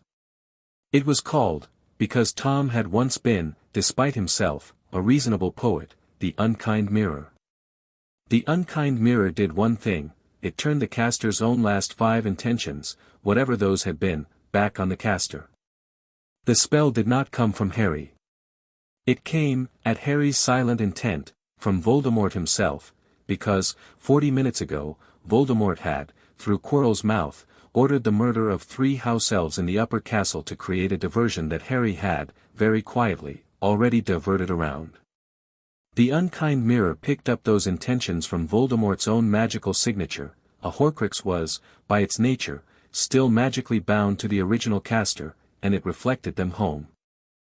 Voldemort, to his credit, did not flee at the first turn of the unkind mirror. He was centuries beyond flight in his self-image. He screamed at Quirrell, screamed in a language Harry's library identified, with a small professional approval, as a private shorthand Tom had invented in his 50s for battlefield orders, and Quirrell, beyond his own horror, raised the wand anyway and fired. A thin green jet of killing curse. Harry had, for a month, stood in a garden in London with Sirius, with Remus, with a 4th year from Beauxbatons whom Harry had hired as a private dueling coach, practicing the one footwork pattern that answered killing curses: do not dodge them, do not block them, deflect them on a polished curved surface of conjured silver that lasts for half a second and then dissolves. He deflected it. The jet flicked off a small silver arc that flowered out of his left palm, skipped across the stone floor of the chamber, and, in the single purest stroke of luck Harry had ever, in his short life, been given, hit the stone frame of the mirror of Eriste, which took the curse without flinching, because the mirror was older than the killing curse. The mirror, in its calm ancient voice that was not quite a voice, said something that sounded like HM to Harry, and continued to do its work. Voldemort screamed again. Quirrell cast again, a Cruciatus this time, a darker, blacker, uglier spell. Harry, without wand, without word, put his own unkind mirror between them in a curved shield of the same silver, and the Cruciatus splashed off it into the wall, and the wall reddened for a second like an angry blush before settling. "Tom," Harry said again, quietly, in English this time, because he had the Voldemort aspect's attention and he wanted the rest of the castle, through the wards Hogwarts was listening through, to hear, "You are tired. Go. Please. Go home. Go to Albania. Go into the trees. There is nothing for you here. There is nothing for you anywhere. No one wants you. No one ever did. Go. The mother of all ironies, Harry's library noted grimly from a back shelf, was that no one had said to Tom Riddle, ever once in his life, the one sentence that would have mattered when he was very small: "We don't want you to be a little monster, we'd be sad to see you be one," and no one was going to say it to him now, because the boy who could have said it was standing across from him 11 years old and full of patient cold ending. Harry did not say it. Harry said what he had come to say. The Horcrux on Quirrell's head heard him anyway. That was what did it. The second thing, Harry spoke to the Horcrux directly. He did not speak in English. He did not speak in Latin. He spoke in the old pure serpent tongue of Slytherin, which was the founder's private language, which was the language any Horcrux of Tom Riddle's would hear and would be unable to refuse attention to, because Tom had, in his adolescence, made the shape of his own soul pieces receptive to that tongue. He said, "Enough. You are tired. Go." That was all. The Horcrux on the back of Quirrell's head, the small red face, went still. It had been, for 10 years, a brief nasty hot buzzing consciousness, a rage with a memory, attached to a man who hated itself and was used by it. It had been tired for 8 of those 10 years. A boy of 11 had just spoken to it, not to the master it had once been, and had told it, in its own home language, that it could stop. It stopped. It did not resist the unkind mirror. The unkind mirror rolled through it the way a soft warm hand rolls through soap bubbles, and the Horcrux, for the first time in a decade, simply stopped holding on. Its grip on Quirrell's magic loosened. Its hold on the man's spine relaxed. Its hot hate cooled. It had been very tired. Then the unkind mirror's reflected intentions hit Voldemort's main consciousness, the piece of him that had been the last and largest, the rest of the thing still anchored somewhere in a forest in Albania, ridden into England in Quirrell's body. It was the piece that had, a moment ago, been planning to order Quirrell to cast the Cruciatus on Harry. The unkind mirror handed that intent back to Voldemort, and Voldemort's own ragged edges shrieked under it, and screamed, and tore themselves, not out of Quirrell, but out of the Horcrux face on Quirrell's head, which, without its fragment, could no longer hold the main consciousness. A thin grey spectral shape, not a body, not a ghost, but a shape that was both, erupted from Quirrell's scalp and flew out of the chamber, wailing, up through the flues of the castle, and was gone, out of Britain, toward the forests of the east. Quirrell, for the first time in a year, took his own breath. He sagged to his knees. He looked up at Harry with a face full of dawning terror and dawning relief. Quirrell said. The stammer was gone. I know, Harry said gently. He was, I don't know where, I know, Harry said again. Professor. Please sit down. Not here. Just, sit. Yes. Good. Breathe. Look at me. Breathe. Quirrell sat. He breathed. He stared at Harry. Harry crossed to him. He knelt. He put a small hand on Quirrell's shoulder. Quirrell flinched. Harry did not take his hand away. Listen, Professor. You are not a bad man. You let a bad thing ride you for a year because it made you promises you were afraid not to take. I am going to walk out of this room now, and I am going to send Madame Pomfrey down here, and she is going to bring you to the infirmary, and you are going to rest.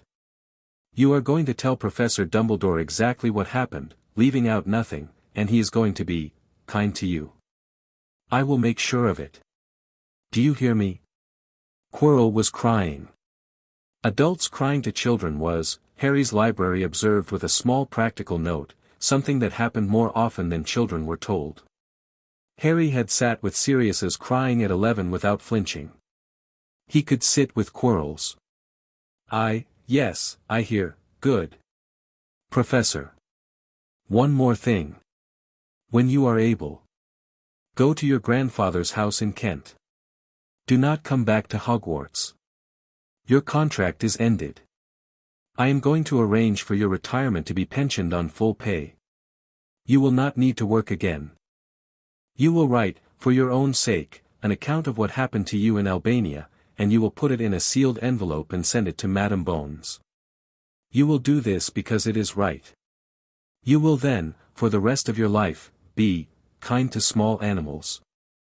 Nothing else. Do you understand me? Yes, Quirrell whispered. Good. Stay here. Help is coming. Harry stood. He took one slow look at the mirror of Eriste. The mirror showed him, briefly, softly, as a gift, a kitchen he did not remember, with a red-haired woman laughing at a tall young man who was holding a small baby and singing badly. The image stayed for 3 seconds. Then the mirror, politely, put it away. Thanks, Harry said quietly to it, and walked out. He did not take the stone. The stone was where it had been, safely not in Quirrell's pocket. Dumbledore could retrieve it with a conversation with his mirror in his own time. It was not Harry's business. He walked back through the rooms. In the chess room he was met by Daphne, Neville, Hermione, Luna, Snape, Flitwick, and, walking slowly, with a face of stone, up the corridor behind them, Dumbledore. Harry did not look at Dumbledore first. He looked at his friends first. Hermione, he said. Are you all right? I'm fine. Neville found me and told me to come here. Luna, had a feeling, Luna said placidly. Harry looked at Snape. Professor Quirrell is in the final chamber on his knees and crying and will need Madame Pomfrey and compassion. The Dark Lord's fragment has left him and left Britain. I would like you to go, personally, and bring him to the infirmary yourself. I trust no one else with his dignity. Snape looked at him, a long, careful look, and said, softly, yes, Mr. Potter.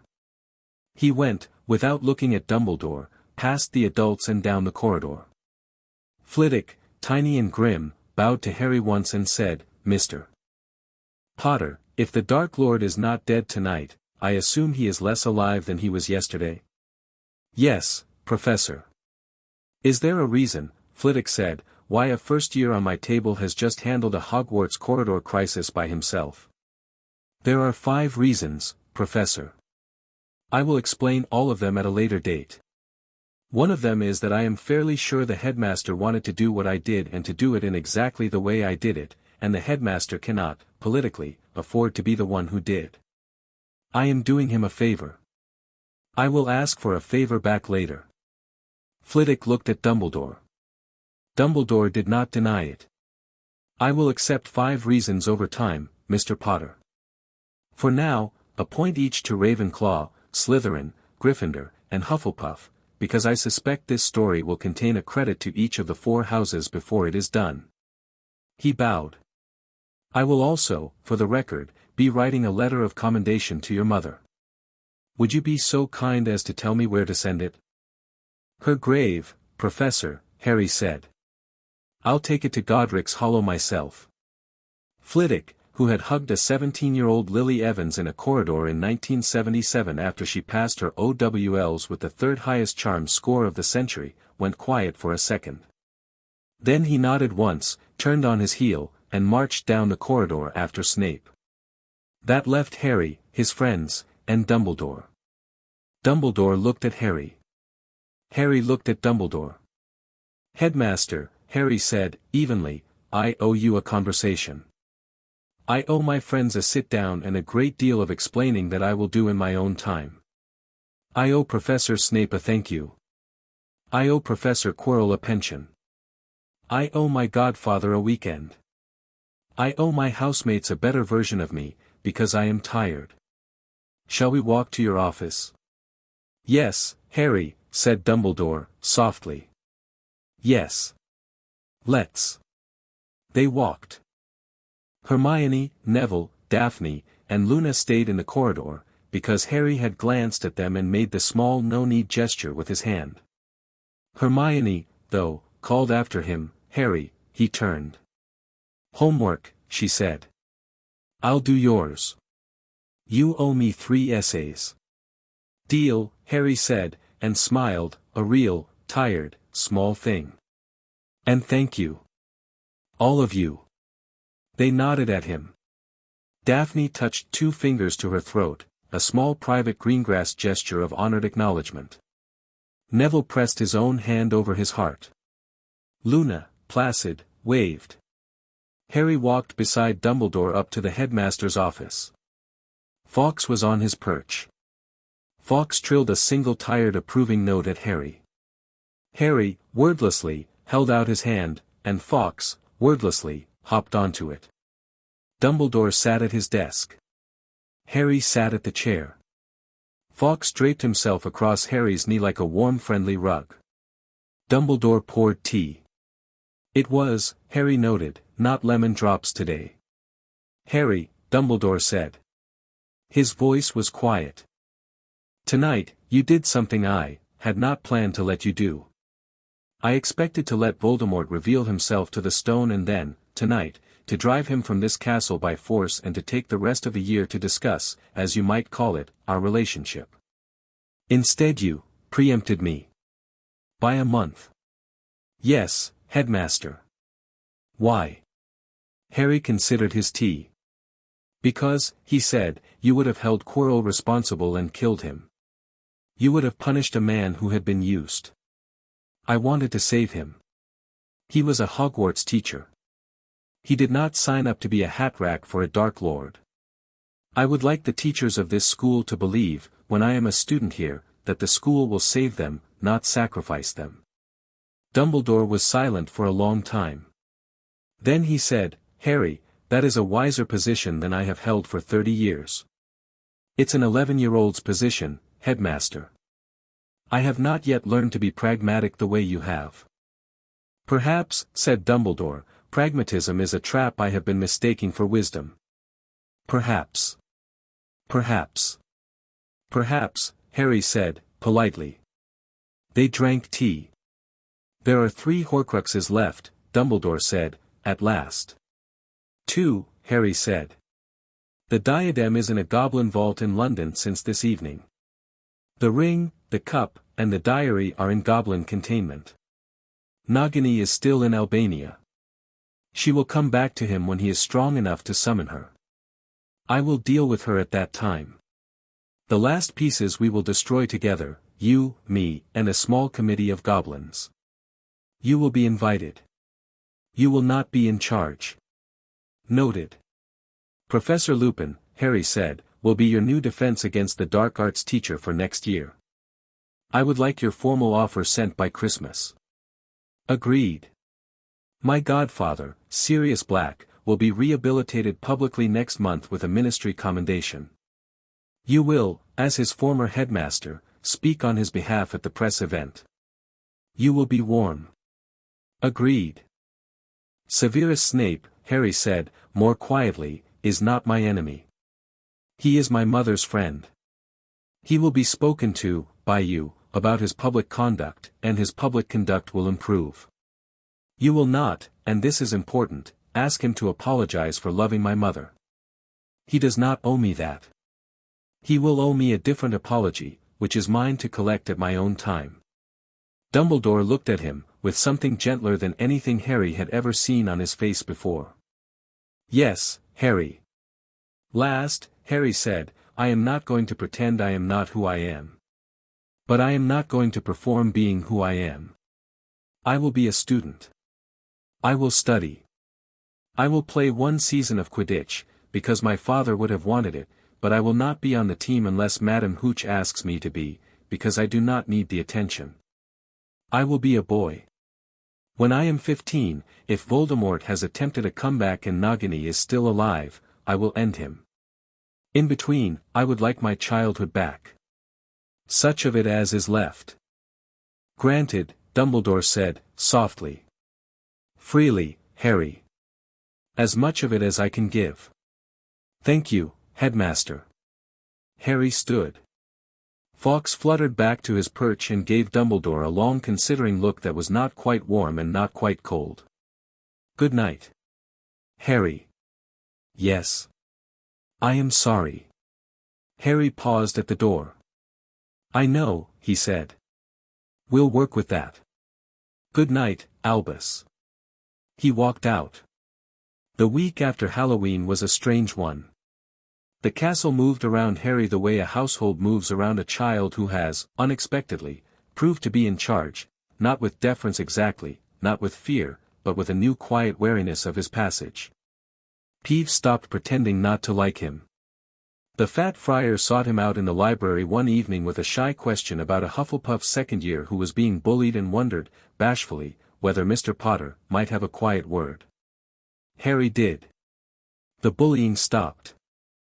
The friar thanked him with a touch of his cold incorporeal hand to Harry's shoulder and said, "Your mother would be proud, lad," and drifted off. The staff, too, began to treat him differently. Flitwick gave him a small nod every morning at breakfast. McGonagall, who had, in her severe way, always treated him exactly as she treated any first year, began to treat him, almost imperceptibly, as though she trusted him with small adult information. She once said, in the corridor, "Be careful with Slughorn in the spring, Potter, he will try to collect you," which was, from her, an act of love. Sprout gave him rare seedlings she had been experimenting on because, she said frankly, "They like you, and that's rare for my stock." Trelawney screamed the first time she saw him at breakfast in December, said the words "The King lives" 3 times in a voice not her own, and fainted into a bowl of porridge. Harry thanked her later, politely, for the warning, which did not, he said, surprise him. Snape was the one whose behavior changed most. He did not, in class, become kind. He did become fair. His dry voice lost its knife edge on Neville. He gave Harry precisely the grades Harry's work deserved and no fewer. At the end of November, he stopped Harry in the corridor and pressed a small box into his hands. "Your mother gave me a box of Honeyduke's truffles at Christmas in 1973, he said gruffly. "Return in kind, if you wish. It was considered a debt. I am clearing it. Go away, Potter." Harry went away. That night, at Ravenclaw, he opened the box. It contained, not truffles, but a single small phial of a potion Harry's library told him was a very old family recipe of Eileen Prince's, a restorative for the magically exhausted, taken in 3 drops a week. Harry sent Snape a thank you by owl. He did not sign it. Snape understood. There were bad moments too. A prophet reporter, Rita Skeeter, tried to interview Harry in the middle of the entrance hall 2 weeks after Halloween.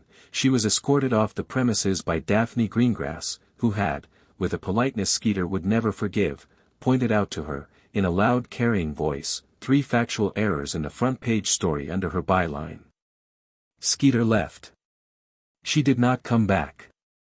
A second reporter tried to pretend to be a janitor and was caught by the Grey Lady within 10 minutes. A third did not bother. The only difficult day of December was the first of the month, which was the first Thursday after Ministry pressed Augustus Selwyn into giving up 17 more Death Eater names. That day a hand-delivered note came to Harry at breakfast, from a small terrified owl, from Narcissa Malfoy, not Lucius. It read simply, "My son is frightened. My husband is fighting. I am not fighting. If we can speak, please. N. B. Malfoy." Harry had written back within an hour, with an invitation to tea at the Potter Townhouse in London for Narcissa and Draco, no husband, the following Sunday. Narcissa had come. She had brought Draco. Draco had not looked at Harry for 10 minutes.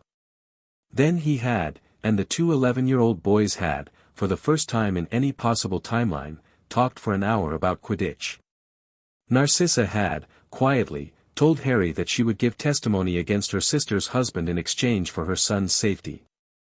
Harry had, quietly, said he would speak to Madame Bones. By Christmas, Augusta Longbottom had begun to host small dinners at Longbottom House to which an improbable mixture of light and neutral families were invited. The Potter boy would not always come, but a letter from him always did. The dinners began to matter. Christmas came. It was quiet. Harry spent it at Grimmauld Place with Sirius, Remus, and, on one surprising evening, with Augusta Longbottom and Neville, who came over for dinner because Harry had asked politely and Augusta had said yes. Hermione spent 3 days as a guest at the Potter Townhouse, because Hermione's parents, two kind dentists in London, who had, to Hermione's immense relief, taken to the idea of magic with the calm curiosity of the professionally precise, had allowed it. Daphne wrote every 2 days from her family's house. Luna sent a small parcel of dried dirigible plums with a note that read, "For the voice." Harry hung the plums from his bedroom ceiling. He slept under them all year.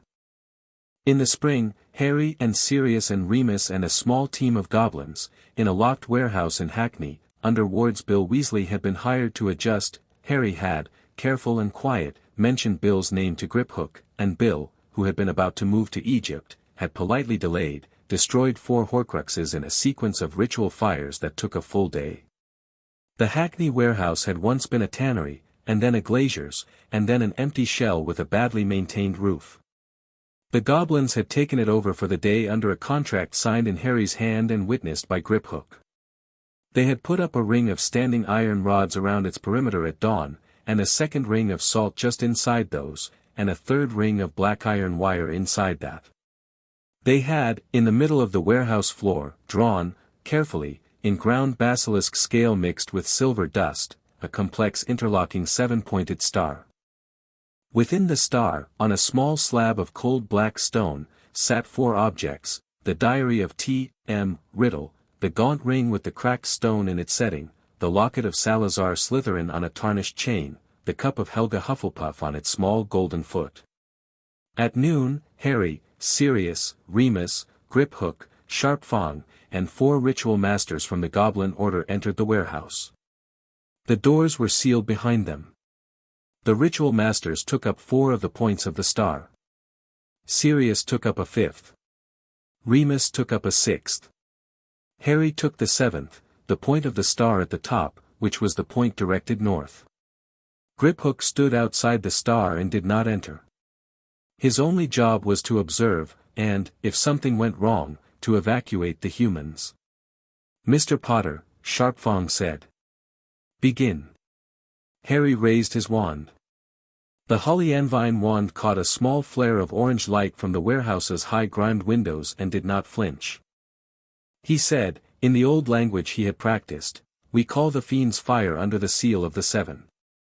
We call it bound, not free. We call it to eat what we put in the center and to eat nothing else.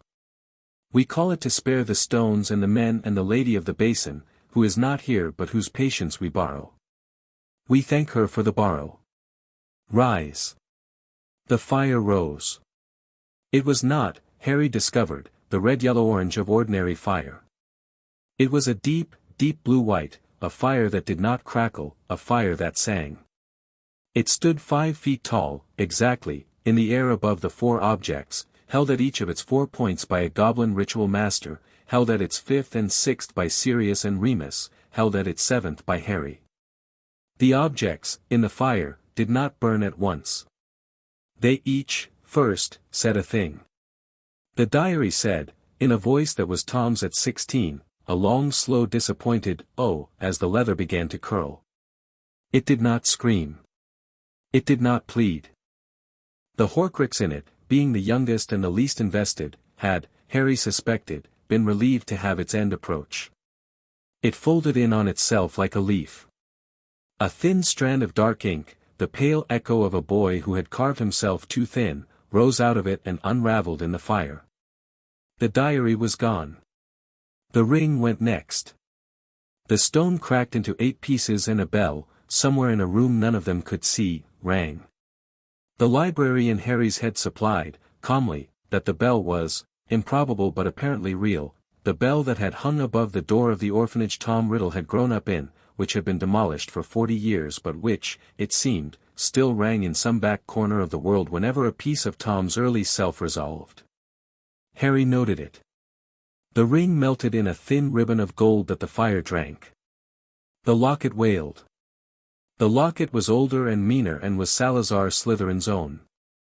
It wailed for a long 4 seconds, and it tried, out of long habit, to to work on the minds of the 6 standing around the star.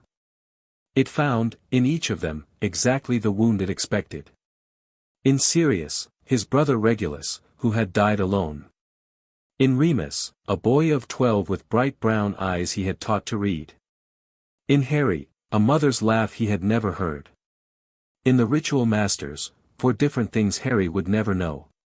But the locket, for all its cleverness, had not reckoned with a circle of 7 people who had, every one of them, already been wounded by it on some earlier day, and who had, every one of them, already decided what it was. Harry, softly, in the old language, said, "We see you. We thank you for your service. Rest." The locket, after a final small shuddering breath, came apart. The cup went last. It sang, as it had. The song was a good song. Hepzibah Smith, for all her silliness, had been good to the cup, and the cup had, in its original founderware, been made as a vessel of welcome, a thing of comfort, and the voice in it had been twisted and used but had never, quite, lost its original note. Harry, with a small tight throat, helped the song end on its right note rather than its wrong one. The cup, in the fire, peeled once, pure and gold, and fell silent. The blue-white fire collapsed in on itself. It dwindled. It went out. On the black stone slab, 4 piles of unrecognizable soft ash lay, and nothing moved. Harry, in the 7th position, lowered his wand. He found, crying. He had not meant to. He looked at Sirius across the star, who was crying too. He looked at Remus, who was not, but who had gone the color of old paper. He looked at the ritual masters, who were impassive but, in their old iron way, pleased. "We are done," Sharpfong said, quietly. Goblin of Gringotts ledger, 4 pieces of Voldemort's soul have been destroyed this day, by agreement with the House Potter, under the Treaty of 1710 and its addenda. "Done," said Grip Hook, from outside the circle. "Done," said Harry. They left the warehouse. They locked it behind them. The goblins would, over the night, incinerate the ashes. The black stone slab, on Harry's quiet request, was to be returned to the wall of the cellar in a house in Spinner's End it had originally been taken from, in the name of a boy who had, long ago, loved a girl with red hair. The diadem Harry destroyed himself, alone, at midnight, in the astronomy tower of Hogwarts, under the bright cold stars. Luna came with him. Luna held his hand. Luna said nothing. The diadem broke in a thin white tongue of fire that tasted of old wisdom and old grief, and it flew up into the night as a small bright soul fragment of Rowena Ravenclaw's original making, not Tom's, not Voldemort's, but the Founder's own piece, finally freed after a millennium, and the wind over Hogwarts, that night, was very warm. Harry stood at the parapet of the astronomy tower with Luna beside him. The voice, which had been silent since the welcome feast, stirred. Ascension stabilized, it said, in its far weather-like way, and softer than it had been in August.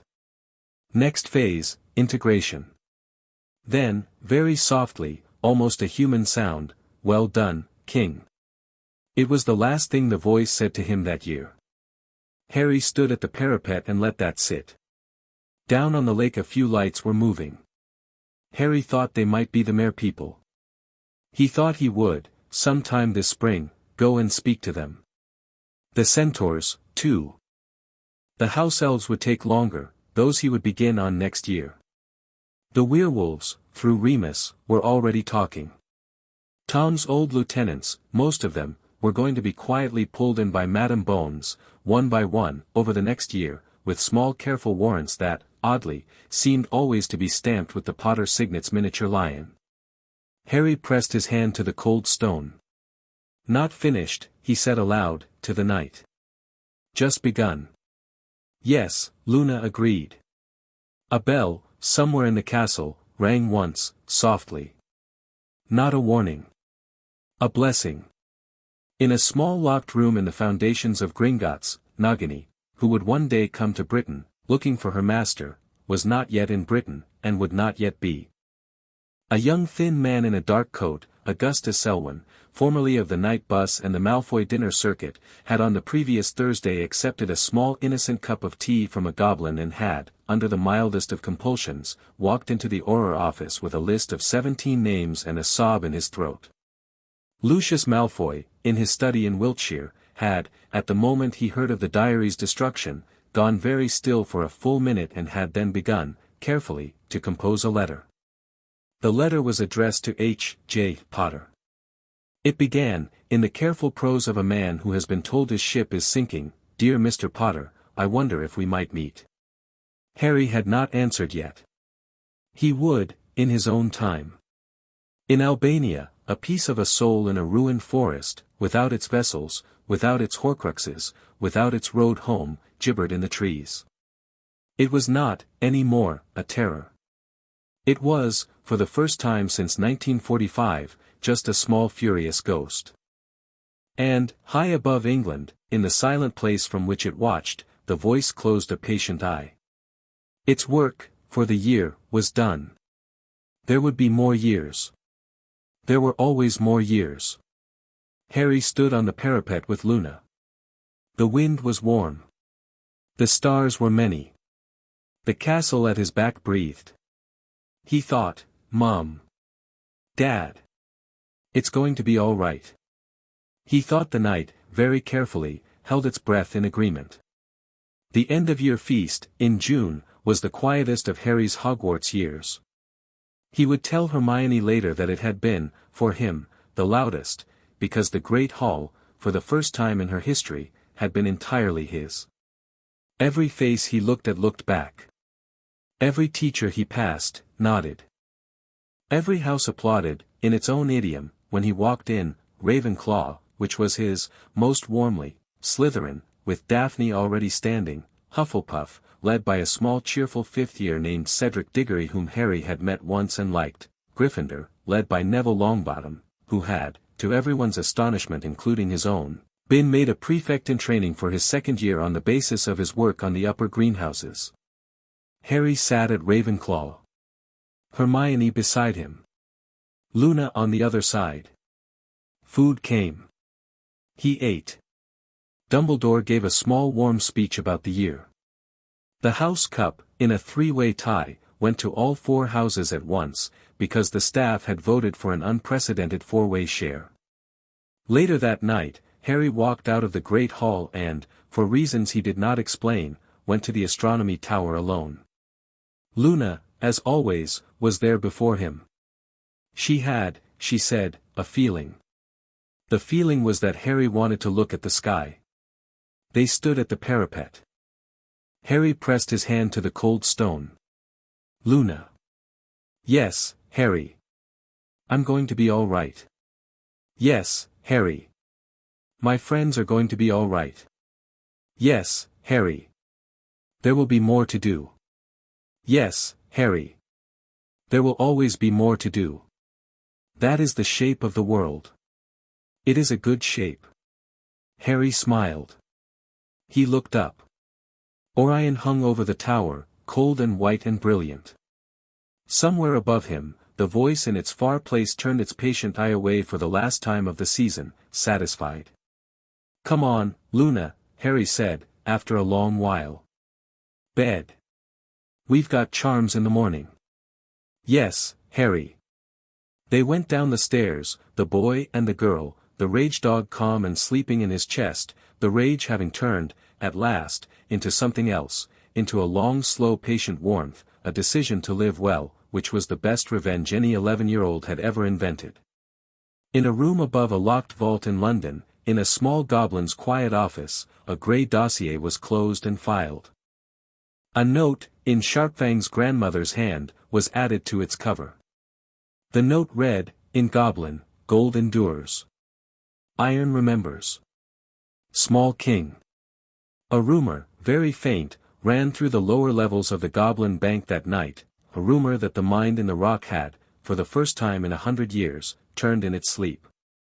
The goblins, who did not share such rumors, shared it anyway. They stored it, for another night, in case the small king needed to hear it.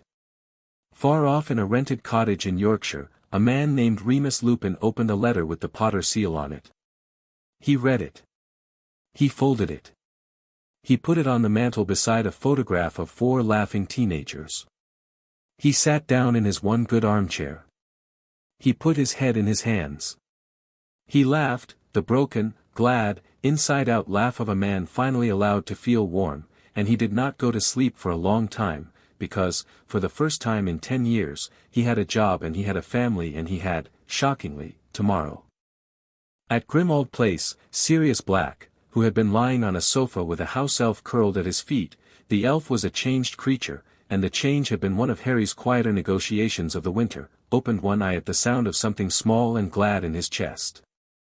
He did not know what it was, exactly. He suspected it was his godson, in Scotland, doing something right. He closed his eyes again and smiled. At the top of the astronomy tower, Harry Potter closed the door behind him, and the tower sighed, and Hogwarts, for the first time in 100 years, had a peaceful spring. Chapter 6 End.